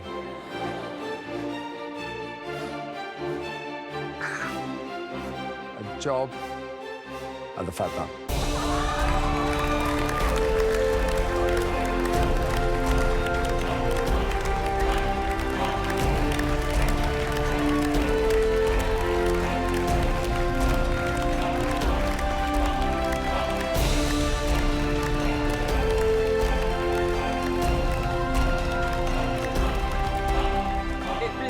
Like a dream to be here with everybody and have that offer.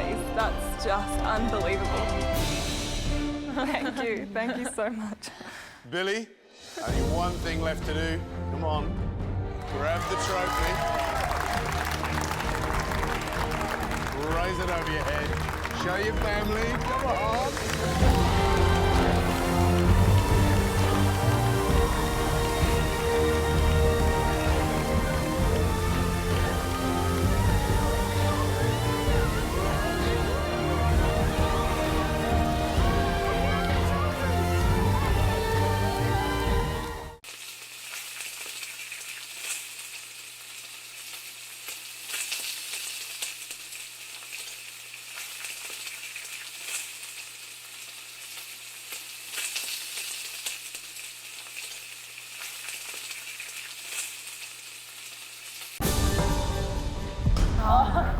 Wow.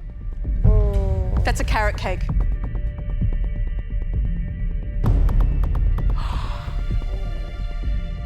Does it look like a carrot cake? No. Do you want to come close and have a look? Yes. Oh my God. So this won Best Dessert in Australia for last year.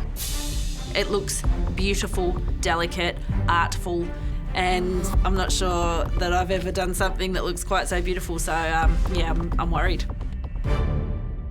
So there's a lot of elements and there's a lot of technique. Shall we cut into it and have a look? Yes, please. Of course.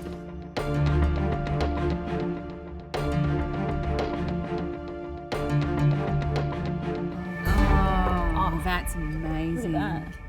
So down the bottom there is actually a carrot cake. Then you've got your rice bubble crunch for the texture of it. Then you've got your apricot and carrot insert. Yep. There's a praline creamer and there's a caramel glaze. Then we do our graffiti splash because it represents Melbourne. I'm a Melbourne girl, so I love that. But then you're also tempering chocolate. So you're doing a milk chocolate and an orange chocolate. Then you've got your crumbs with your carrot cake, caramelised walnuts, carrot ribbon, your sorbet as well, and the baby celery. And because of carrot cake, we've got the cream cheese icing. But that's not cream cheese icing, obviously, it's a foam. This isn't just a dish, this is artwork. Like, there is no way in this world that I'm ever going to be able to make that. No way. I'm not going to finish this. I really wish that I had pushed myself to get that cream cheese on the plate. You know, I knew it was an important step in the dish. I knew it was a really important element. And I'm really hoping that I haven't made the wrong decision by focusing all my energy on that cake.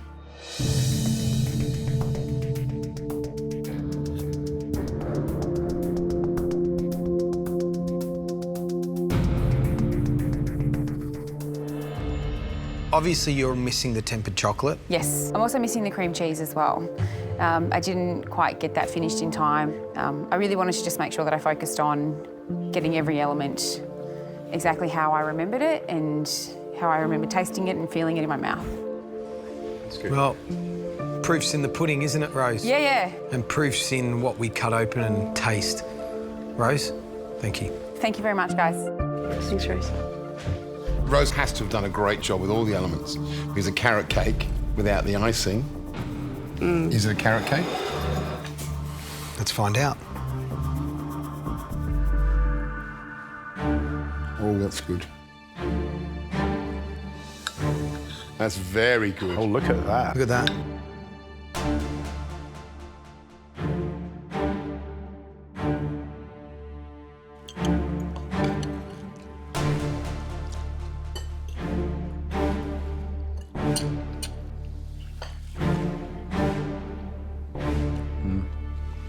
Wow.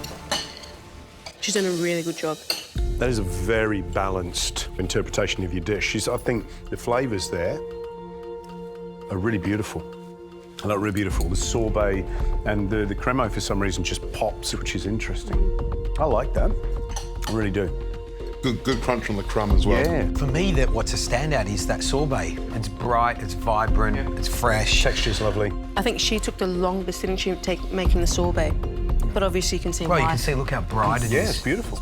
Look, obviously we do need to identify that she has forgotten an element that is important, being that cream cheese foam. Please welcome, live from her restaurant Core in London, it's Claire Smith.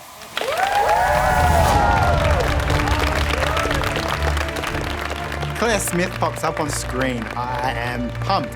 I am a real big fan of Claire Smith. I've watched her on TV. I love seeing her beautiful design of food. It's art on a plate. Morning, Claire. Hi, how are you? Very well, thank you. It's great to be with you today. I'm so excited. What a great way to be a part of the show. It's awesome. It's been a really challenging year for everyone in hospitality across the globe. How are you guys going over at Core? We're all happy, we're all good, and we're still doing what we love, which is the main thing.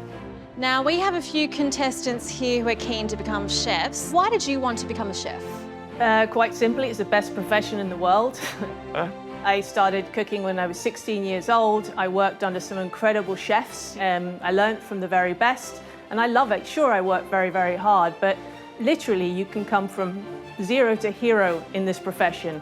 And now I own my own business, and I hope that that's possible for everyone in this industry. It was only a few years ago that I started cooking and found this passion for it quite quickly. It's definitely cemented that the career as a chef is what I want to do. Righto, Claire, we can see that shiny cloche sitting in front of you. The dish under Claire's cloche. It's a little hint to the mystery box challenge that's going to happen today. Do you want to see it? Yeah. Do you want to see it? Yeah. Do you want to see it? Yeah. Okay, Claire, let's put them out of their misery.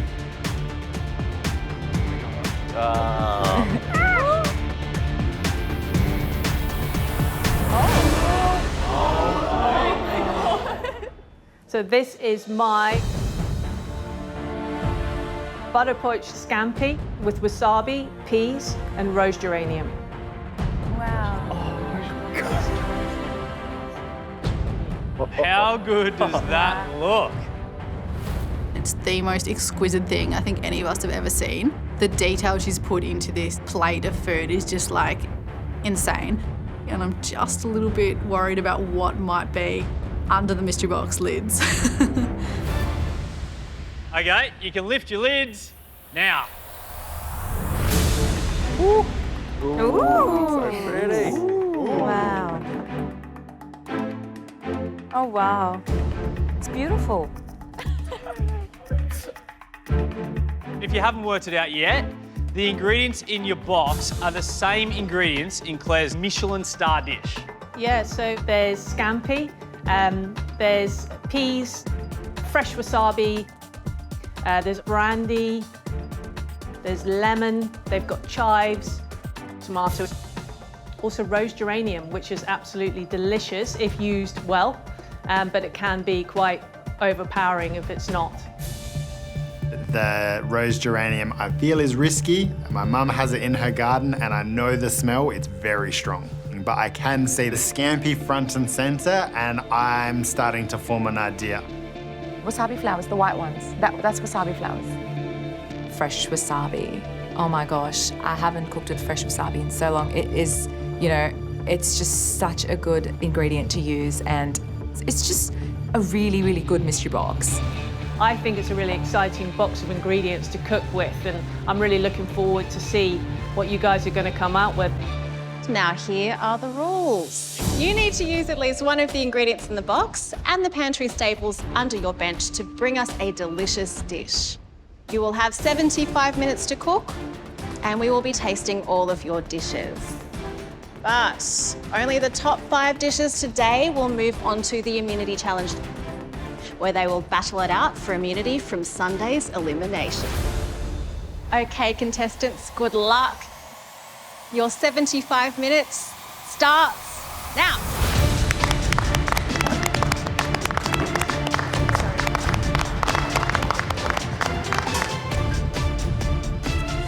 I really like these ingredients in this mystery box. I think Claire's done great. I'm a big fan of Claire's. Hopefully I can put together a nice dish though. The mystery box is so pretty. As soon as I opened it, it was obvious that a very sophisticated lady had put it together. Flowers, the peas, it's just, there's so many things to draw inspiration from. I hope I can put something pretty on a plate. I'm putting together a scampi tortellini with a scampi bisque. I've decided to make a caramelised onion brandy ice cream. I'm feeling comfortable.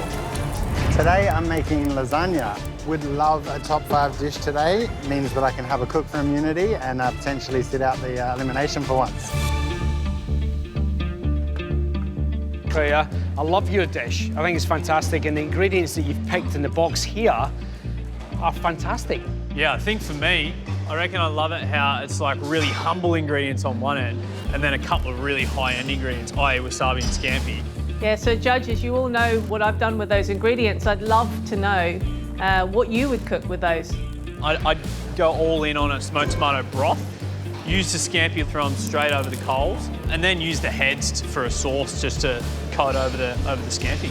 I think that's key when you have such a beautiful luxury ingredient, is you want to use every part of it. Well, Claire, I would actually maybe put the scampi to the side. I was thinking tomato tart. I think that's great. Well, I love scampi. I would blanch it and then I would make basically a play on a tartare. Use the heads and the bodies to make cocktail sauce with your brandy, all your aromats. Delicious. Maybe you can come over and cook that one for me, John. I'm going to do a seared scampi with a tomato tartare. I think that was the first thing that came to mind. I think they'll pair well. I've got a fish fumet underway. A fumet is essentially a quick stock that you reduce to the point that it's a sauce, really full of flavour. I'm also going to do a chive oil, an onion puree. All the elements will taste well together. The cook on this scampi being perfect is absolutely crucial. In the last team challenge, I was responsible for cooking the chicken. Chicken was overcooked, just plain and simple. I overcooked it and our team ended up in the elimination. My biggest goal with cooking is that I'm not content to be a home cook. I really want to be a chef. I feel like this is a real privilege to be able to cook something that Claire's involved in. So I'm determined to prove to the judges that I do know how to cook protein and I can do this perfectly. We'll see what happens. baby. He's on fire. So the mystery box today I'm pretty excited with. The box itself lends it more to a savoury side. I'm going to do a dessert for the first time, so who knows how it's going to turn out. I don't want to make just another scampi sauce pasta where I think everyone else might be going today. I really want to stand out. I'm going to make a kourouraki, which is a Greek lemon biscuit. I'm going to have it with an ice cream sandwich. So it's going to be like a Greek take on an ice cream sandwich. The kourouraki is a Greek biscuit that we make at Easter, usually with orange zest, but I'm using lemon today. I'm going to have an olive oil ice cream in the middle. I currently am whisking my egg and sugar together. I've got my cream seeping with the milk, and I've got some of the rose geranium leaves in there seeping. I've never used rose geranium leaves, and I just kind of want to see how this works.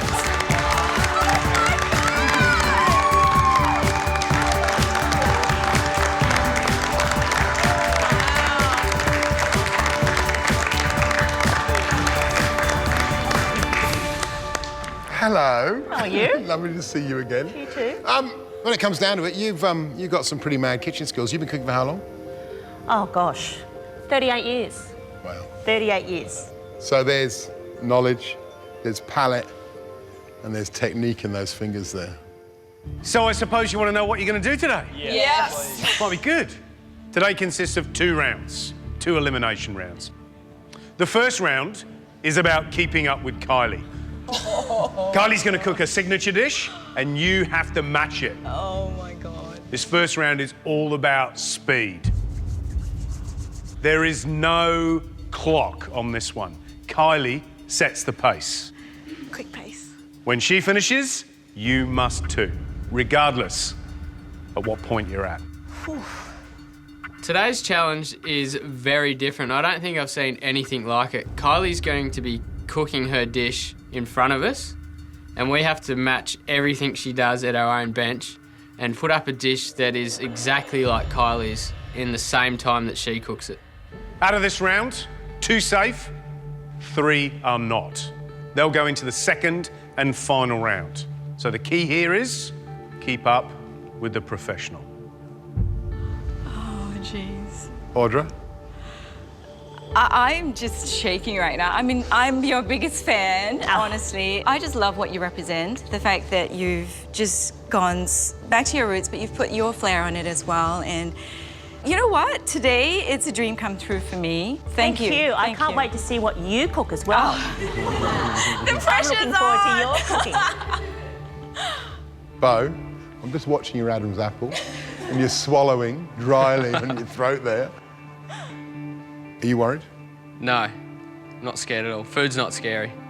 Kylie's a little bit scary. Thanks, Bo. Not you, just the speed that you cook at, so that's what I'm worried about. Mindy. Minnie's jealous now. I was trying to be really positive, say, oh no, you know, it's a good decision to make, but honestly, I've missed out on cooking with someone that is an absolute inspiration, and I'm actually quite Why don't you upset come about down it. and give her a cuddle? Oh! Come on. Well, that's not fair. Where's Audra my can't cuddle? Everyone, we can all cuddle. Oh, no. Hey? Come on. Line up, cuddles. Hang on. So pleased to meet you. I am so devastated. Nice to meet you. We'll have to cook again another Oh, time. can we? Okay, yeah. I'll have to cook for you and I today. You will be. You will be. Thank you. Better now? Yeah, much better. Okay, right. Off you go. Back up there. Right, it's all about keeping up with Kylie. So that also means you will not be seeing a dish at the beginning. Uh-oh. That's not nice. Kylie? Today we're cooking steamed blue swimmer crab with black beans and chilli. Okay? That's in her book. Kylie, how fast are you? 20 minutes. Sounds simple. Yeah, in a nutshell. This is my worst MasterChef nightmare. It's Kylie Kwong, it's Chinese, and I am in deep, deep trouble. Kylie, your little cooking troops are ready to go. Yes. In your own time, show us how it's done. Go. So what we've got to do first is get our steamer on, stove up high, because we want the water to be boiling. Otherwise, you'll end up casseroling your crab. Kylie starts and the first thing I realise is don't look, listen. She's got a big TV screen above her, but as soon as I lift my eyes to look at that, I'll get lost with what's happening in my bench. So I'm going to keep my eyes down and just listen to what she's saying. And then we're going to cut each half into another half. So you've got 4 pieces of crab. I've cooked Chinese food before, but I've never cooked crab, so it's very new to me. So hopefully I'll get it right. Is everyone keeping up? Andy, I saw you take a big deep breath then. There's 2 parts to this recipe. We're steaming, and the other part is creating a stir fry. So let's peel a little bit of ginger. It's all going so fast now. That puts extra pressure on me, and I know one mistake and I'm playing catch up, and that's not a good position to be in. So, half a red onion. Just half, was it, Kylie? Half a red onion, yep, finely sliced. I'm pretty confident. I'm keeping up with Kylie basically knife stroke for knife stroke. I'm backing myself on this one. And the next goal for me is finals week. Julia, how are you? Good. You sure? Yes. Good.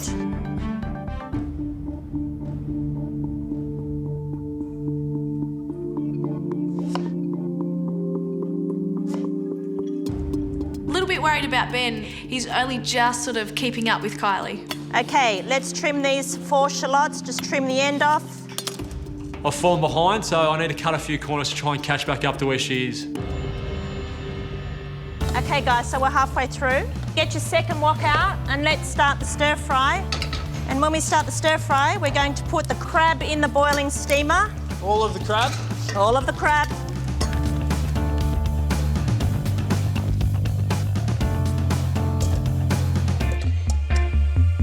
Ben, how are you going? You falling behind or are you keeping up?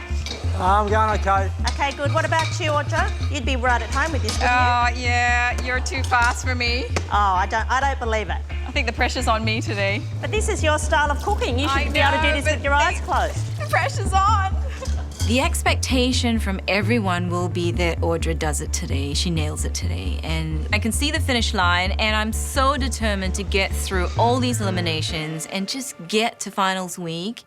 Remember, at the end of the dish, we're going to be looking for the balance of flavour.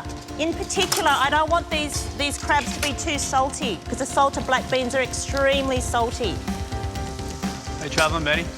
Yeah, good, mate. Stirring constantly. We don't want the salted black beans to catch because they'll be bitter, so they have to be stirred constantly.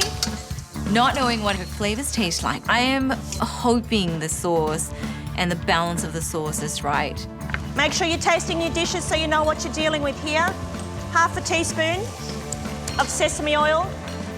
The important thing is going to be balancing the sauce out, because that's where our taste buds and our palate come into play. She can't tell us what it's meant to taste like. We've got to taste for ourselves. Okay, you should have a beautiful thickish sauce there. And what you've got is this beautiful vibrant green of the shallots, bright red of the red capsicum.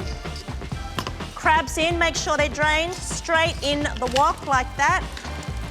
Let's give it a really good toss without spilling it. Let's put our blistered chilies in right now. Okay, now let's plate it up. Let's keep the lids for the top, all right? So place each of the legs just so. Beautiful big pile, but not too high so it doesn't fall. Now, pour the sauce over the top.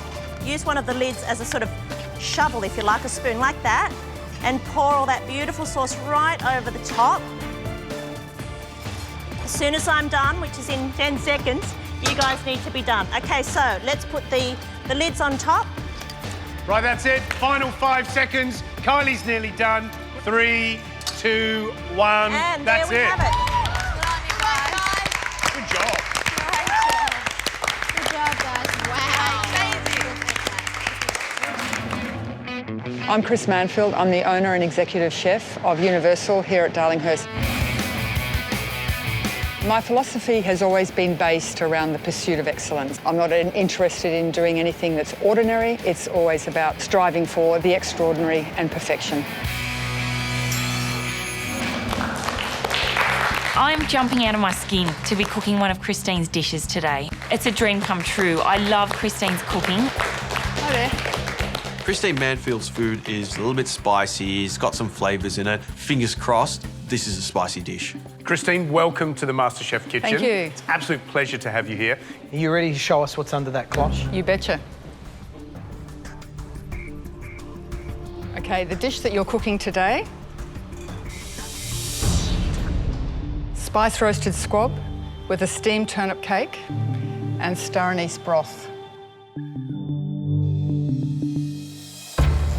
I just think this is going to be hard. It's not a dish I want to cook. Christine, can you explain to these guys exactly what squab is? Squab is a baby pigeon that has never taken flight, and the birds are fed so they become very plump and fat, and you get a gorgeous sort of softness in the texture. Can you explain to us what exactly is on the plate? Okay, if we start from the ground up, we've got the star anise broth. Yep. Then we've got the turnip cake, which is twice cooked. It's steamed. Then it's cut into portions and fried gently. Then we've got a little hidden surprise here, which is the squab leg has been made into a patty and encased in cabbage leaf and steamed. And then we've got the squab breast, which has been twice cooked. And then we've got a squab liver on the top, which is done in a tempura. Right, guys, come forward and have a good look at this dish. This dish is a two-hat dish. There's no doubt about it. There's so much detail in there. That's really a signature of my work, is really specific, being very pedantic about detail and execution and getting it just perfect. Obviously, a lot can go wrong with this dish, but what are the three main pressure points? Okay, firstly, the squab is just getting the timing really exact and following your recipe, because the times I've given are, we've test driven this 100 times and it has to be down to the last second. And if you do overcook it, basically take your shoe off and eat it, because it's going to taste leathery and dry. The turnip cake, getting that consistency, that textural sort of contrast happening within the cake, and then the broth. It's really fine-tuning the balance. Slightly too much of one thing can throw the whole thing out of whack. Jonathan, do you want to taste?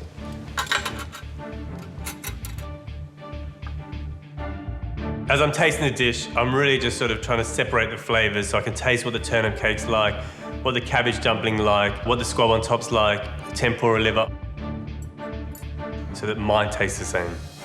Well, the breast is certainly almost liver texture. That's very soft, just melts in your mouth.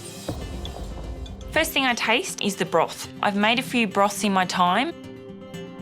First flavours I'm getting are sort of sweet, star anise, real master stock kind of flavours. Overall, I love this dish. It's so my type of food, full of flavour, lots of Asian flavours, a lot of spices.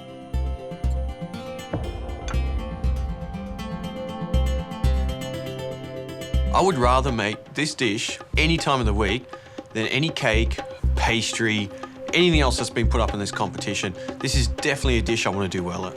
Right, you've had the opportunity to taste the dish.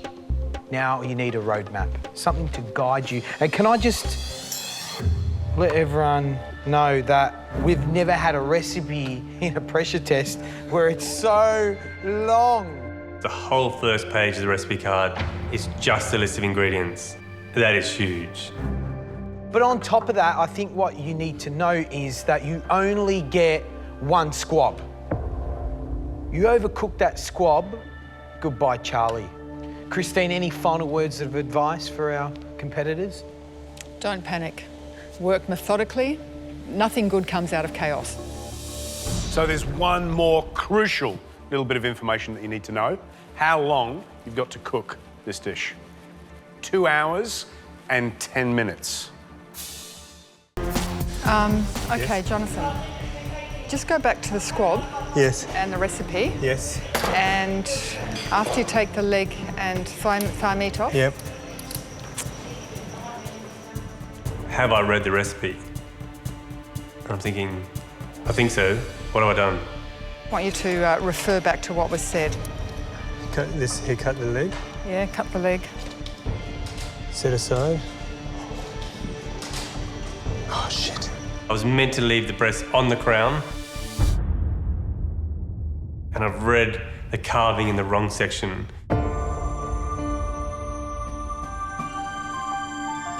deep fry the squab whole and he's taken the breasts off. If you think about it, you've got the breasts and the bone. The bone would protect it on the underside. So if I chucked it in a deep fryer, it'll just cook through. Anxiety just sets in and I feel like I've just got to walk out. Am I worried? Worried is an understatement. That's a real shame. With 15 minutes to go, we can only imagine how you're feeling inside. Don't give up. I've got to steam this dumpling for 5 minutes, so I'm going to get that on. I don't think it matters if it's ready a little bit early. Got to deep fry the squab and cut the breasts off, and I've still yet to do the tempura for the livers. I have to deep fry the whole squab with the breast on. The recipe calls for 5 minutes, but I only keep it in for 4.5 minutes, just to make sure I don't overcook it. I decided to put the squab breast side down into the deep fryer. It's supposed to keep a lot of the moisture in the breast. It's time to cut the turnip cake, and I know it's supposed to be 5 centimetres by 5 centimetres, but I don't need a ruler, I'm just going to cut it freeform.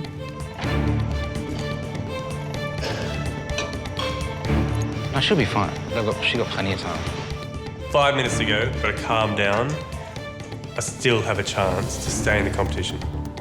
I get the liver coated in the tempura batter, get it in the fryer, finish off the turnip cake, get it out, let it rest. I've got the steamed cabbage spun out. With all the other elements now ready to go, I've got my squab breasts just sitting there resting because I'm going to cook those in the last minute so I can get them on the plate, cooked perfectly.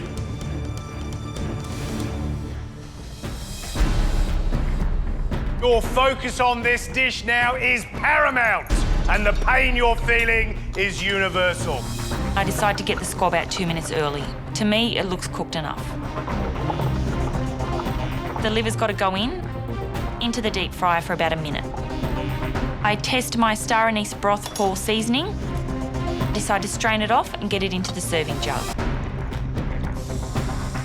So to fix my error, I heat a pan up really hot, add a little oil, put the squab breast in skin side down, and then just spoon the oil over the top so it cooks the meat on the underside.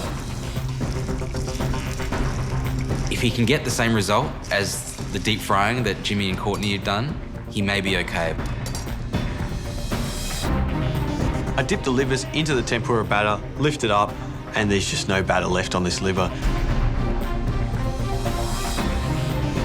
Hopefully in the cooking process, it'll start coating the liver while it's in there.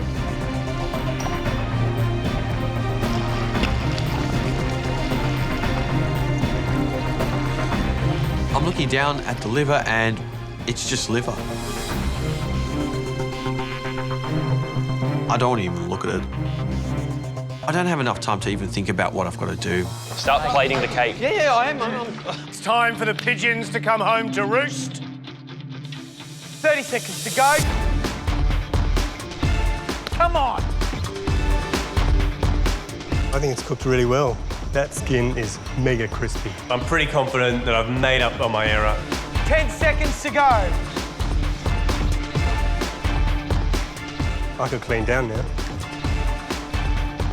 5, 4, 3, 2, 1. That's it. Well done. Well done. Great.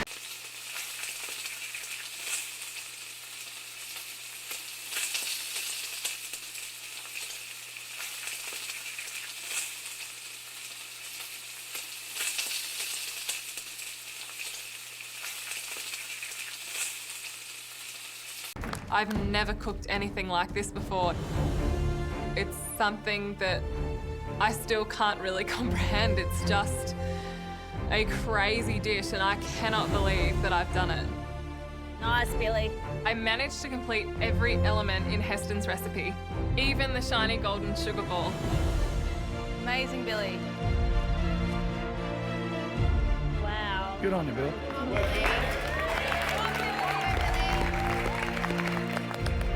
It's sort of come together and it looks really quite pretty on the plate.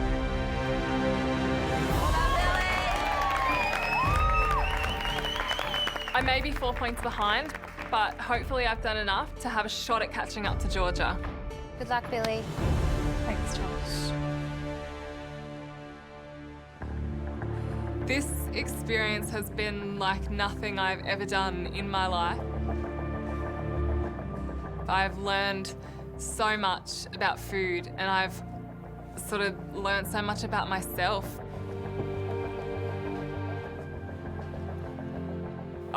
I'll never ever forget it. I'll always remember the experience. It's just priceless.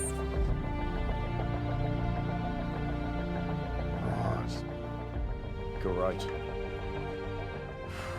Billy, we have to say that your courage, your calm under an enormous amount of stress is absolutely inspirational. It really is. I think we're all just amazed how you worked through that whole challenge, and a marathon it was. Heston said earlier that there's not a culinary competition in the world that would ask you to reproduce a dish like that kind of complexity in 5 hours. And you've done it. That's incredible. How does it feel? I cannot think of another time in my life where I've felt that happy, or even feeling that amount of pressure, but then that still makes me happy. I don't know, it just shows that's what I really want to do. And, you know, it feels really calming to know that, because I think when I came here, I didn't have that, you know, really hard, fast thought in my head of what I wanted to do, and I really know it now. And that just feels so comforting. Tell you what, there's an awful lot of people, aspiring professional chefs out there that can learn a lot from what you've just done. Yeah, absolutely. You have professional chefs come into the kitchen after 3 days of blown sugar spheres, they still don't get it. And to get it right, it normally takes about 2 months.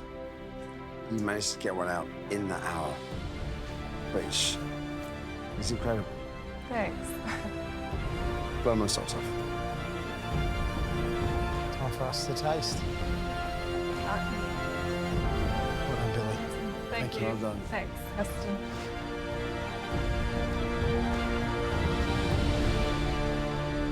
Wow, wow, wow, wow, wow. That looks spectacular. So beautiful, really beautiful. Are you surprised, Heston? Yeah. Yeah. Yes, I am. Totally. And nothing missing on the plate either. Yeah, it's brilliant. I'm a bit lost for words. I'm not normally lost for words. I just think that's amazing. And you know, she's got so much ground to make up. 4 points is a long way to come back from, but gee, she is diving for that tape, isn't she? Absolutely. Amazing.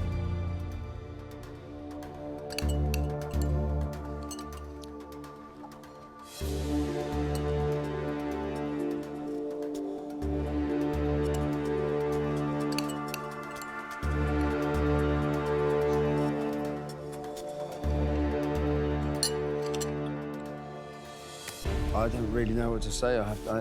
You know, with this dish, I knew that, I mean, it was such a big challenge, but for someone who's never seen that dish before, and amateur cook, yeah, a little bit gobsmacked. The fluid gels he's done brilliantly. Yeah. Note for note with yours, I think, probably. How's that sugar ball, Heston? I think she's done an amazing job. Yeah, she's some kind of superwoman. It's incredible. Whatever happens, she has a big future ahead of her. I think, given the difficulty of the challenge, that may well have been the best individual cook we've ever seen in the MasterChef kitchen. I can't think of something where the heights to the scale have been so high and the end result's been so good. That's put her right back in the hunt for the title, isn't it? Right back in the hunt. Right, shall we score?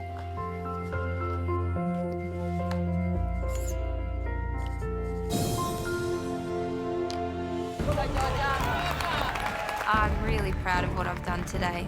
I gave it my best shot and I'm pretty happy with the outcome. Beautiful, unbelievable. To compensate for the missing sugar ball, I'm going to plate up 2 of the chocolate balls so that the plate balances and that it doesn't differ too much from Heston's. I know not having that sugar ball is going to cost me points, and I'm not 100% sure how the fluid gel is going to work out, but I'm thrilled with all my other elements. I think I'm ready.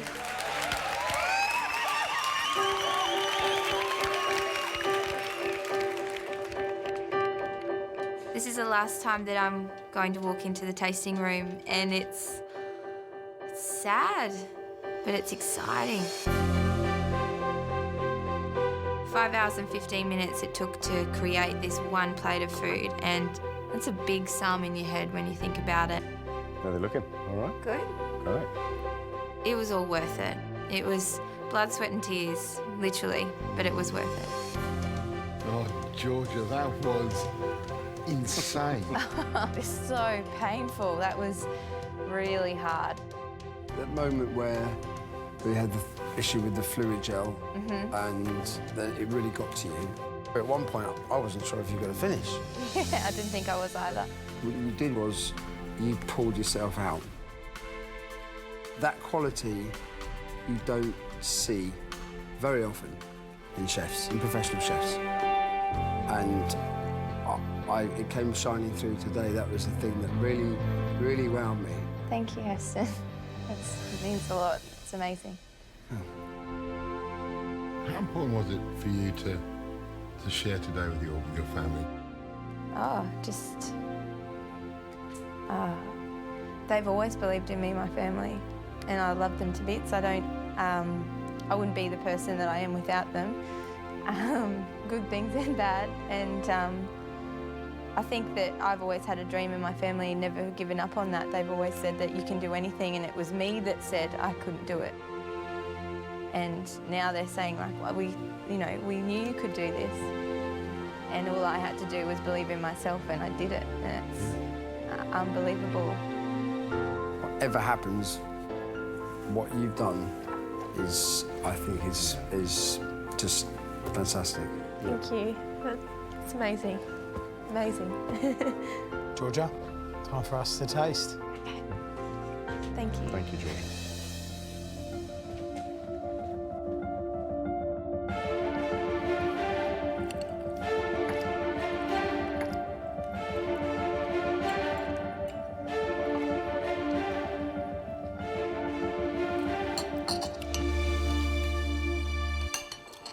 God, this is hard. You put all those elements together, there's a balance. And a chocolate sphere, the delicacy and the thinness of the chocolate itself is incredible. But there's a couple of issues here. Yeah. She didn't put a sugar sphere, and the fluid gel is grainy. This dish is all about, for me, subtlety and finesse. And that's, the flavours are great. There's lots of, toasty, roasty, all those things that we love. But I think there are some significant errors on this plate, but there's also some really good stuff going on. Well, also at this point, Georgia was sitting on a 4-point lead. Now we've tasted it, how close is that lead? Does she have a lead at all? It's tricky. It is tricky. Whether the things that she's done really well are enough to keep her in the lead. I know what score I'm going to pop in that folder. I don't know about you guys. Let's do it.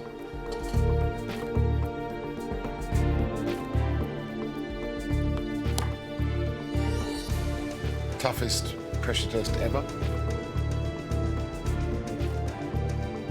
One of the best cooks I think we've ever seen in this MasterChef kitchen. One question remains. Has Billy caught Georgia? Has Georgia stayed in the lead? So the time starts, I've got my cream in there. Doesn't have to be perfect looking. I get my meringue and I break it up and it just snaps into lovely little shards, and I'm really happy with how it's gone. It looks fantastic. I'm a little bit worried about my granita. It's not as icy as Ben's, it's a bit more fluffy. 3 minutes to go. So I'll sprinkle that into the top, and I go over to my pumpkin slices. I grate my apple onto the pumpkin, I put my mould onto the pumpkin, and I lift it up. And the pumpkin has stuck onto the mould. Tiny little tear in one of the corners. But I don't think I've got time to do another one. I just wipe them down, put them in the box. They're good to go. In the box, in the box. Good luck, little fellas. A lot of my destiny is sitting in that box. Let's be honest, of course I'd love to win, but it's hard. 2 points is a lot to make up in a grand finale. Emma, can I tell you something? Yeah. You've been fabulous, funny, slightly quirky through this whole competition, but you brighten up our day when you come in here. And you've had this kind of crazy approach in the kitchen where 1 minute it's going brilliantly well and the next minute it all falls in a heap. I never thought I was a perfectionist, but I think I do like things a particular way. How do you feel when you cook? It just brings up everything. It's everything, it's my universe. And I just love not just the finished product, but right from the beginning. That's what I love. You know, we start from nothing and end with nothing. It's what we make in the middle of it. We've loved every single moment, and it's fingers crossed now. Thanks for the wild ride, guys. Thanks, guys.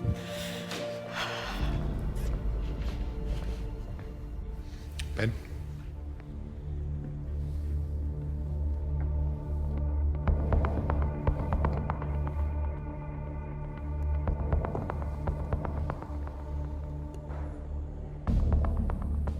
Little tear in the corner of ours. Oh.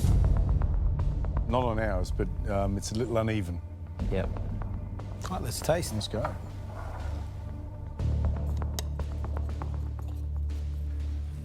Oh yeah, listen to that. It sounds like the real deal. Oh, crunchy bits. Yeah, straight away you can hear it. Crunchy. Did you hear that? Straight into crunch.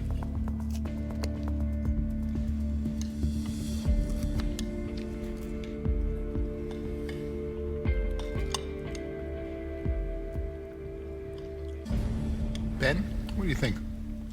The biggest difference I noticed when I first took my first mouthful was that the meringue was excellent, and that seemed to be the right amount to me. Just that sound when you crack in and you hear the meringue cracking like ice on a thin puddle is beautiful. The consistency of that curd is brilliant, and it carries the flavour. It's that creamy feel in your mouth that then counteracts the granita, the crunch and the meringue, and it lingers. I mean, my palate is salivating. It's beautiful. The negatives for me, one, the same as Linton. The presentation when you lift the lid was not quite there. Yeah, I think presentation with this one again was a problem. The tear on the top does detract from the look of the dish when you open it. And I think that granita is a lot more acidic than Linton's. It's not a huge detraction, but we're not talking about a huge difference. No. You know, if it costs you a point across 4 people, that can be the difference between winning the title and losing it. You know what this means? Finish that goes to the wire, all the way to the wire. Can she make enough points up? Yeah. Shall we score? Let's.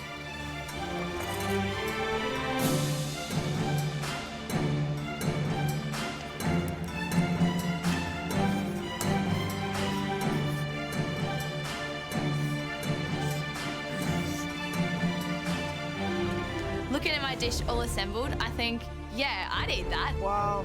Well done, sweetie. It looks pretty damn good. All right, done.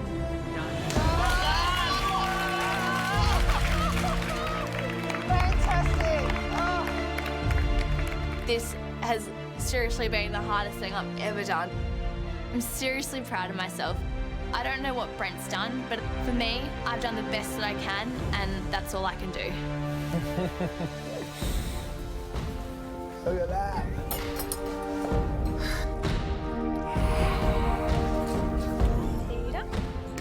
You're welcome. And Matt. Wow. Oh, Laura! Oh my God!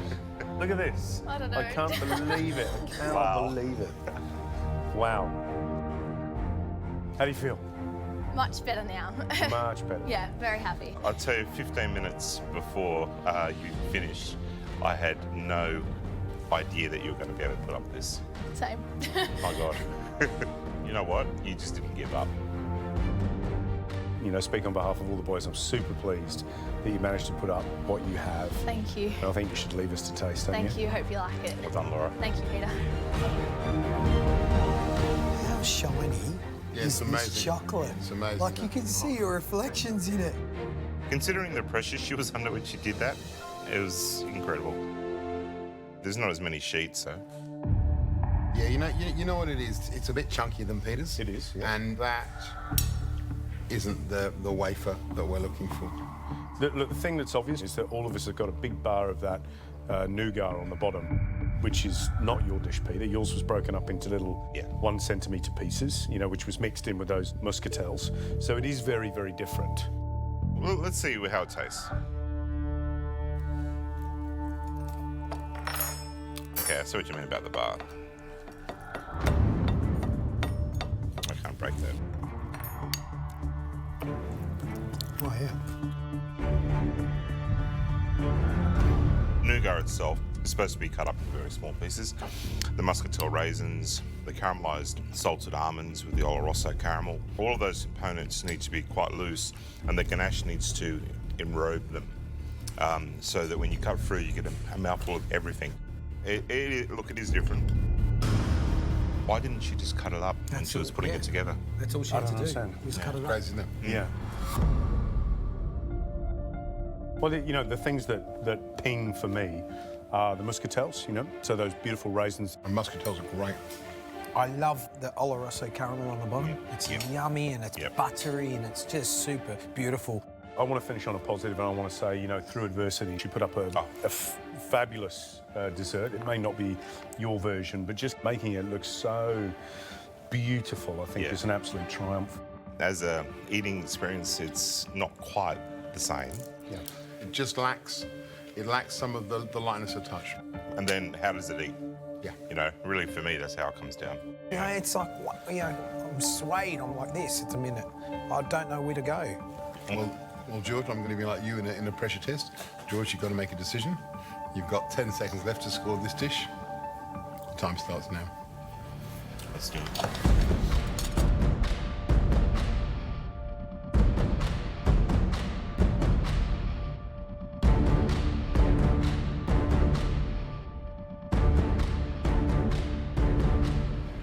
You know what I love? You know what I love about this tasting is that we've given our 2 finalists an incredibly complex dessert, and because of that, it's an incredibly complex decision.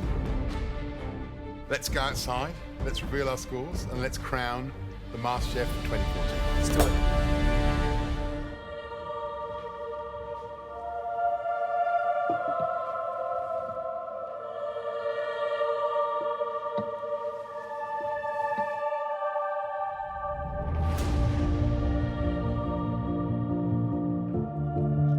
Even though I have a big lead, Ben is known for the pressure test. So I'm not sure whether I've done enough to beat him today. Sashi, are you happy? Yeah, I've grown so much in this competition. First day, I wouldn't have even imagined me putting up this dish in front of you. But on the last day, I'm so glad that I'm able to finish this. And what a day. You've got your family here. You've got one of the greatest chefs on the planet sitting in front of you. It's amazing. The feeling is so emotional, actually. Heston, you watched Sashi throughout this entire cook. How do you feel? Pretty amazed. Smashed it. Thank you so much. Sashi, for the last time, would you like to finish your dish for us? Sure. Thank you.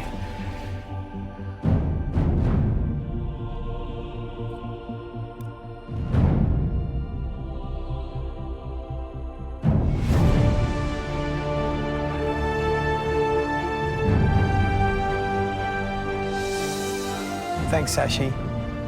Thank you so much. Thank you. Brilliant, Sashi. Let's go. All right. Prison officer, amateur cook, 3-star Michelin dish.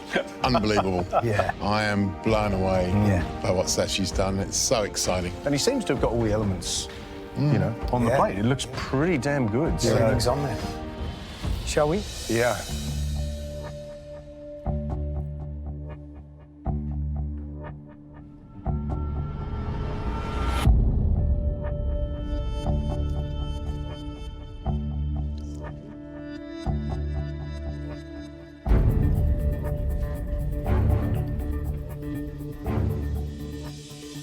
Texture of the mousse looks good. Yeah, it does.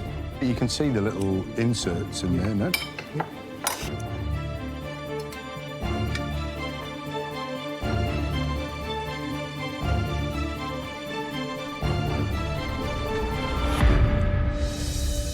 It's very fresh. There's lots of texture to work through.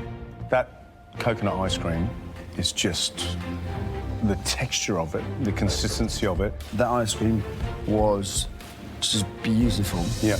And the sponge texture, he really nailed that. Yeah.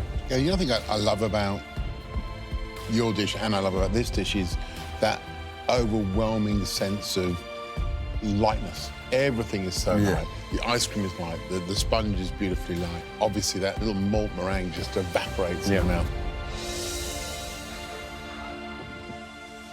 Shall we score? Yeah.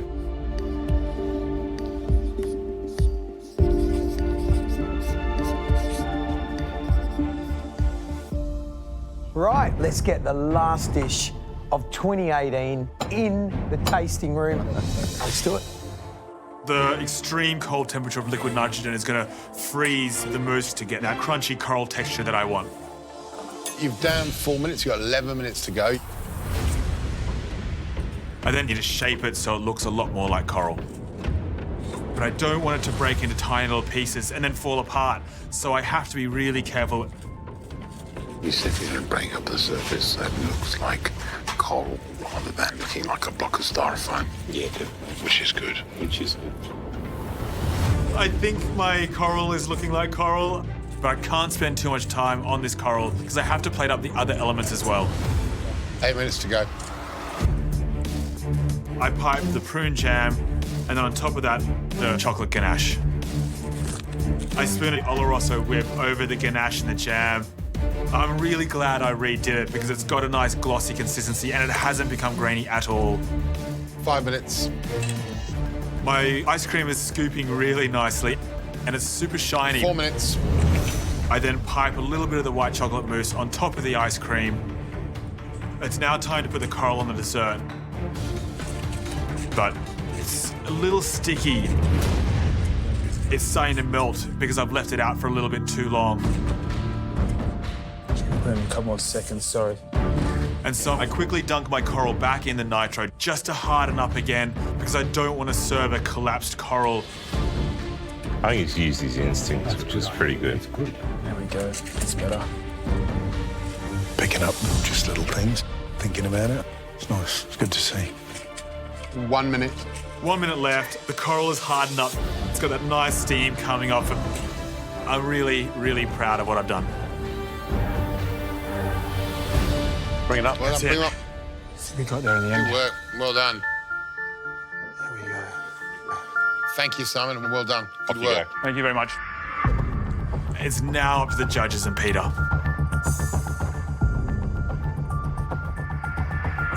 I'm going to see how this smashes, guys. Oh, yes.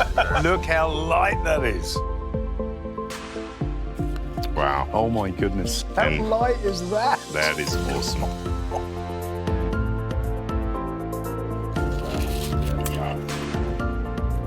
Oh, wow. Jeez. Yeah, wow. And the flavour. Yeah, excellent. He's nailed it. Excellent job.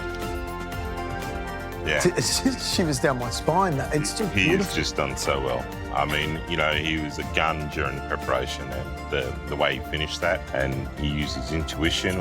I mean, that's what a chef should do. You got to cook with your feelings and he's nailed it. And the flavour of that Oloroso whip is so good. He's been generous with it, with the prune jam, fantastic. And the ganache is there, but it doesn't dominate. Cracking job by Simon. Yeah. I'm absolutely thrilled for it. That coral, Peter, is so light. Yeah. As soon as you put it into your mouth, you get that hit of cold, and then you blow a little bit of steam out your nose. You get all the thrill, don't you? And all the flavour at the same time.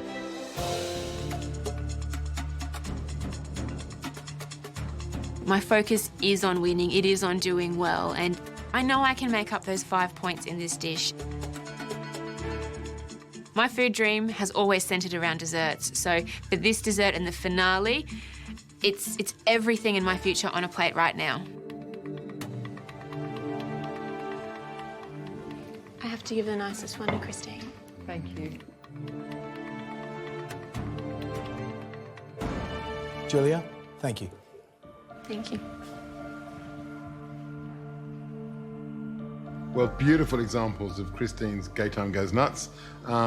Gary's looks more like I mean, I quite like it. It's Thames Barrier. It's still got architecture and it's style. quite cool. Appearance is just one of judging criteria for this dish. So let's have a look and see how this dish performs.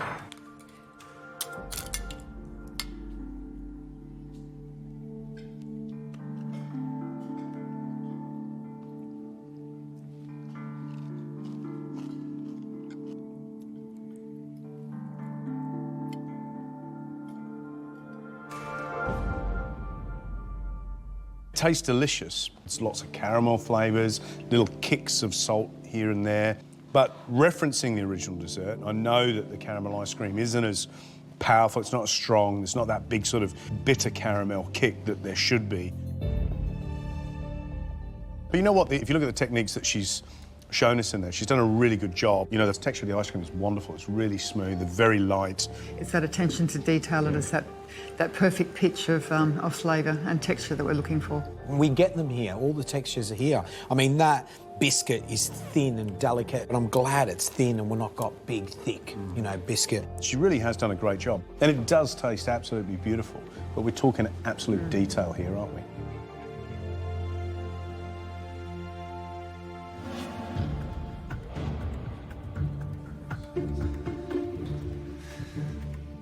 Andy! G'day. Look at him. He's buzzing. Unbelievable. Come in with a little jaunt there. You feel good? Oh, I feel relieved. Yeah, I feel good. It's that was a massive challenge for me personally. Bigger question for you. What are you going to do? The competition's done. We're moments away from revealing the results. What are you going to do? To start as, I don't know.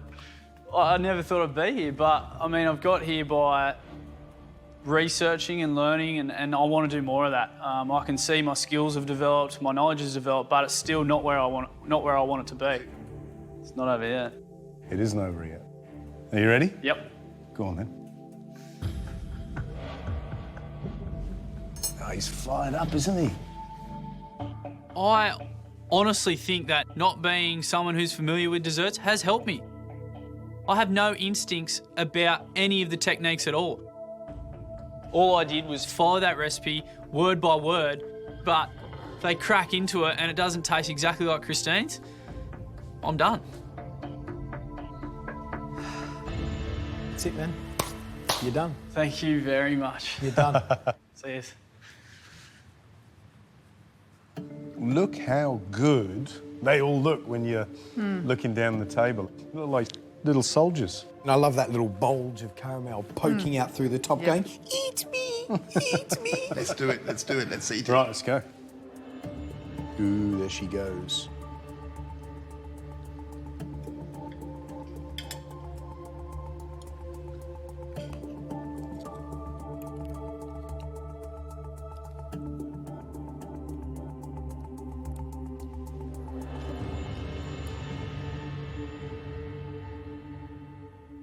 Looks delicate, looks beautiful. Looks like the one you put up earlier on today, Christine. Yeah. The construction of the dish, I think, I mean, he's nailed the biscuits perfectly. They were very uniform. That caramel ice cream, I could just, you know, that alone I could just sit and eat. I find the mousse quite confected. It's a bit artificial. A little bit dense, and I'd say probably it's just that ratio of cream to gelatin, probably just a dash too much gelatin. The caramel's a little, and in the nuts is a little hard on the top. It should be a lot looser and it should coat those hazelnuts a lot better. Christine, it's fantastic to have you here. And everything you said will inform us in terms of how we scored this dessert. We see you at Universal again. Thank you so much. Thank you. Thank you very much. Thank you so much. Brilliant stuff.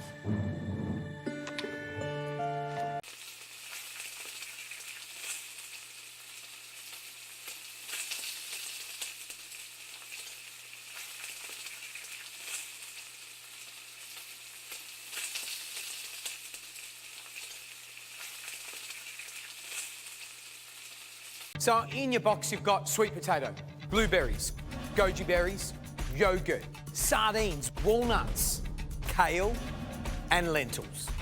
Collectively, they're known as something. Superfood. Superfood. Superfoods. I look down at the ingredients and it's quite funny because they're all really healthy foods, and the first thing that pops into my mind is a dessert.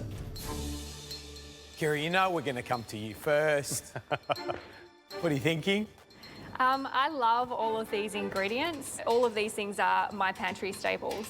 Fabulous. I definitely know how these ingredients behave because I do eat them often, so I'm hoping to be able to incorporate all of them. The challenge for you today is super simple. You have to use one or more of those ingredients in your mystery box. And of course, under your benches, you've got some staples. We will only taste the 5 best dishes. So make it taste delicious, look delicious, and smell delicious.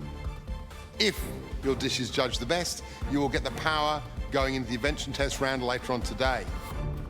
Well, you fabulous 15, you have 60 minutes to create superfood out of these superfoods, and your time starts now.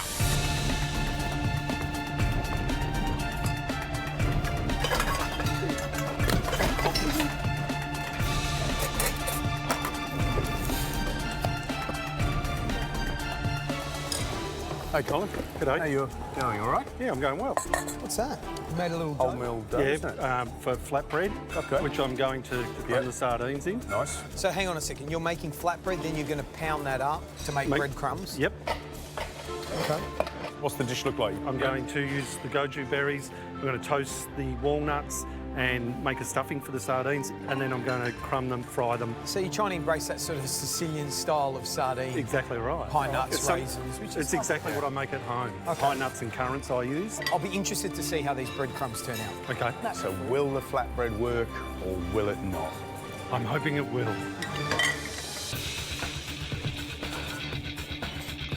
Who are going to be the 5 superstars? 15 minutes down, 45 to go.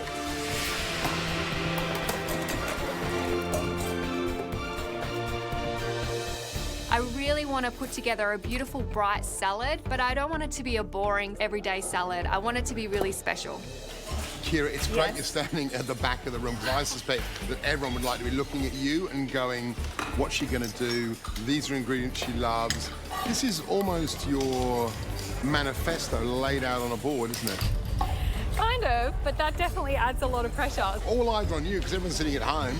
Oh my God. The 3 of us judges are sitting there going, well, Kira's got to win this.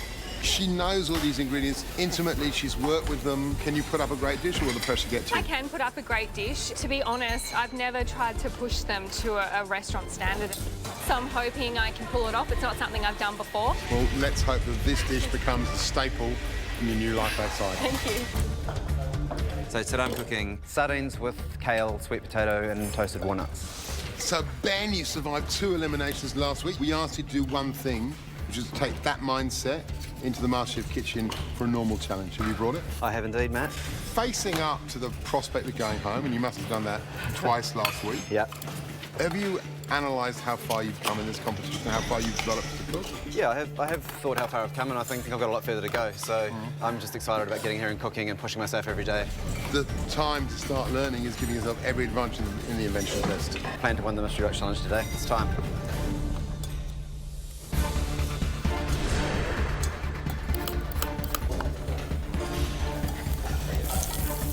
Today isn't just about delicious food, it's about winning that advantage in the invention test. Today I'm going to make a walnut-crusted sardine with a lentil and sweet potato salad, and I'm going to do some pickled goji berries, some crispy kale, some creamed kale, just lots of different little things, but the walnut-crusted sardine will be the hero of the dish.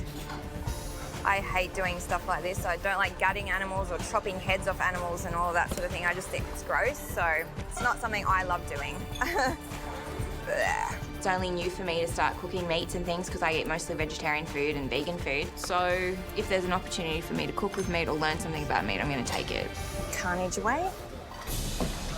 Brent and I are both cooking with whey today, so it's a bit of a battle for us to see who's going to get chosen for tasting. Today I'm going to make pan-fried sardines with whey-poached lentils and sweet potato.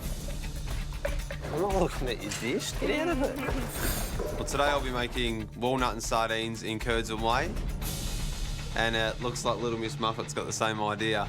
Colin, I'm really loving the fact that he's stuffed the sardines, he's made a flatbread, he's made a breadcrumb from that. He's treated them really beautifully and respectfully. I think it's going to be a great dish. Oh, God.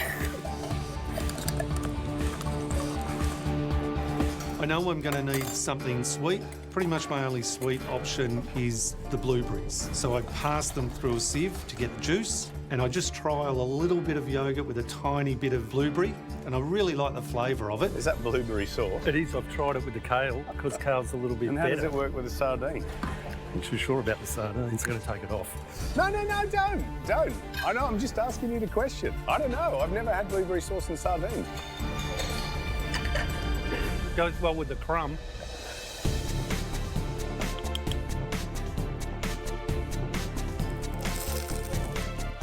I kind of want it to look like the sardines are swimming in a green sea. Then I start carefully arranging all of the kale chips like little waves all around them. Looking at the plate, it looks a bit like the sardines are in a jungle and not a green sea.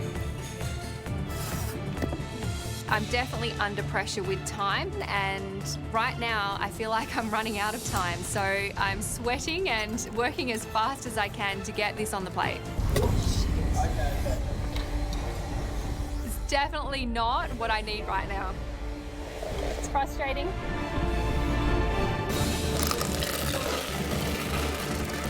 Burning everyone. We have to say your presentation is looking beautiful. Keep it up, guys. 1 minute to go. Come on, let's push it. The question is, does goji go with sardines? Do blueberries go with sardines? We'll find out in 30 seconds. Come 30 on. seconds to go.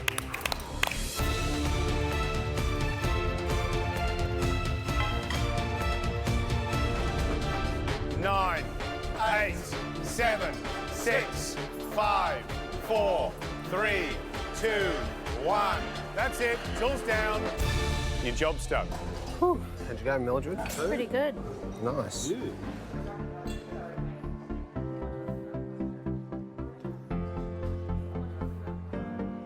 There's definitely a lot more pressure because I do love healthy food, and there's no secret that that's why I'm here. And hopefully I've been able to do myself justice today. Well, I'd like to think I've got a good chance of being tasted today. I think it's a pretty good dish. My only concern would be the blueberry yogurt. I know the judges were looking at me a bit quizzically. You had 1 hour to cook a delicious dish from a box full of superfoods. There should be super results. And the first person's dish we'd like to taste has been up here a couple of times. Amelia. First cab off the rank is Little Miss Muffet and her curds and whey. I mean, if she gets this and I don't, I'll be... Amelia. Hello. What's the dish? Pan-fried sardines with elements of whey. How are you travelling in the competition now? I'm good. Do you think you can win? I know I can win. You know you can win. What are you going to do if you do win? Go on a bender. And the most honest answer ever in the history of MasterChef. The most Thank honest you. answer ever.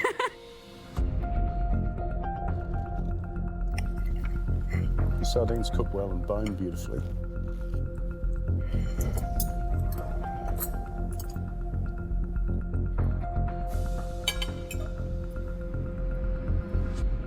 For me, those lentils are interesting.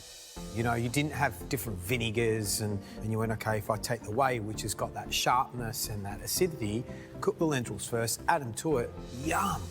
Complex, interesting, and against that sardine, which can be on its own, I'm a bit, I need lemon, I need acidity on it, but with the lentils, delicious. Thank you. Well done, Amelia. Thanks.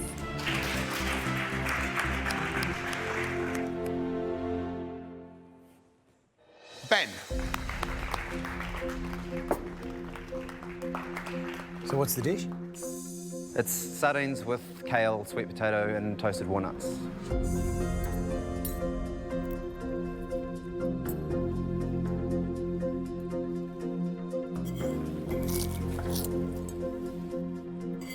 From crunch to soft sweet potato to puree to crunch again with the walnuts to smooth, cool yogurt. It's just like, wow, it's all just going on. It makes you want to go back for more. This is a ripper.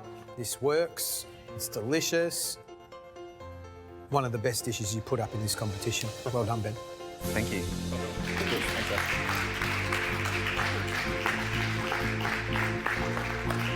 Colin, you're next.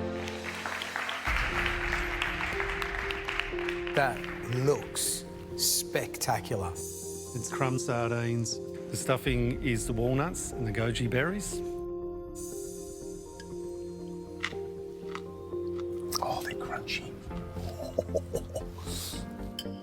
Colin, what I love about your dish is that crunchy rubble of breadcrumbs that are really super friable in the mouth. You can hear it when you bite into it. There's that real which is wonderful. The flesh of the sardines, moist, juicy, salty. The kale chips, again, crispy, beautifully salty with a bitterness that works wonderfully with the sardines. What I'm not so sure about is the yogurt. I understand you need something there, but probably for me, if you'd had a lemon, that would have done the job. I don't have any problem with the yogurt at all. I think what the yogurt does for me is just sort of adds a bit of sourness that you have to have. You didn't have lemon, so you did the best that you could. The next person's dish we'd like to taste has never had a dish tasted in the top 5 of the mystery box. Brent.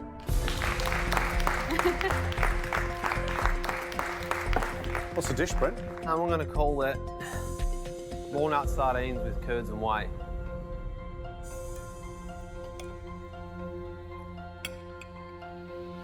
I think there's so much for you to be proud of about this dish. I think the combination of the walnut and those toasty bits of whey is a brilliant combination. They look similar, they've got similar kind of toasty profile, texture very different. That's beautiful.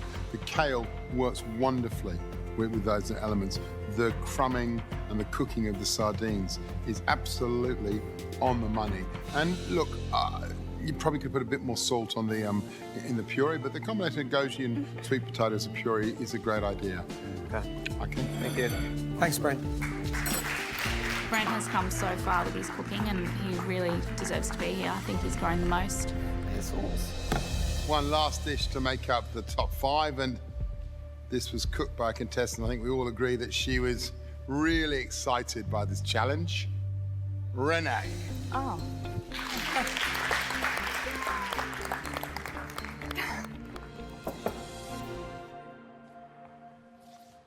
Tell me what the dish is. Walnut crusted sardine and a lentil and sweet potato salad. There's a lot going on in here, isn't there?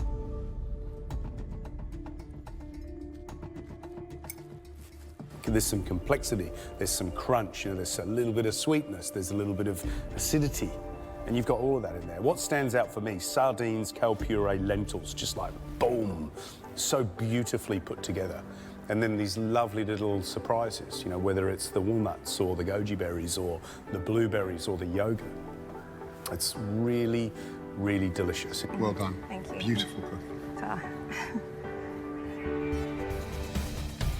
It's so important to be safe today because I want to get a spot in finals week. Are you doing touch? No, I'm doing fine. Today I'm going to be making cured salmon with a cucumber, ginger and miso jelly. I know I can do something good flavour-wise, but I have no idea how to make the sight really shine on my plate. And I'm kind of stressing out right now. Looking down, Laura seems to be lacking direction. She doesn't look confident. I think she's in trouble already. She's got sight, which is probably the hardest, but the person who has the hardest one might come up with the most creative dish.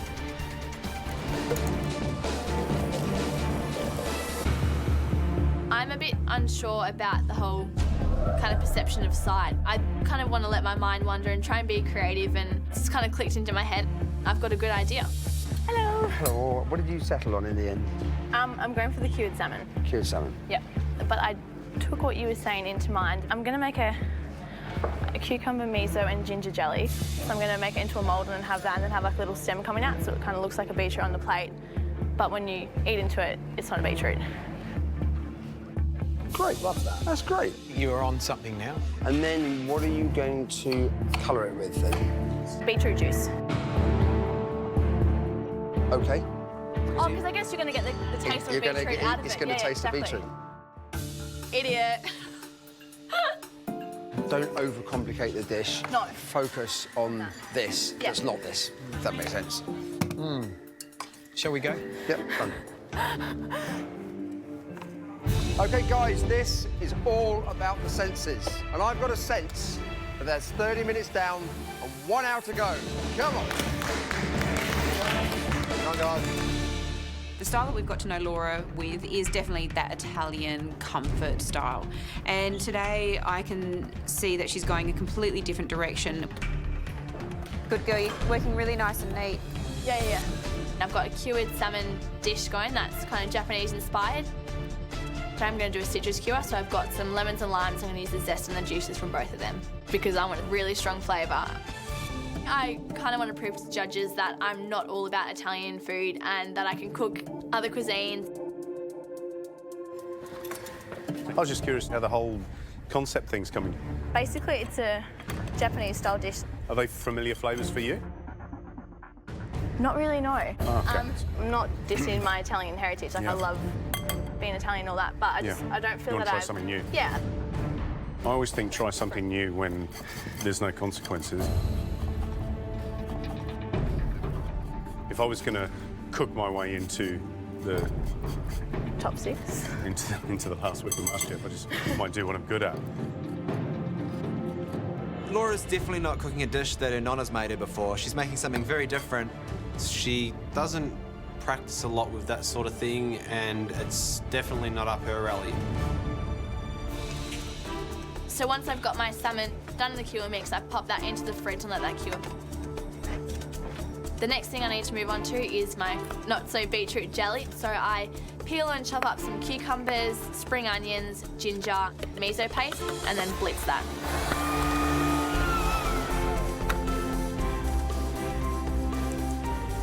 I strain that all out.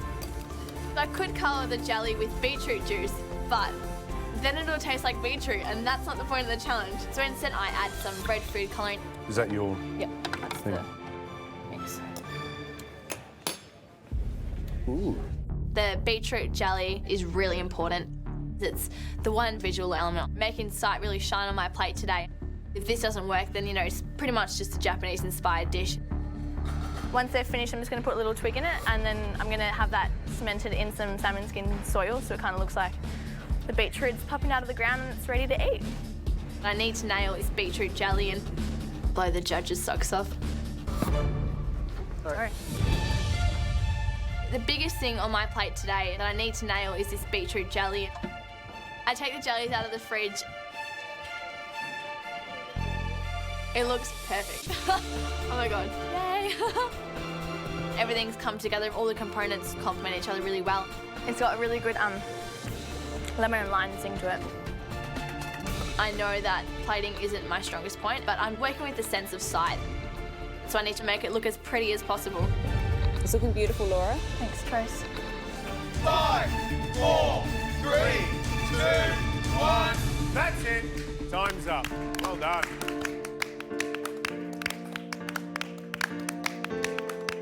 I'm really proud of myself. I think I have filled the brief, so yeah, I'm happy.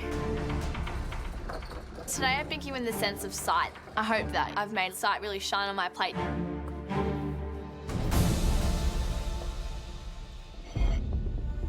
I reckon this week you've been a little bit different. Has having Hester around thrown you slightly? Has it sort of, I don't know, has it made you nervous? I think a bit of everything. Like, I'm definitely nervous. Like, I want to impress Heston a lot, and I guess I've tried to be a little bit different, a bit more modern in my cooking, and I just feel I have to step it up a little bit more. What is the dish? Cured salmon with a beetroot jelly. Then you've got coriander oil, pickled radish, fresh radish, and a lime creme fraiche.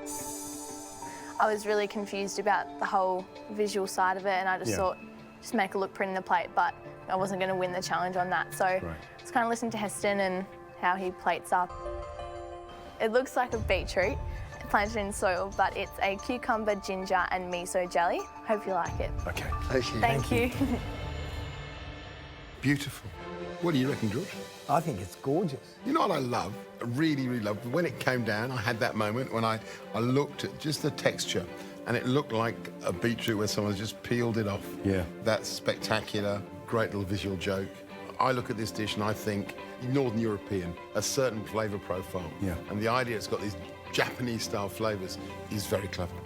George, would you like to start? Let's eat our beetroot.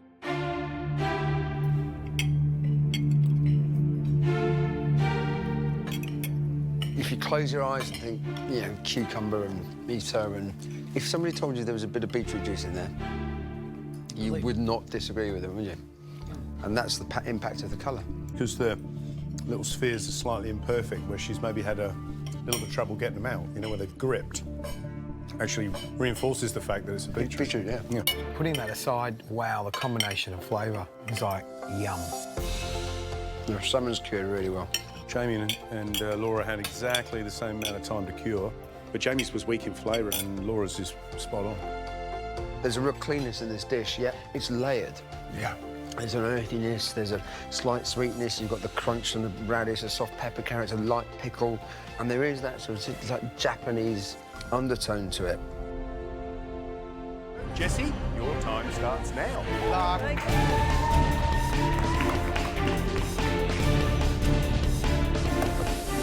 Today I'm going to cook my chicken on the crown with a nice sauce and crispy parsnip chips. I know I've only got an hour to cook and I should really be getting onto that chicken as soon as I can, but if I don't put my sauce on first, it's not going to have enough time to infuse with flavours, so I've got to get that on the go straight away. The first thing I need to do is break down my chicken and just get lots of vegetables caramelising so I can make the sauce as flavourful as possible. It's only while I'm making the sauce that I realise that I'm missing some things that I always use in the sauce. So stock is definitely one of them, but even verjuice and vinegar, I usually like to brighten the sauce with a bit of acid, and there's not really any acid for me to work with today. So instead, I'm going to use some of my spices to try and add more of a punch to the sauce. I'm going okay so far. I need to get moving a little bit quicker, but I've got lots of things happening. I can see that Jessie is putting a lot of spices into her sauce, and with less than an hour to reduce it, I'm worried that they won't cook out and it could end up quite bitter. But at the end of the day, Jessie knows her way around a kitchen, so fingers crossed it all works out. You know, she's sort of too calm, you know? You need to be motoring. A lot riding on her, isn't there? I've spent a lot of time trying to get that sauce right, and now it's in the pressure cooker. I can finally move on to the chicken. Did you need to take the wishbone out? Yes. Oops. You've got to be really careful when you roast the chicken on the crown because it does need time to rest through. You don't want to cook it all the way through and then the extra heat overcook it. So you've almost got to undercook it a little bit and let it seep through. Should I take the neck out, do you reckon? Nah, leave it. Now get it browning. Beautiful. Get some more oil in your pan and then go breast, top in the oven. And remember, right up against the side so you get the full contact with the pan. Beautiful. Lovely. Next one. Just a tiny bit longer.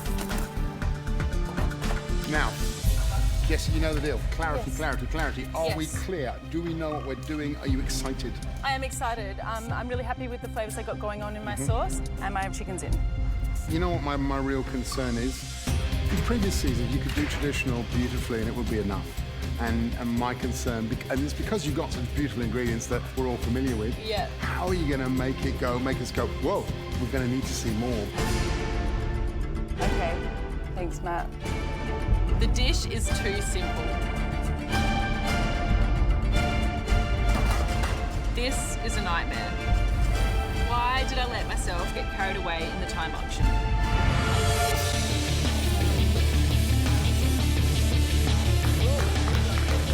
Matt suggested my dish needs a little something more to make it stand out against Reynold and Georgia. Noted.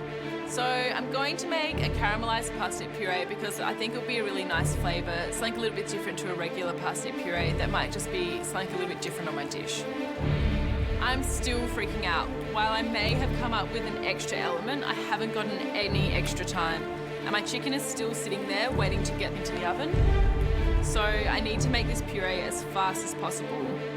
My race against the clock has only gotten tighter. Is that puree in a position you can start blending it? Because you've still got to pass it and everything. Yeah, I just looked at it before. Just because the chicken's going to take up your time in the next couple of minutes, so if that can start pureeing. Yeah, they're not far off. I don't know where Jessie's head is at. She should have had that chicken in the oven at least 10 minutes ago. She's really, really pushing it if she thinks she's going to be ready to plate up in time. What do you got, 180? 180, yeah. Cool. Make sure you get that sauce. Beautiful. What's your pressure cooker? 1 minute.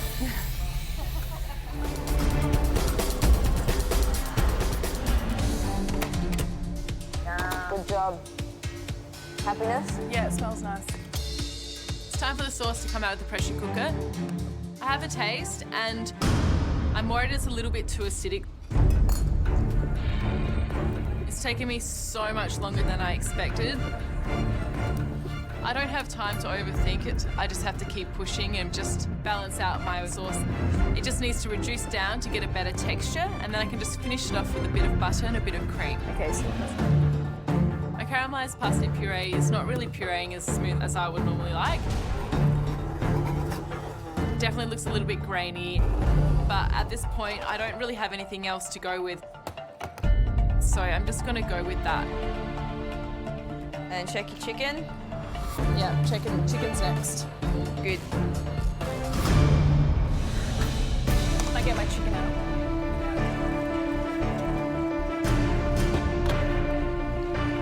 I've just taken the chicken out of the oven and I'm not really feeling too confident about it being perfectly cooked. Ow. Fingers don't matter now. Come on. Come on, Jessie. When you get to the bottom, then you just chop through the bone. I cut into the chicken breast. How's it look? Ow. And it's so raw. It's nowhere near cooked. This is a catastrophe. With less than 10 minutes to go, I don't know if I have enough time to fix it. I'm just gonna take the top part of it. I cut into the chicken breast and it's so raw, it's nowhere near cooked. Yeah, it's bad. How's it look? It's gonna need a little bit more in the pan. Oh, yeah, it's hello. a bit under. Very under. I'd put a lid on it or something too. You want to, yeah, just gentle now, right? You're panicking. You got to put everything else on the plate, and at the last minute, Yeah. and it's got to be amazing. Come on, Jessie. Come on. Come on, Jessie. Hot. I just hope this works. Beautiful.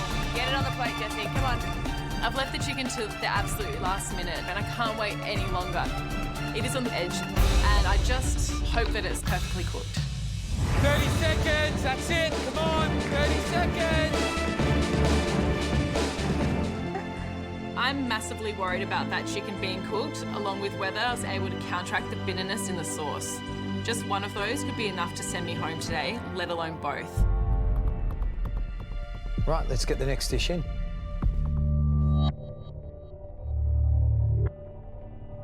I'm not sure about my chicken and the sauce. I'm just hoping that I've managed to get them right. Cool. Do you want to pop the sauce on, do you? Please.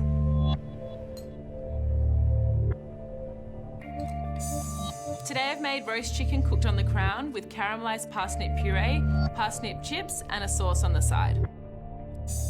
How'd you go?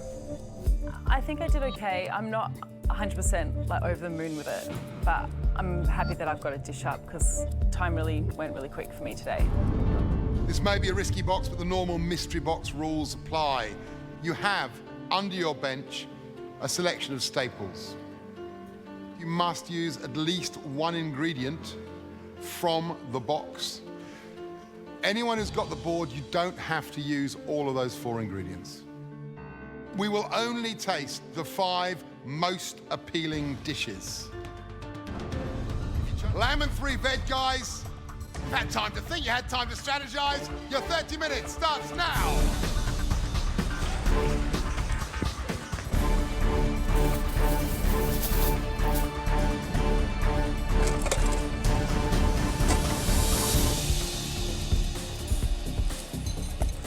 I often choke in the kitchen because of a lack of thinking time. So being able to really sort out your dish is a huge advantage that I don't think a lot of people considered.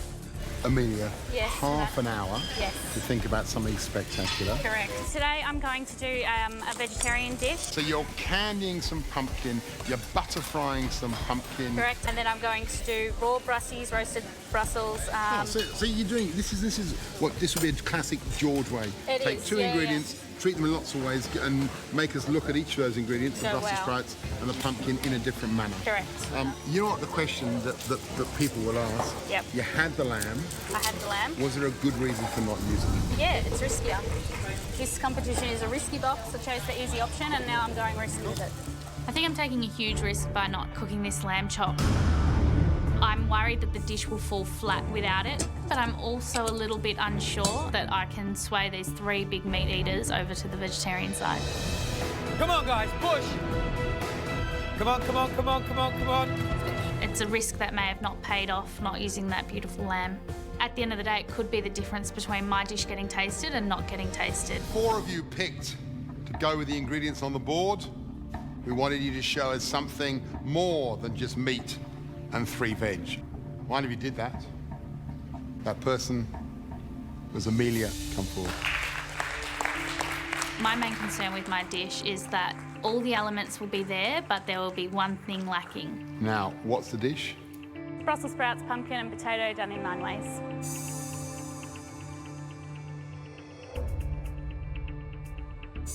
This is what we're talking about, isn't it? It's clever. But the question is, did it need just a little drizzle of lamb fat? Shredded crispy lamb. Oh. I'm going to swoop in and grab the bits.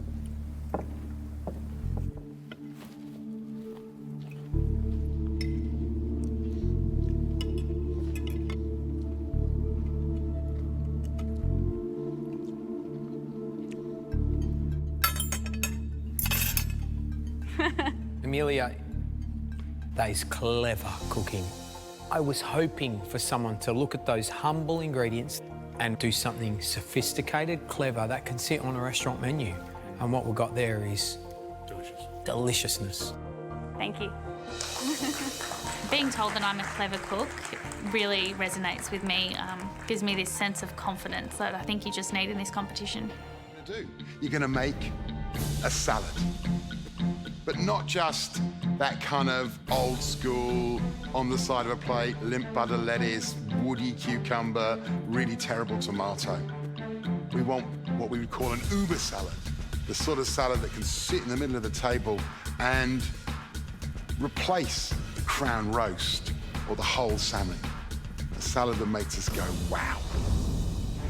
Here's the bad news, maybe.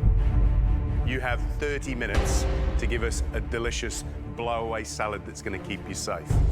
Kind of looking at the produce, trying to get some inspiration, and I see all these beautiful heirloom tomatoes, different shapes, different colours, and I'm like, yeah, you're going to do a tomato salad in a way that isn't traditional, and it's going to be unexpected. Has anyone seen vinegar?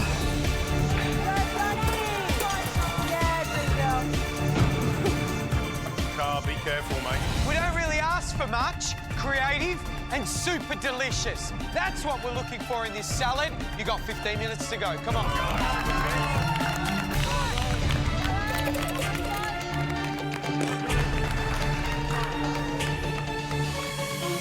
that looks good. What do you got in there? Coriander I've got coriander, carrots, orange zest, orange juice, butter and honey. Yum. What's that going with? So it's a quinoa salad with like a tahini yogurt in it. Beautiful. I want to bring out the sweetness of the carrot. I kind of want to reduce the cooking liquid so it's a bit of a sticky glaze so they're nice and shiny at the end. I'm feeling nervous, but I'm desperate to survive through this first round. I don't think I've got it in me to fight it out in a second round, so I'm just completely focused on what I'm doing.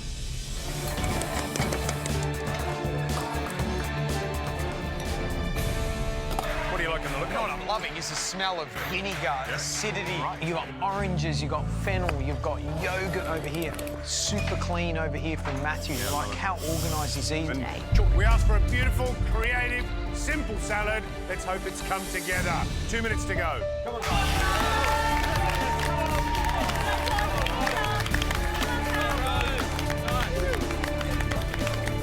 There's not many ways I can plate this salad up, so I just pick it all up, drain some of the dressing off, and garnish it with some feta. 30 seconds. Dress, dress, dress. Come on. Come on, guys. Come on. Come on, guys. Come on. 10 seconds. 9, 8, 7, 6, 5, 4, 3, 2, 1. Time's up.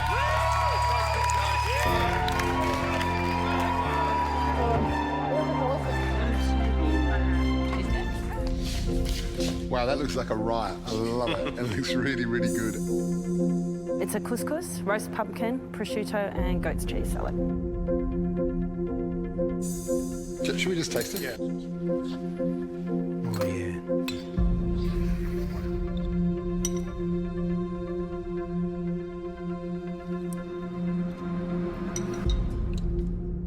That is seriously yum. Love the pumpkin, love the goat cheese, love the prosciutto. Love the couscous. The couscous is just beautiful. It falls like rain from your fingers. It's fantastic.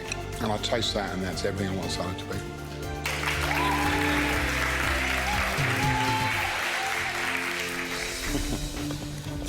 Oh, that looks good, doesn't it? Balsamic roasted beetroot and red onion, red quinoa, goat's cheese. Everything needed a bit more cooking, but the combination's delicious. Really yum. Thank you. It's an achara, which is a Filipino pickled vegetable. I think it's really delicious, tasty salad, and we love pickly things these days. I think the key here is think about how you might drop those flavours onto the plate and just bring it bang up to date. Ashi, how you feeling today? I'm feeling nervous today. Don't want to go through the next round. What's the dish? It is a quinoa and baby carrot salad with a yogurt tahini dressing. I'm just imagining a glass of wine and that salad comes out. I'd be pretty happy, wouldn't you? I love the fact the carrot looks sweet and sticky and roasty. I'm salivating. Come on, break it up. They need it.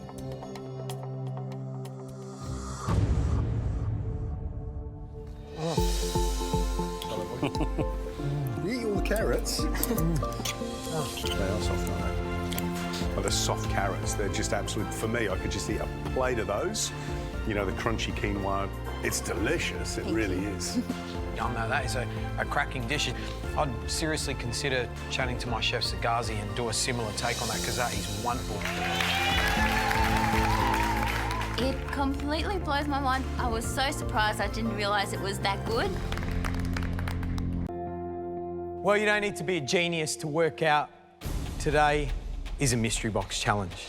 But the question is, will you be a genius when you see those ingredients? Will you play it safe, or will you go out on a limb and blow us away?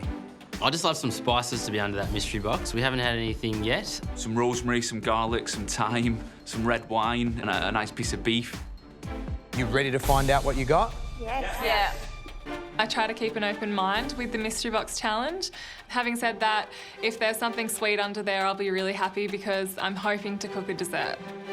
You can lift the lids now.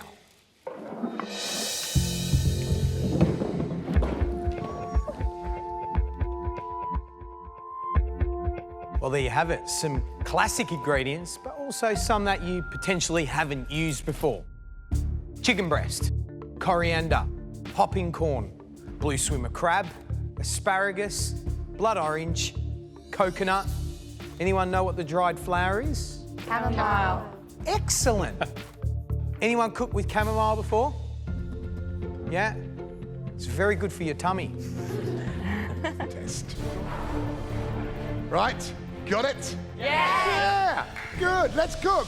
Time starts now.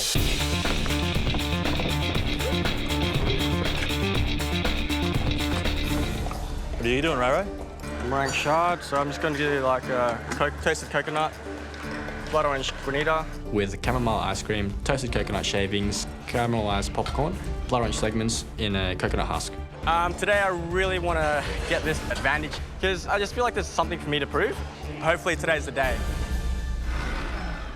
It's really important for me to be in the top 5 today because I need those judges to taste my food. I want them to see that I can cook, I can make something look and taste beautiful, and that's my goal today. Reynold, what's the dish? I've got a blood orange granita as a bed. I'll be serving that on a coconut husk. I've got a chamomile ice cream in the freezer. I've got some candied popcorn. What are we going to love about it when we stick our spoon in it? What's going to be like that? Refreshing. Refreshing. Yeah. Your dish sounds awesome, right? Yeah. It sounds delicious. But Reynold, you've got to sell it to us as well. Yeah. If we pick you, you come to that table and you love that dish. Because if you love it, before we've even tasted it, we love it. Yeah. All right? Yeah. I'm determined to wow the judges, so today I'm planning to impress them with my plating skills. 5 minutes to go. It's all about how you plate this dish up. Yes? Yes. Come on, guys, let's go. Come on.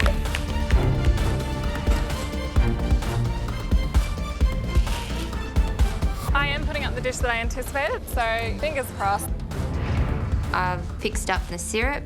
It's beautiful. I'm so happy with this dish. 10 seconds to go. 9, 8, 7, 6, 5, 4, 3, 2, 1. Time's up. Well done. Cheers, mate. How'd it go? You're good, I think. Reynold.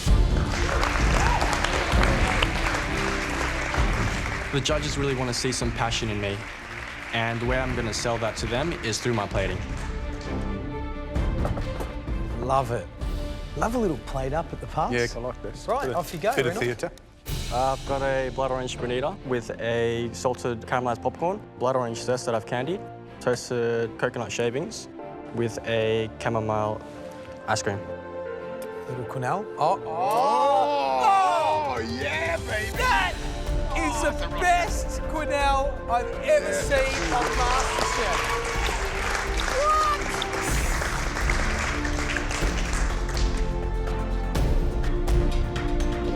You don't happen to have your phone, do you? I do. Could you take a shot and send it to Matt and I? Closer, just give it a bit, yeah. Perfect. Yeah, nice. Mate, just a bit of Reynold in the Yeah, a bit of background. Reynold in the background. That looks amazing. Reynold, look, you look very handsome. Can you flex the guns a bit more? All right, let's go, boys. It looks absolutely beautiful. What I love about this dessert is that chamomile ice cream is absolutely bang on. It has that fragrance of hay shed. It's, you know, like drying grass in the summer. Popcorn, perfect combination with that orange zest with it. For me, the popcorn needs more salt because something has to balance the sweetness of the praline, the ice cream, and especially the granita. I mean, it's amazing dessert, but you know it needs lime. You know it needs more salt. I think I've done a really good job with this dish, but there's a few areas for me to work on. However, I'm determined to get better and better. Next round, I really want to blow them away.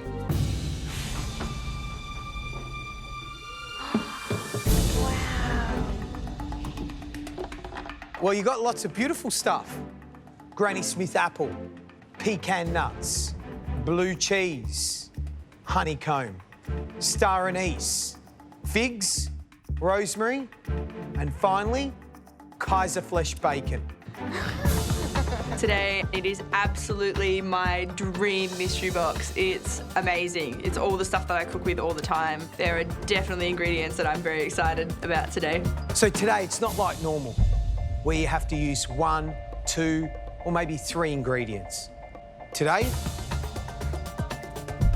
you must use every single ingredient in this mystery box to create one dish. One dish. What? You got it? Yep. Yes, George. Yes, George. It's easy done, I hope. There's a reason we want you to use all the ingredients. There's a reason that we want to push you. Because there is a huge prize on the line. This isn't any ordinary apron. This is the Power Apron. It's Power Apron Week. The Power Apron is back. And 4 times this week, you will have the chance to win it and to wear it. This year, the question is, can you hold on to the Power Apron? A Power Apron means that someone is going to have a massive advantage in the challenges this week. We don't know what those advantages are going to be, but they're going to be huge. Gold goes really well with my complexion. More than anything, I want to wear this Power Apron. You ready? Yep. Yes, you set? Yep. Go!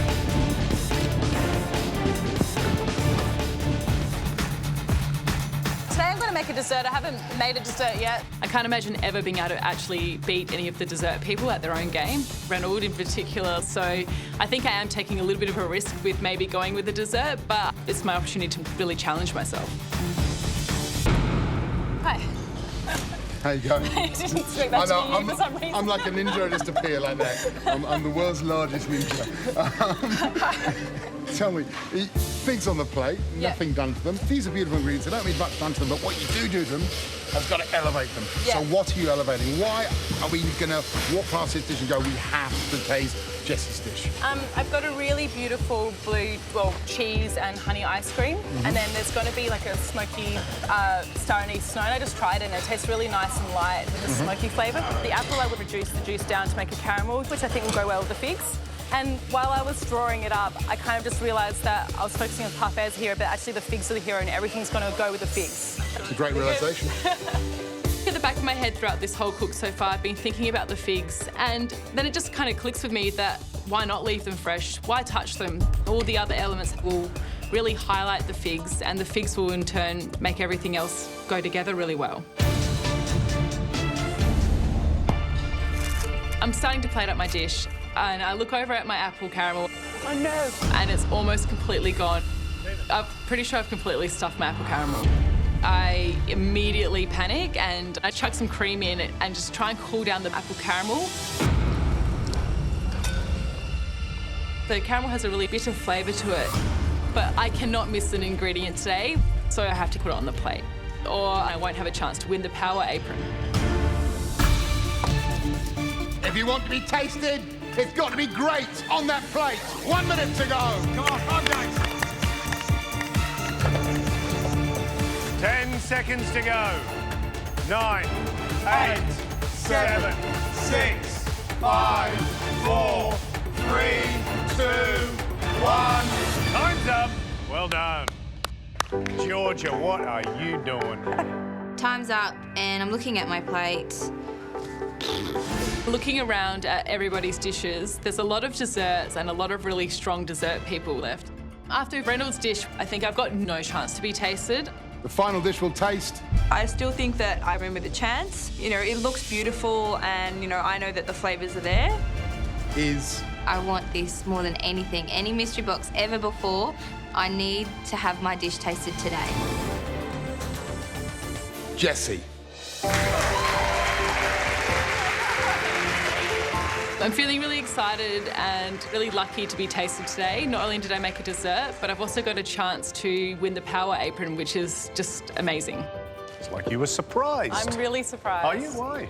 I don't know, just didn't expect it. So, Jess, tell us what your dish is. Focused on fresh figs, and then I had a blue cheese and honey parfait with a smoky star anise snow, rosemary and pecan crumb with an apple caramel. Beautiful. I'm going to say straight up, it looks absolutely smashing because what I'm focused on is about 3 things. Figs, ice cream, snow crumble. Can we taste it? Please.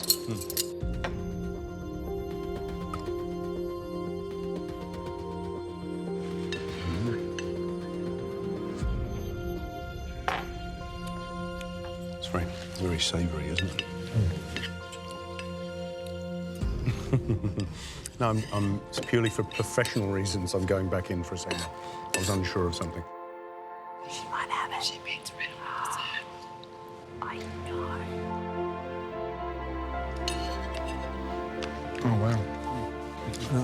Licorice, yeah. Absolutely. It's brilliant. It's full of fruit, boys. It's okay. Oh. Blue cheese, that apple caramel, the fresh fig. Did you say smoke? Yeah, I just use the smoky flavour from the bacon to go in the meal. Very subtle in that snow, and it is just absolutely smashing. I don't think I've had a dish like that, certainly not this year, certainly not in the last couple of years in the kitchen. It's so savoury, but so delicious and so quite obviously a dessert.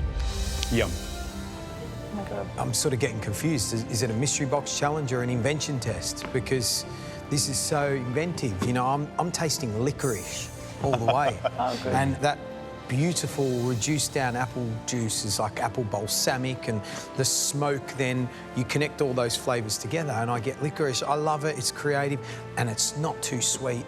It's wonderful. Geez, you're good. I love this dish, but the thing I love the most about this dish isn't that this is the best dish you put up in the competition. It's that moment at your bench when you had the realisation that this dish was about beautiful, fresh fig. And that moment of taking one thing that's spectacular and building the most beautiful palace around it, ideal.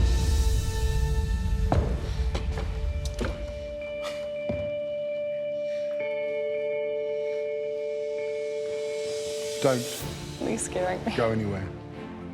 Matthew, Reynold, Ashley, we loved your dishes, but this dish here is something very, very rare and very special.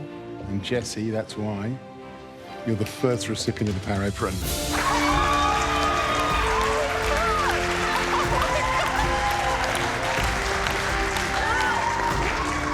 Look at that. It's a bit heavy because of all that gold braid. Wow, thank That you looks, so much. wow.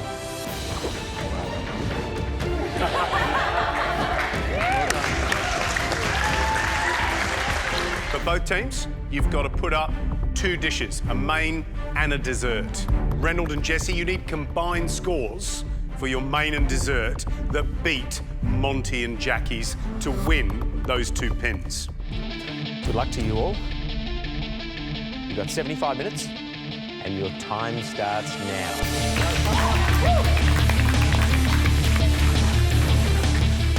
So, you've got an idea?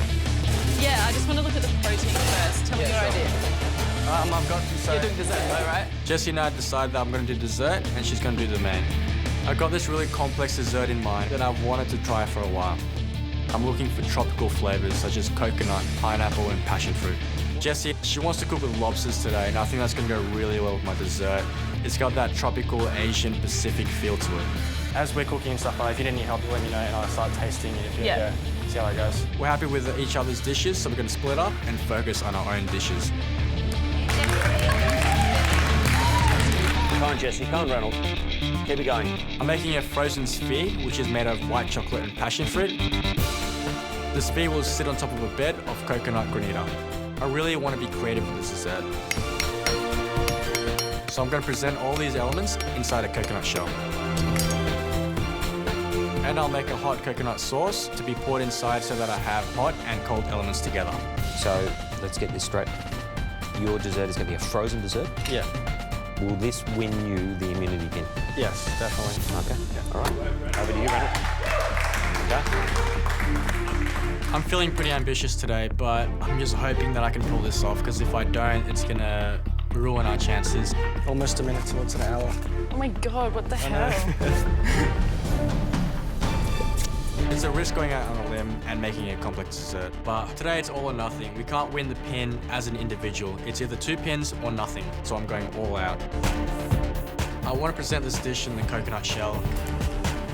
I want to have a bed of coconut granita, like little snow. And in the middle will be the passion fruit sphere, which is like white and with a tinge of yellow. I really want this sphere to be intense in passion fruit flavour. Aside from the white chocolate and passion fruit mixture into the silicone mould. Keep it moving, Reynold. And then into the blast chiller to set. Hopefully the two halves are going to freeze in time, otherwise it's going to be really difficult to assemble them to a perfect sphere. 25 minutes left, people. Come on, guys. Come on, guys. 25 minutes ago and I check on my coconut granita. I should have started scraping that earlier because right now it's just rock solid. Scrape, Reynold, scrape. I want this granita to be fluffy but also flaky at the same time, really fine like snow. Inside the sphere is going to be filled with saffron caramelized pineapple. I cut the pineapple into cubes and start a dry caramel. You're using saffron, yum. Yeah, for the pineapple. It smells beautiful. If either of our dishes fail, neither of us are going to get the immunity pin. And for me, I just really hope that I don't stuff up with my dessert. You win today, you've pretty much got a guaranteed road to the finals. Yeah. Yep. Okay. My mousse is just frozen set solid, and all I need to do now is to start to assemble. That's good, Reynold. With less than 15 minutes to go, I start working to finish off the passion fruit sphere. Okay, good. I just gotta scoop out the middle. I have to work fast, if not the mixture's gonna melt while I'm working on it. After I place the pineapple into the middle, I put it back into the blast chiller to freeze again before I put the two halves together. Come on, Reynold. To plate up, I grab the bottom half of the coconut and fill up the coconut granita. Putting the final touches on, a bit of lime zest, a bit of fresh mint and some dehydrated pineapple. In the middle of the granita will be the passion fruit white chocolate sphere.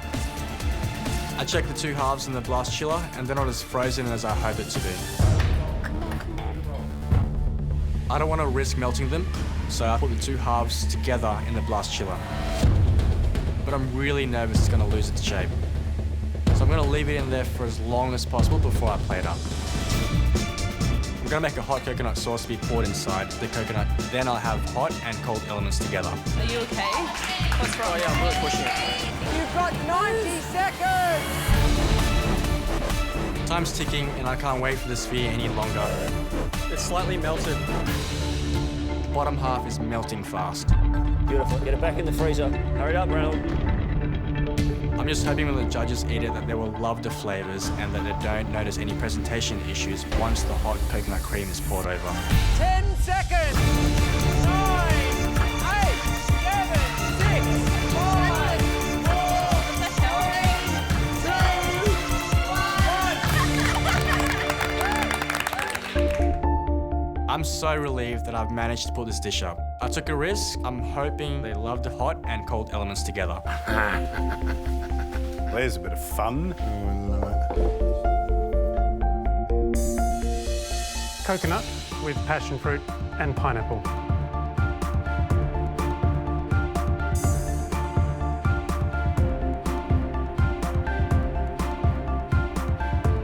Well, that's a hot sauce, isn't it? I love that theatre of revealing the dessert inside the coconut. Oh, what a taste. This looks incredible.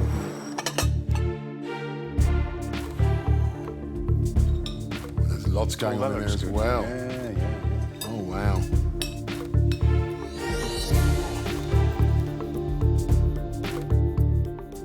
That Maltesey stuff. Hang on. Hold on. Don't burn your hand. And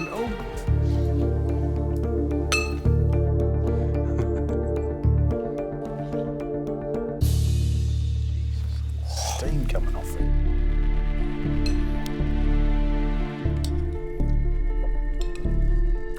Oh, that's good.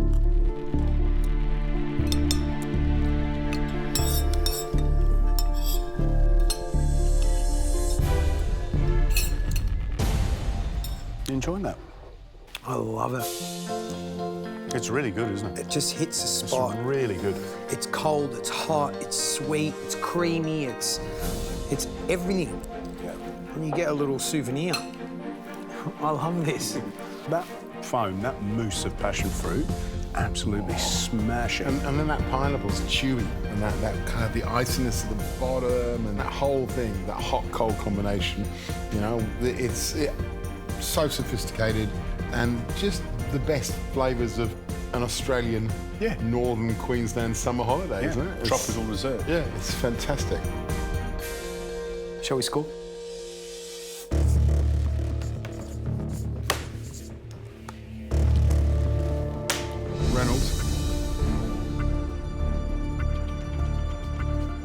things in coconuts. We love them. 10 out of 10.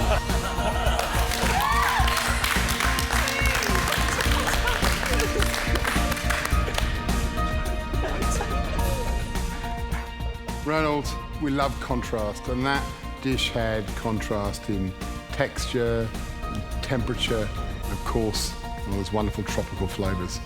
Adorable dish, beautiful. Thank you. I'm over the moon getting a 10 out of 10. I did not expect that, ever. I can't believe it. This is like a dream. Reynold, I scored the dessert. 10 out of 10.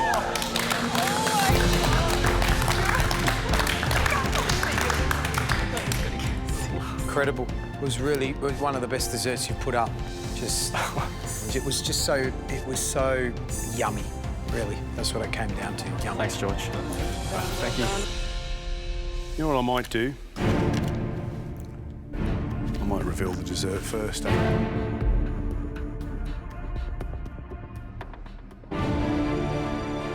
What did you give him? Well, you know me. Big coconut on a plate. How good can it be? That good. 10 out of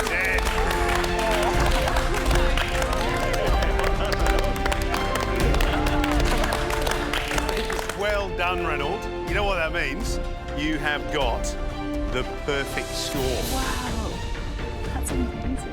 30 out of 30 for that dessert. Absolutely brilliant. The textures, the temperatures, and the flavours were absolutely delicious. It just hit the spot. Really did. How do you feel? Getting those scores it's amazing. Stunned. Can't believe he scored me a 10. 3 10s. I'm speechless. Is this the longest recipe ever written for a pressure test? Yes. Is this the recipe that's got the most ingredients of any MasterChef pressure test anywhere in the world? Yes, it is. Is it the hardest? Yes, it is. Oh my.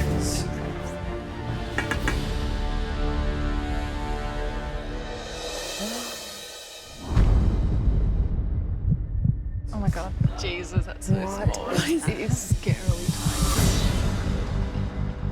Botrytis cinerea. What is that? I have no idea.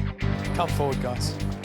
Oh my God. Oh my. This dish is so delicate and so refined. There's this beautiful golden ball in the center of the dish, and it's terrifying. I have no idea what it is, and it's already freaking me out.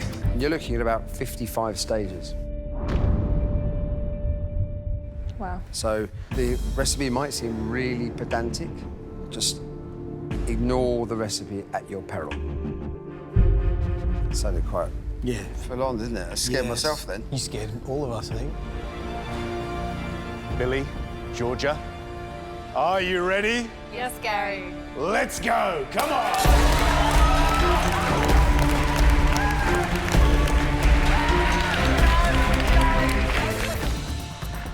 Just going through the recipe, I'm wondering how I'm going to get through all of these steps. There's a whole page that's sort of dedicated to the sugar work, and that's so far into the recipe. There's so much to do before I actually get onto that. My strategy is to move really fast from the beginning and hopefully leave myself enough time to make that sugar ball. It's a key element, and in my mind, it embodies those 4 points that I need to make up. So I want as much time as possible to work on it. While I'm waiting for the gelatin to dissolve for the wine gum, the next step is to put some more peach liqueur into a saucepan, along with all of these different types of powders. It's really important to be precise. The quantities are just down to the gram, so it's really important to be careful. There's ingredients here that I've never worked with before, so the only thing I'm relying on today is to just follow the recipe to a T and get those measurements exactly right. Once that's all in the pan, it just needs to combine while I wait for it to reach 108 degrees. To finish the wine gum mixture, I whisk it all together before I use the syringe to get it into the mould. Then I put the mould into the freezer and leave that to set. Yeah, looking good. I'm so relieved that's done. But then it hits me. That was all just to make the first element. Let them get away, Bill. They've got their frozen grapes out of the moulds. They look really cool, Billy. They're piping out the aerated saffron. Ooh, it's not a very good one. Getting that into the dehydrator. It is great to see them start to perform at their peak. They're going to need to keep this up if they've got any chance of getting through this monstrosity of a dish. Oh my God, Billy, you're amazing. Beautiful, Billy. I'm so happy to have a little chocolate sphere in my hand. It's actually worked. This is it. This sugar ball. I've had to work faster than ever to leave myself enough time to concentrate on this sugar work. What is that? Oh, it's the sugar. Okay. This isn't like any normal sugar. This is this awesome, weird, malleable, golden sugar that Heston's cooked up in his laboratory. Oh, wow. That is an awesome colour. Making this sugar ball is just like blowing glass. I pinch a little bit of sugar off and sort of wrap it around the end of the pump and pump some air into it. What I need to do is blow a sugar ball large enough so that I can fill it with the citrus cream when I'm plating.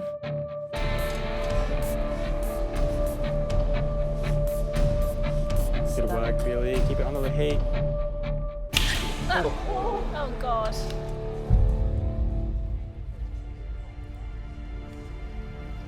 That's ridiculously hard. The sugar blowing it's not necessarily a chef's job. We train normally 3 days, 3 solid days of trying to blow a sphere. Most chefs can't do it, not to that level. So it is a ball breaker, or a sphere breaker. I spent nearly 40 minutes trying to get one bloody sugar ball and it's not working. Come on, Billy. Every time I try to pump air into those spheres, they just burst. I start again to try and make another sphere, and all of a sudden... Oh, Go, Billy, look at that. It starts sort of pumping into a little circle. We got a bubble. Oh, she's getting one. And I'm sort of twisting it and pumping it, and it's actually looking like it might work. Oh, my God. I think she's almost surprised at herself. I don't... Oh, that's... I'm so scared. It's kind of working. So if I can get that off. Oh, that's incredible. Oh, dear. Come on, Billy. Keep it under the... Give it like... Oh, it feels awesome to see it actually working, to actually have the feel for it now. Yeah, just cut it. I'm literally holding my future in my hands. Oh. Oh, so close, Billy.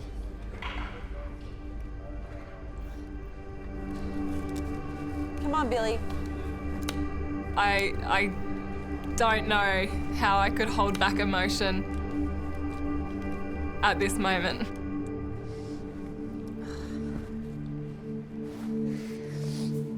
You're amazing, Billy. Stay focused, Billy. Come on, Billy. Keep pushing.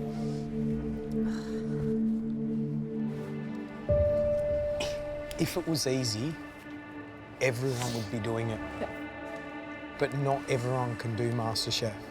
It's an elite bunch, yeah? And you're part of that elite bunch.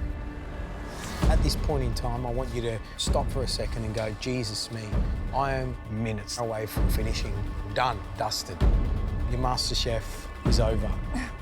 And then the hard work begins. This is the fun bit. There's a lot riding on it, but get over it and start cooking.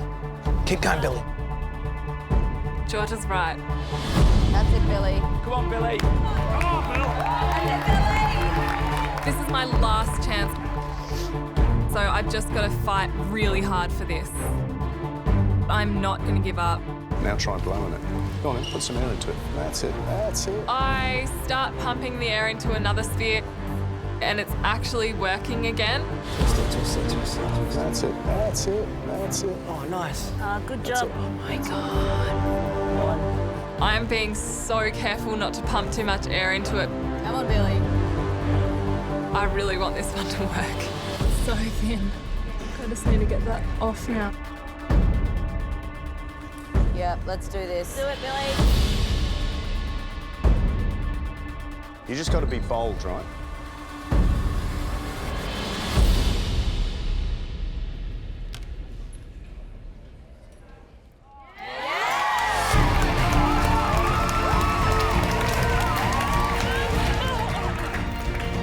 So now all I need to do is make sure all of my other elements are in containers ready for plating. This is the countdown for the grand finale, the MasterChef kitchen, where dreams are made.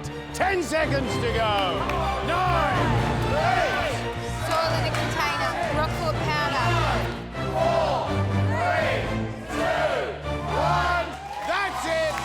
Your time is up.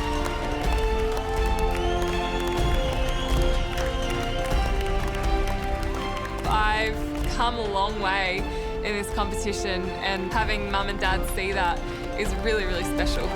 Wow, wow, wow, wow, wow. That looks spectacular. So beautiful. Really beautiful. Are you surprised, Heston? Yeah. Yeah. Yes, I am. Totally. And nothing missing on the plate either. Yeah, it's brilliant. I'm a bit lost for words. I'm not normally lost for words, but I just think that's amazing.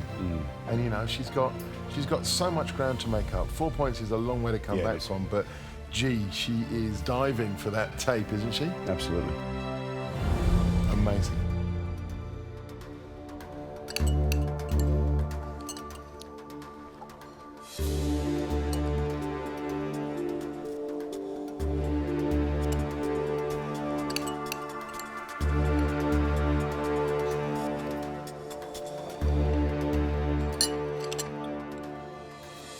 I don't really know what to say.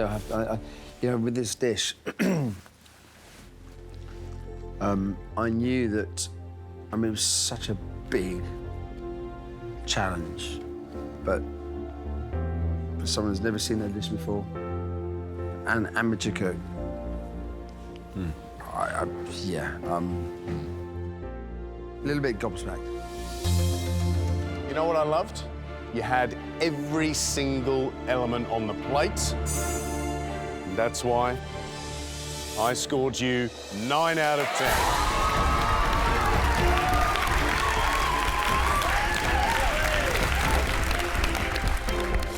Billy, I scored your dish a 9 out of 10.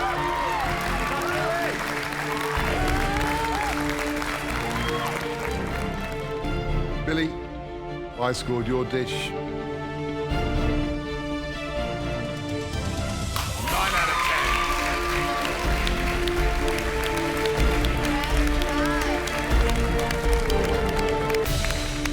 10. Billy, that gives you 27 points, which means you need 8 or more from Heston to win.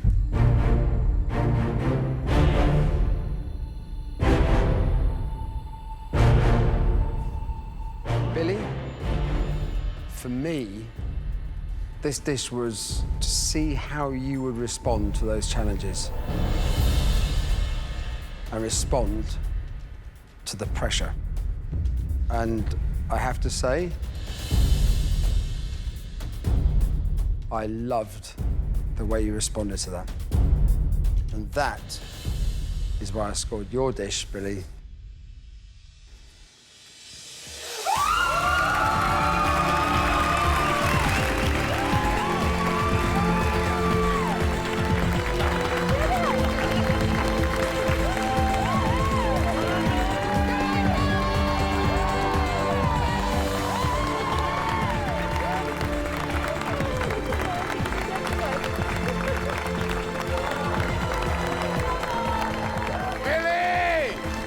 You are Australia's MasterChef for 2015!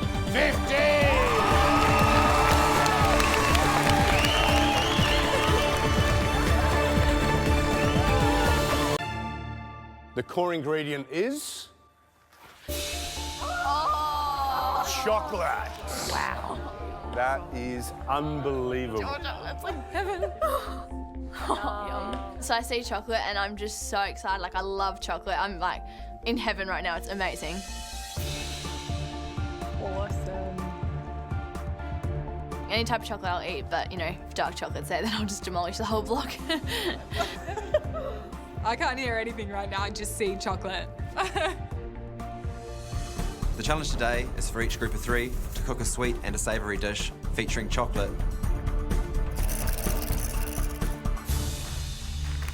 I'm doing a jerk chicken, but we're going to include some cocoa in the marinade, so I'm working on that.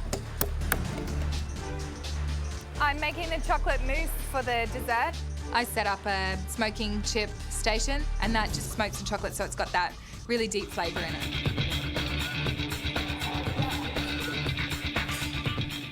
You know what? They've been really adventurous. There's lots of stuff going on. I mean, lots and lots of technique. You know what I'd love somebody to do is to temper the chocolate. We haven't seen it yet in the competition. Is anybody going to be brave enough? The dessert that Amy and I are making today is going to be a chocolate fondant with a raspberry and vodka sorbet with discs of tempered chocolate. If I don't temper the chocolate properly today, it's not going to have a nice shine and it's not going to have a nice crack. I think if I get it right, then that'll add an extra element to our dish that will impress the judges. How are you going? Yeah, I'm going good. In this challenge, I'm making the savoury dish. I'm making chocolate pasta with lamb and a red wine reduction sauce. As soon as I get the red wine reducing, I'm on to the pasta. Let's see how we go. I think cooking chocolate pasta is definitely risky. I think it's going to work, but I don't know what the judges will make of chocolate pasta. Today, I'm basically gonna try and do the whole dessert dish by myself, and Sam and Byron will be working on the savoury dish together. I really want to put something on the plate that the judges have never seen before. I have this idea of white chocolate noodles. I just hope I can pull it off.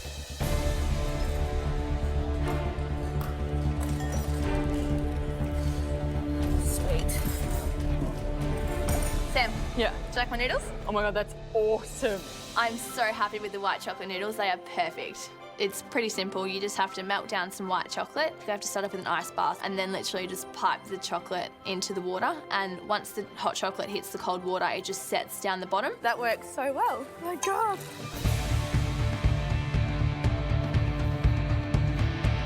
Just gonna get these chips cooked. Today we're doing cocoa salt on the chips, and it is delicious. It sounds really weird, but it's really tasty. Looks awesome. That looks beautiful. All right, that's ready for service. We've got so many elements. It's a pretty technical dish, and I'm really happy, and I think that we'll be up there. Sorry. Are the fondants in the oven, Amy? Yep. We're going to be pushing it, aren't we? How are you going, Cole? Ready to plate up? Just about. I'm so nervous right now. It's a team challenge. It's all about teamwork.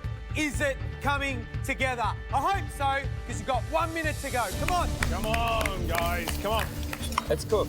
Let's get the chicken on. I'm worried about the roulade because it's unravelling a little bit, but we've got to get it on the plate. I'm really not sure about this chocolate chutney. It tastes like straight chocolate and it could completely overpower the dish. So I'm just going to put a few small dollops on the plate. Yes, that looks beautiful. Last moments, 10 seconds to go. 9, 8, 7, Come on, like got to do it now. Just put it on. 3, 2, 1. That's it. Step away from your benches. Time's up.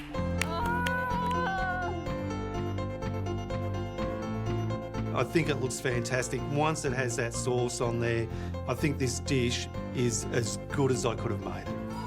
Oh, Laura, that looks so good. I'm so happy. I think the flavours are perfect. Awesome. Oh my God. I think our dishes look pretty good. My only concern is the terrine. It's not very clear and it's not delicate. Well done, girls. So happy with you guys. My venison dish looks beautiful, but I'm really worried about the chocolate chutney.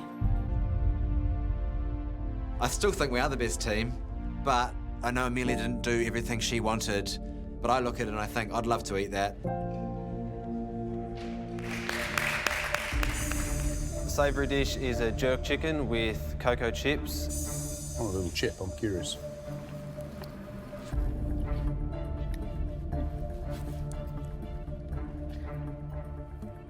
Got a bit of heat too, isn't it?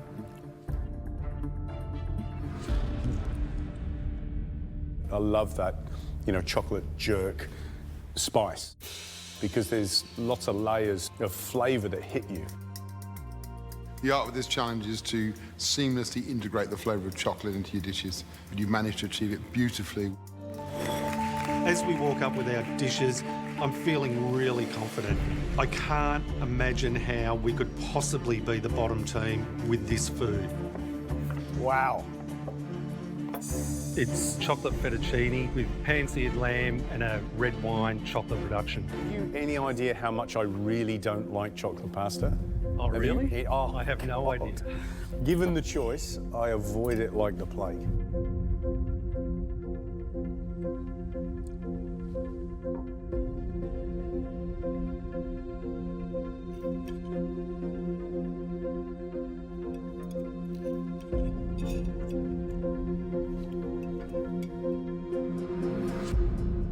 I've never had a chocolate pasta dish that I've liked.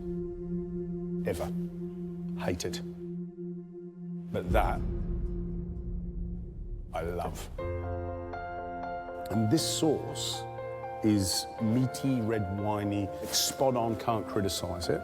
Perfect balance of bitter chocolate. No joke, I can drink this stuff. In fact. No, Gary. I think I will. Great dish. Colin, man, whoa.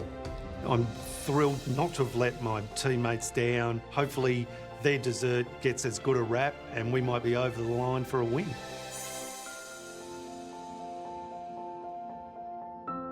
It's good. Ooh. Nice and gooey.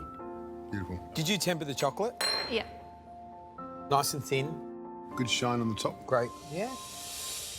Yeah. Hello. And this is why this series is unbelievable, because you don't need to teach you how to temper chocolate. You're doing it. Yeah. Well done, guys. Well done.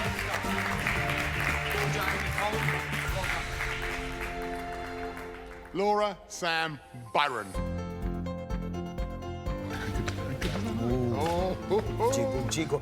Proper panna cotta. Demoulded. That is a smashing looking Brilliant. dessert. Proper panna cotta. Laura, Byron, Sam, that is a beautiful dish. I think it looks spectacular. These little tangles of noodles, that perfect panna cotta, and these little half spheres, stunning. Everybody is going to do that on the weekend. I love it. That looks good, doesn't it? Really, really good. Really good. Look at the shine on that. The absolute standout for me is the basil panna cotta. It's delicious. The texture of it, the consistency of it is probably the best we've had. It's absolutely spot on. The techniques you've shown with this dessert make an absolute winner for me, so well done. Thank you. All right, you should be proud of that. It's a really good dish. Yeah. Thank you. So, Amelia, tell us what the dish is. So it's smoked white chocolate mousse in a cocoa nib tuile with some berries. I lost the plot a little with my dessert. Things weren't working well for me, and I just had to bring it together within the last 15 minutes, and it's not what I had planned.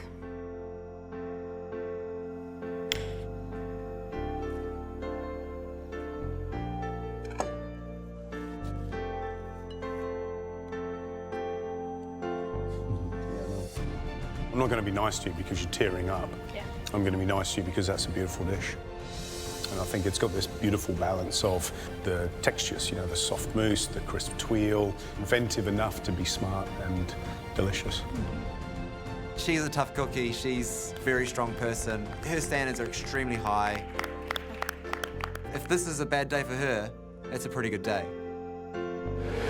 This must be your dream challenge. If the last round was Jessica's dream challenge, this must be your dream challenge. What, take one ingredient and just do it 3 ways? For you, this is heaven, isn't it? Oh, this is definitely heaven for me because I love chocolate. You know I love my chocolate. So I'm going to do chocolate 3 ways. One's going to be with a raspberry ganache. It's going to be tempered into a log for another element. And it's going to be chocolate soil. Wow. So inside's going to be raspberry gel, which is just from this one. Fantastic. And when you crack it open, it should just ooze out with the raspberry sorbet. You are pushing yourself. You I'm want, definitely you want pushing that it. I apron, really don't do. you? Now, this dish, this could be the one. I hope so. I wish I had more time for this dish. That advantage would have been great. But I'm going to push myself. I'm going to push myself really hard. Good luck, Reynold.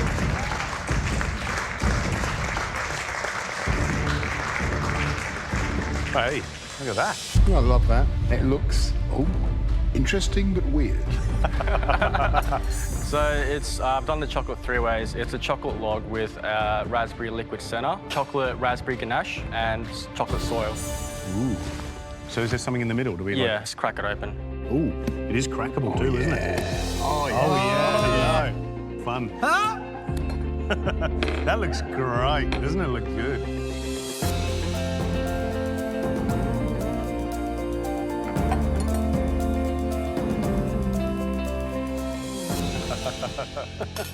This is unbelievable. Yeah, really good.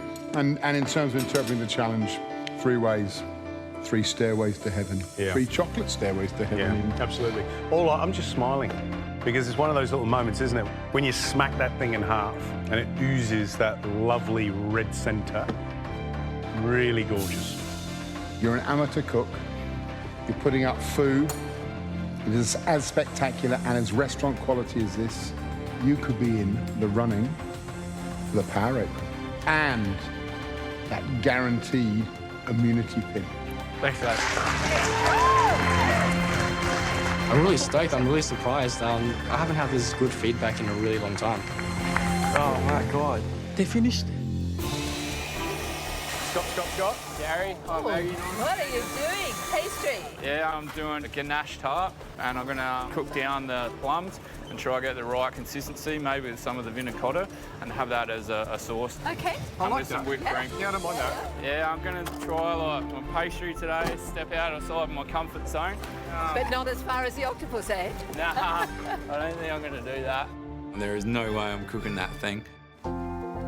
I'm a carpenter by trade, but food is my love. Pastry is probably not one of my biggest strengths. A good pastry needs to be a right consistency so that when you do cook it, it crumbles nicely and it's not too tough. So getting that recipe right and everything correct is really important. I have made the chocolate ganache tart before, but my pastry has never been a real hit, so I really wanted to go for it today. Got my tart in the fridge, that's just cooling. The majority of everyone today has done octopus, but I'm really happy and I've gone with the dessert. I think I've done a really good dish today. It's a chocolate ganache tart with plums with the vinaigrette and caramelised pears. Is pastry a strength? I mean, I would be equally as scared putting up pastry in front of Maggie Beer and Gary Mehigan as I would be putting up octopus in front of George Calombaris, because these are 2 of the great pastry makers in Australia. I'm scared putting up anything in front of you guys.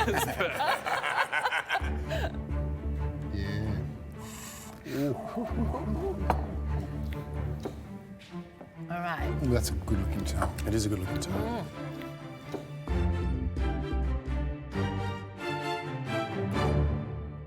It takes that salty umeboshi with that sweet edge to it. You don't like it? No, I would absolutely adore it. The pastry is terrific. I'm in heaven. I love it. The tart shell is perfect. The texture of the ganache is beautiful. We've underrated you as a cook, Scott. That is a warning that should go out to everyone who prides themselves on being a pastry chef. That's serious cooking. Well done, Scott. Great Thank you very much. Cheers. To have that feedback really reassured myself that I can cook and, yeah, blown away. Very, very happy. Well done. Thank you. Everything that I love that goes with chocolate, I put it all in this dish. So let's go through. To start off with, all the ethereal sheets. Milk skin is the white sheet. So that is literally the dried skin of the milk. There's 2 types of pulled caramel in here. So it's stretched caramel. One is a butter vanilla toffee, and the other one is a chocolate toffee. Then you have tempered chocolate, and that is razor thin. And the last sheet, the really pretty one here, this here is the sugar starch sheet. That is potato starch dipped into a heavy sugar syrup and caramelised in the oven to make caramelised sugar sheets. This dish has so many different textures. Oh, that caramel's really good. The caramel on the bottom with the oloroso liqueur is just delicious. The nougat tastes incredible. It's got roasted almonds and beautiful chocolate ganache. Have a really good look at how thin those sheets are, guys. That's what you need to do. I'm so thin. I don't know how Peter got these shards so thin, and I don't know how the hell I'm going to replicate it. To start my Oloroso whip, I need to heat up sugar and water and let it start to caramelise. Get that to a beautiful caramel colour. Got the Oloroso sherry into that, and then deglaze that again with some cream and some butter. That's it. Beautiful, lads. Finally, I made my Oloroso whip. Now I can focus on tempering the chocolate. I know how long it takes for the chocolate to cool down for the temper. That's why I'm trying to get onto it now. The tempered chocolate is using 3 elements for this recipe. It's really important that I temper it correctly, otherwise each element won't be right. So I've got the chocolate in the double boiler with the tempered chocolate, and I'm stirring that, waiting for it to melt, and I need to get the chocolate to 50 degrees. God. Come on. Just be patient, Loz. The chocolate is taking forever to reach 50 degrees, and I know I need to be patient, but I can hear the clock behind me ticking away. Temperatures need to be precise when tempering chocolate. What's it on? 50. Once it's at 50 degrees, take it off the heat, throw in the other 100 grams to cool it down, and it should be tempered. I need to separate my tempered chocolate into 3 bowls. The first, you dip your nougat in, put it back into the fridge to set. The second, you use to coat the muscatels. And the third, you spread on a sheet of acetate, and that's going to be your chocolate shards for presentation. Eaten, Brenty. Beautiful. Next job. Right, let's go. There's 2 pulled toffees that I have to do for the top of the dessert. There's a pulled chocolate and a vanilla and butter toffee. Go on, buddy. You're doing great. To make my pulled chocolate, I simply heat up glucose and trimline to 170 degrees. Once it gets to that, add some chocolate, whisk it through. I just need to roll it thin, and I've got to get it into the oven before I can start pulling it. 1 centimetre thick, Brent. Not 1 millimetre. Just get it on a seal pat and in the oven. 160. Laura, where are you up to? The chocolate one's in the oven, so I can pull that. The cream's done and everything else is done. I'm just finishing off the vanilla twirl thingy. I think that's it. I hope that's it. You're close. Okay. I don't know how that hang in there, okay? This is it, guys. The last 5 minutes you'll ever cook in this kitchen. I've never felt so much tension in this kitchen. Everyone is yelling things out. Just wanting both these guys to do well. We want them to get the dish up and let it come down to taste. Good job, that's it. Come on, Laura. Just finishing off butter toffee. So I've pulled that out and I'm rolling it as soon as possible. I don't think I'm gonna have enough time to pull this, but I don't really care. As long as I get on the plate, then I'm happy. Last little rush, make sure you've got all your bits and pieces together, ready for the assembly. 1 minute to go. 1 minute to go, and I'm under the pump. I've got everybody screaming in my ear. Brent, hurry up! I'm just trying to focus on the recipe and make sure that everything is done correctly. I look over at Laura and I realise I haven't done the vanilla butter sheet.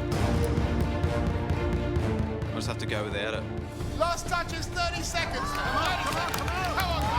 Come on, Laura. So I've taken the pulled chocolate out of the oven and I'm flapping the mat just to cool it down. And I know I have to do it, but at the same time, it's boiling hot caramel. This is it! Oh my God! 10 seconds! 9, 8, 7, 6, 5, 4, 3, 2,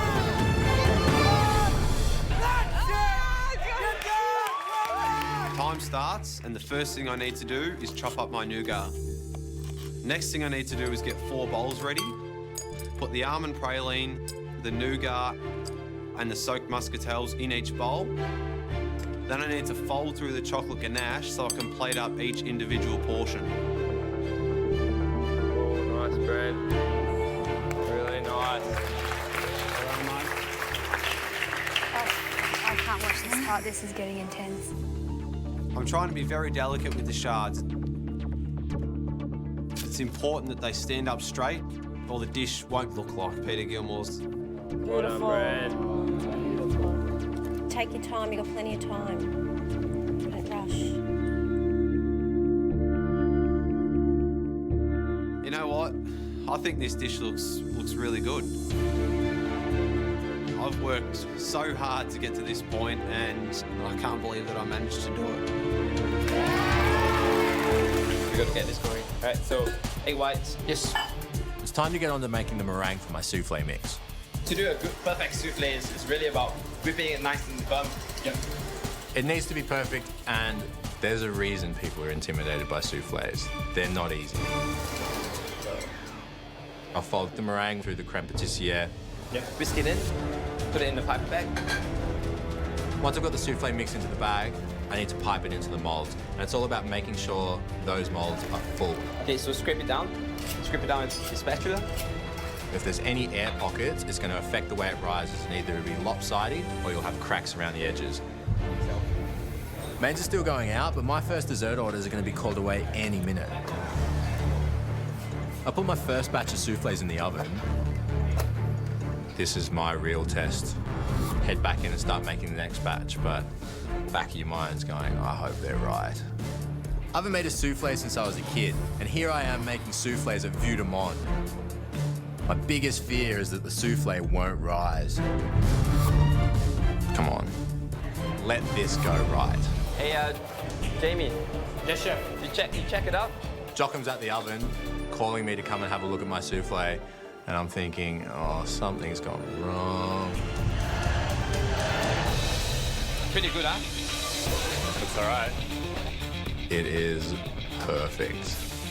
It's risen like it's spot on.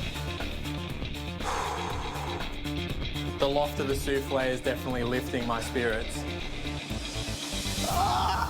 Hey, Jamie. Yeah. You got 37 souffles right now on order. Now I prepare myself for the looming onslaught. Jamie, yes, chef. 3 and 14 away. Yes, chef. You have to take the cooked souffle, pipe a little bit of the warm chocolate mousse in, top it with grated tonka bean, then that goes to the table along with the smoked ice cream. Table 9 dessert away, Jamie. Table 9. Table 9, yes, chef. Mark it, please. As we're working through this first batch, more orders are coming in. I've got 10 souffle away now, 10 souffle, yes. Just crack on, keep making souffles. Everything has to be perfect that goes across this pass, otherwise it won't go across the pass. Okay, see the cracks in the side of the souffles? See the cracks in the side? 5 of them are cracked and ruined. They're not good enough. Swap it over. Some of them are disasters. At the end of the day, Shannon has his reputation on the line. When you're trying to pipe it, you don't pipe it evenly. Okay. And it doesn't. It creates an air pocket. Maybe I should have spent more time lining and packing molds properly, because that advantage is everything for me today. You put a timer on? Yes, chef. Yeah, you make sure you got to talk to me, yeah? Because I'm not studying my Mandarin until you tell me. Okay. I'm making souffles. I'm trying to time it with Jockum, but I don't have time to cook, serve, and prepare souffles and line molds. Come on, Jamie. Jamie. Yes, chef. I'm only one guy. 13 souffle? Yes, chef. 3 of them are for the judges. Yes, chef. Okay. How long? 12 minutes. Huh? 13 minutes? No. Get someone to help you. What do you need, Jamie? Maybe a bit of delegation now, mate, and you can start running the pass. Yes, chef. Okay. Luckily, I get Amelia in and start getting her lining and packing molds. You all right with this? Yeah.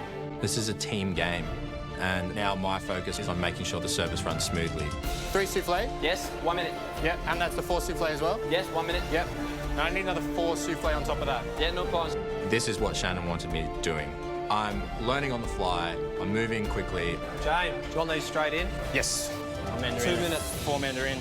I'll have Brent helping me plate these dishes. Chef, once these go out, I got the next batch to go in. Yeah, straight up. I'm making sure dishes are going out as they should be. This is what the industry is. Now to complete, you got 6 Mandarin, okay? 8 souffle. Let's go, guys. Let's finish up. So table 4, thank you. Oh, wow, they look good. Hey, that looks very good. We can smell the smoke on the ice cream as well. It's fantastic. Thank you. Love it. as I saw those 3 soufflés coming towards us, being so tall, so handsome, I forgot what we were here for. I assumed, you know, we're just having one of our normal dinners. And then you have to picture yourself and go, this is an amateur cook putting out a dessert that looks like the sort of tonka bean soufflé you get here at Vita Mall. Can we stop talking now, Yes. Nick? Yeah.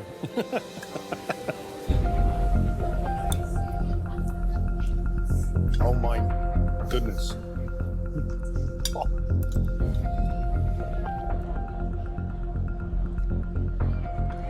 Yum. Well, having tasted that soufflé, the illusion is complete. That is delicious. It's light, the chocolate mousse is rich, the texture, the cooking of the soufflé is even all the way through. I'm trying to find something wrong with it, and I just can't. Everything's just bang on.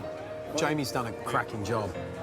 You know, Amelia picked the entree because she didn't want to do the soufflé. I think it's Amelia's mistake.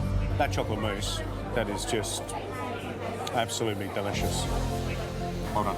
Thank you very much. Yeah, appreciate everything. It was tough, all those checks coming in at once. Yeah. But you handled it well. Handled it well. Thank you. I did everything in my power today to make sure I did the best job I possibly could. You know, I got knocked down a couple of times and it was, you know, pick yourself back up and do it again, do it better, do it quicker, make sure you get it out on time. I proved to myself that I could make a dessert. Check. So basically what we've got here is the forest floor, lots of different textures, lots of different flavours. We've got a lavender cream, an almond and praline cream, a soft chocolate ganache, tempered chocolate disc, crystallised fennel seeds, cookie dough that makes the soil. Then we've got foyantine. Then we've got green tea moss here, the green here, crystallised fennel frond here, little jellies down there, that's the cherry brandy jellies, little elderflowers. There's some finger lime in there as well, and then topped with a sour cherry sorbet. That's amazing. That dish is one of the most beautiful desserts I've seen. I think what's most inspiring about it is how much it actually looks like a forest floor. So basically the top layer is the chocolate ganache cream there. Then there's your bit of tempered chocolate. It breaks through that. Yeah. And underneath there's more chocolate on this side. This side is the lavender cream. Ah, that white cream there, yep. Yeah, and then we've got the almond and praline on this side. So there's 3 creams on the bottom, and it's important to get enough creams in the bottom so that when you eat the cookie and the foyantine, you get an even texture. This dessert is incredible. It looks quite dry, but as you break through into the creams, it just becomes luscious. It's textural, it's packed with flavour. I want to try each thing as separately as I can. I'm getting really predominant fennel and a really nice burst of salt.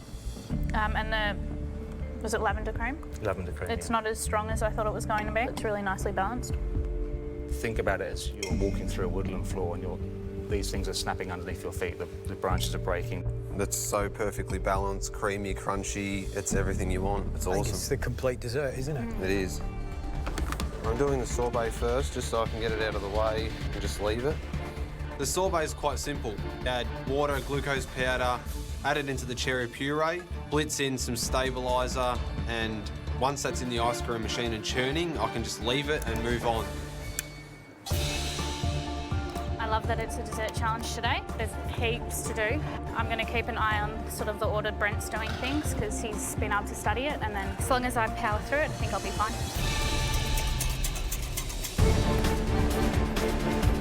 Yeah, another dessert.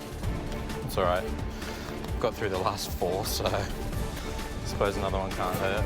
I'm not going to read the whole recipe, I don't have time. I've done enough pressure tests to know where I can catch up time.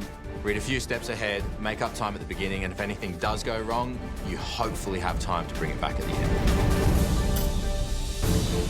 Pressure test is all about pressure. And if you've been in 5, like Jamie's been in, this is a lot easier than, say, Brent, who's never met one before. And, you know, it seems quite normal now, but when things start going wrong, if you don't have the ticker, it can all fall over. What are you up to, Brent? I've got my sorbet chilling down. Now I'm just doing my almond praline cream. As soon as that's in, I need to get on with my soft chocolate cream. I want to get the 3 creams out of the way early so I don't fall behind. Last time I had the recipe early, I really stuffed it up, so I don't want to do that today. For the praline cream, I've roasted the almonds, slowly add the icing sugar, add the praline paste and salt, then the cream milk gelatin mixture.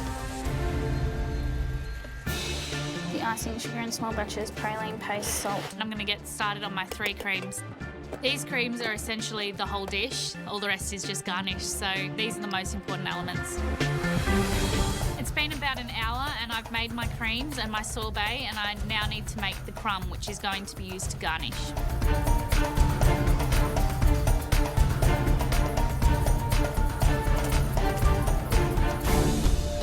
The next thing I do is the green tea moss. That needs to freeze in the blast chiller. If I leave that too late, it won't be frozen and then it won't grate like they want it to be.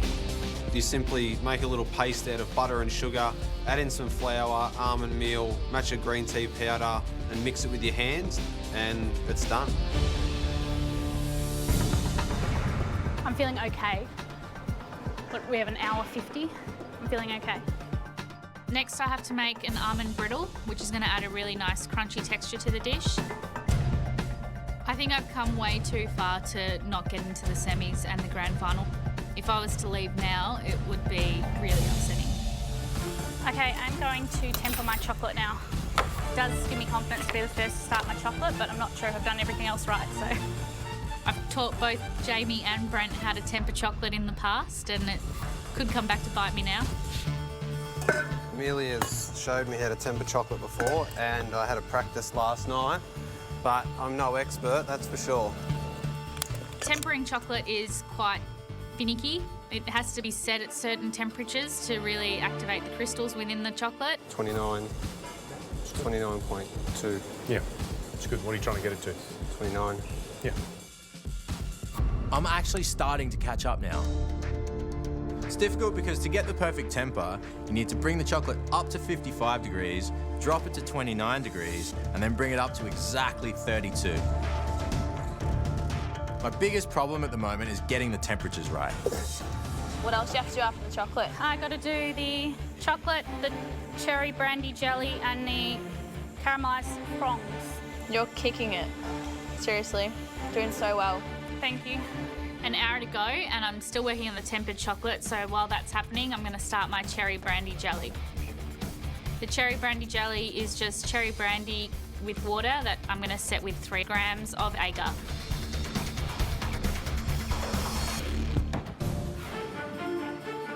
I'm just laying out the chocolate, which I'm then going to cut into the discs. I need to let it set just for a minute or so before cutting out the circles. And then get that setting in the blast chiller.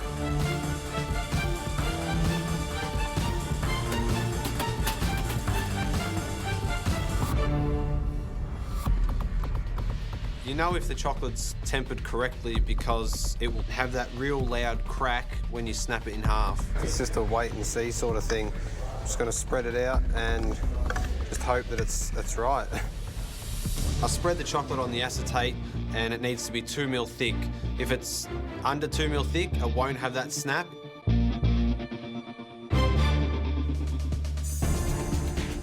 Martin's plate had twigs on it as well as sort of straight chocolate sticks. This dish is all about the presentation, so these twigs could really set me apart from Jamie and Brent. So I'm taking a lot of time and care trying to get them right. These twigs need to be quite crunchy so that you have that feeling of crushing twigs as you walk on them in the forest floor. I want to make sure they look pretty realistic. I need to get my jelly cubes quite perfect.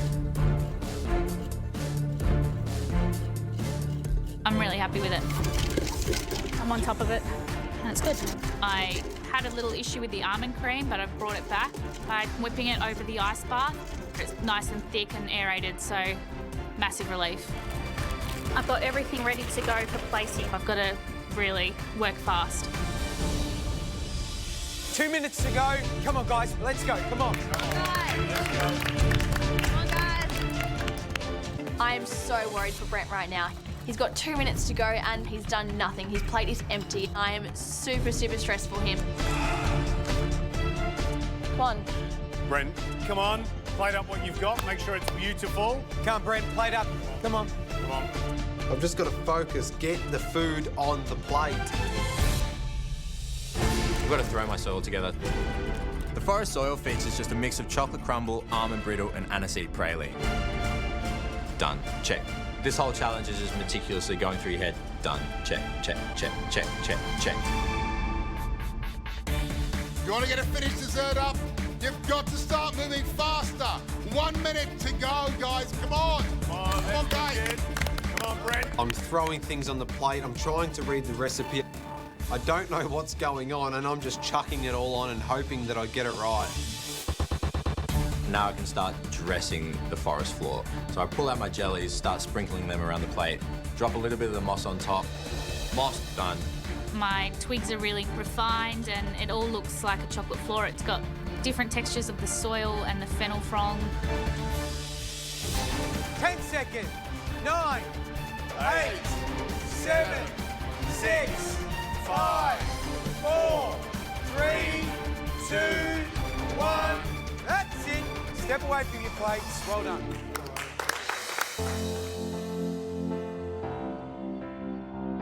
Yeah, I feel good. I'm a little bit disappointed. I'd love to have knocked it out of the park and just known I was safe and going into semi-final. I left one element off the plate, and it was the only element I didn't have to make. It was the finger line.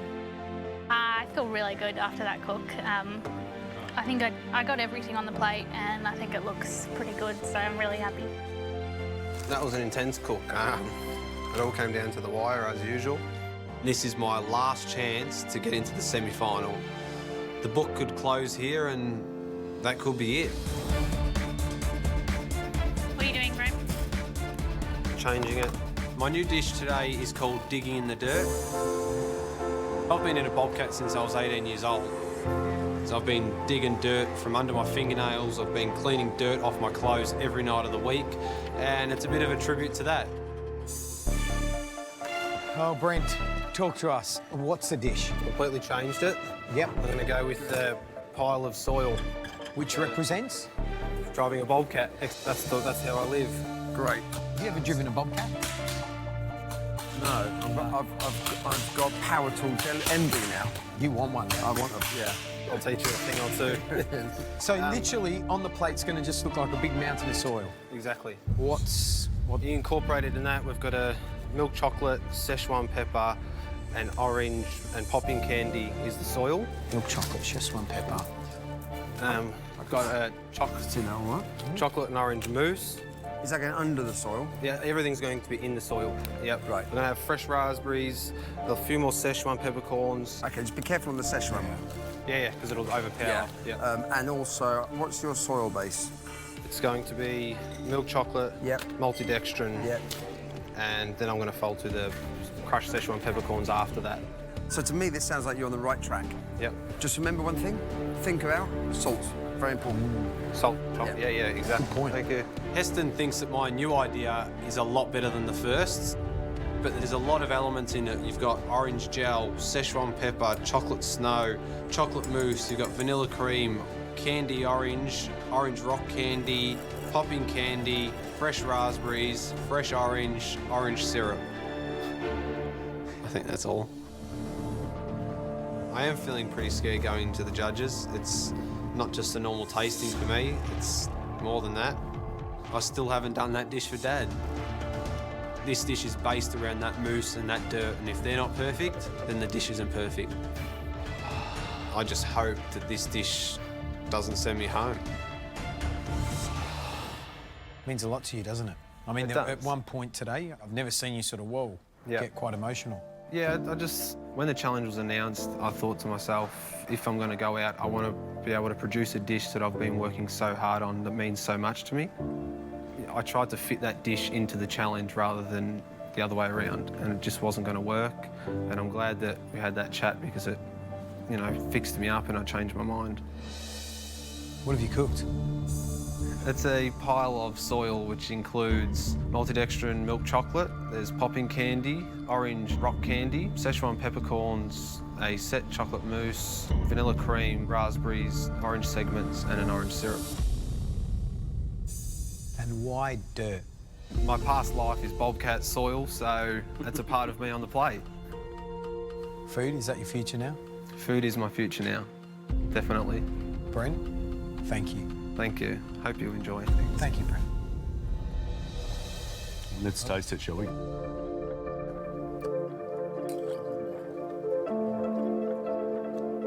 Look.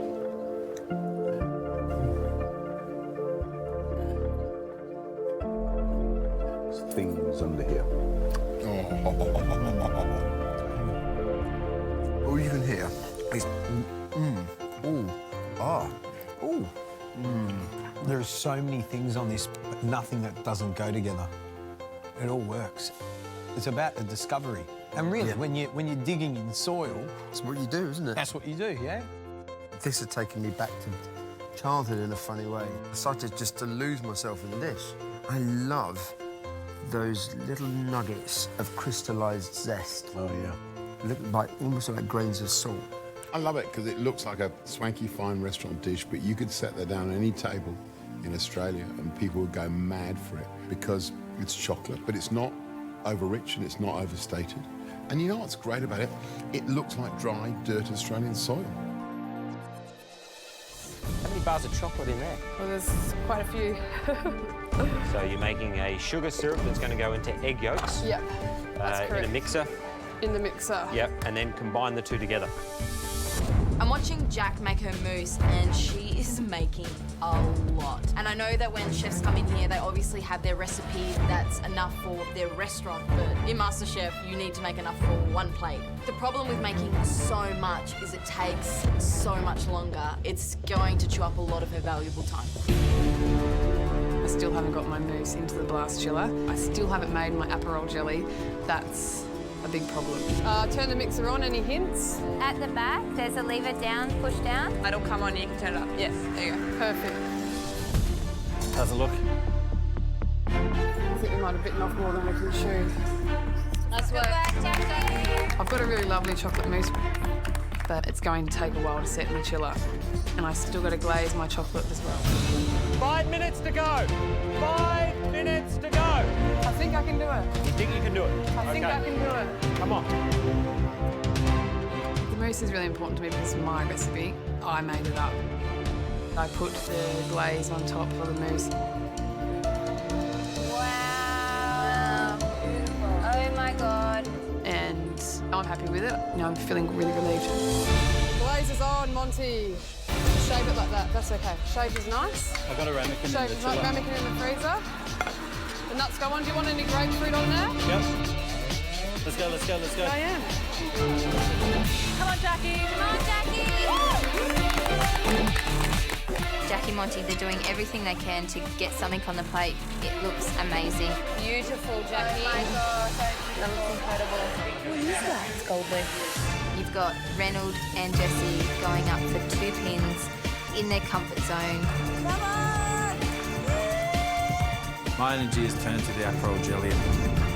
I decant some into a small bowl, pop it in the blast chiller. I stand by. Monty! This is what it's come down to. It's in the hands of the gods. Oh, time.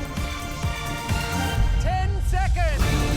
9, 8, 7, 6, 5, 4, 3, 2,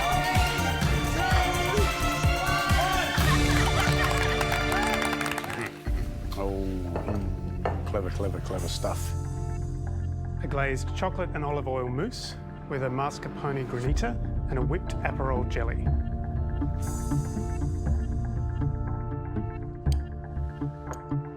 Oh, it does look good, doesn't it?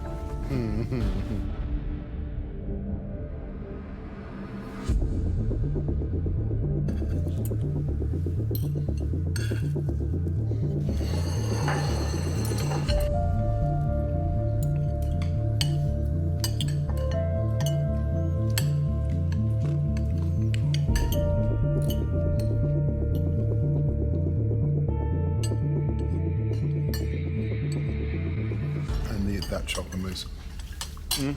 Yeah. That chocolate mousse is perfectly glazed, and I love that little fruit salad of the freeze-dried orange in there as well. It's yum and it's clever. and it's obviously got a slight Italian heart about it that I'm loving. And what a brilliantly simple idea that mascarpone granita is, because it just, that chocolate mousse is so intense and in your face. It just kind of lightens it, brightens the whole dish up. I think it's really, really tasty and really beautiful modern cooking. I'm not into the gel of Aperol. I would have preferred a syrup, to be honest. I don't know, like freshness. I mean, I can't taste Aperol. It seems very sort of flat and a bit chewy. I got quite a big chunk of the Aperol jelly, so I got that orangey hit. We're all struggling to keep the smile off our face. Yeah. And for me, that's a mark of a great dessert. If you're all struggling to keep the smile off your face, you know that whoever's done that dessert has done an amazing job. Shall we score?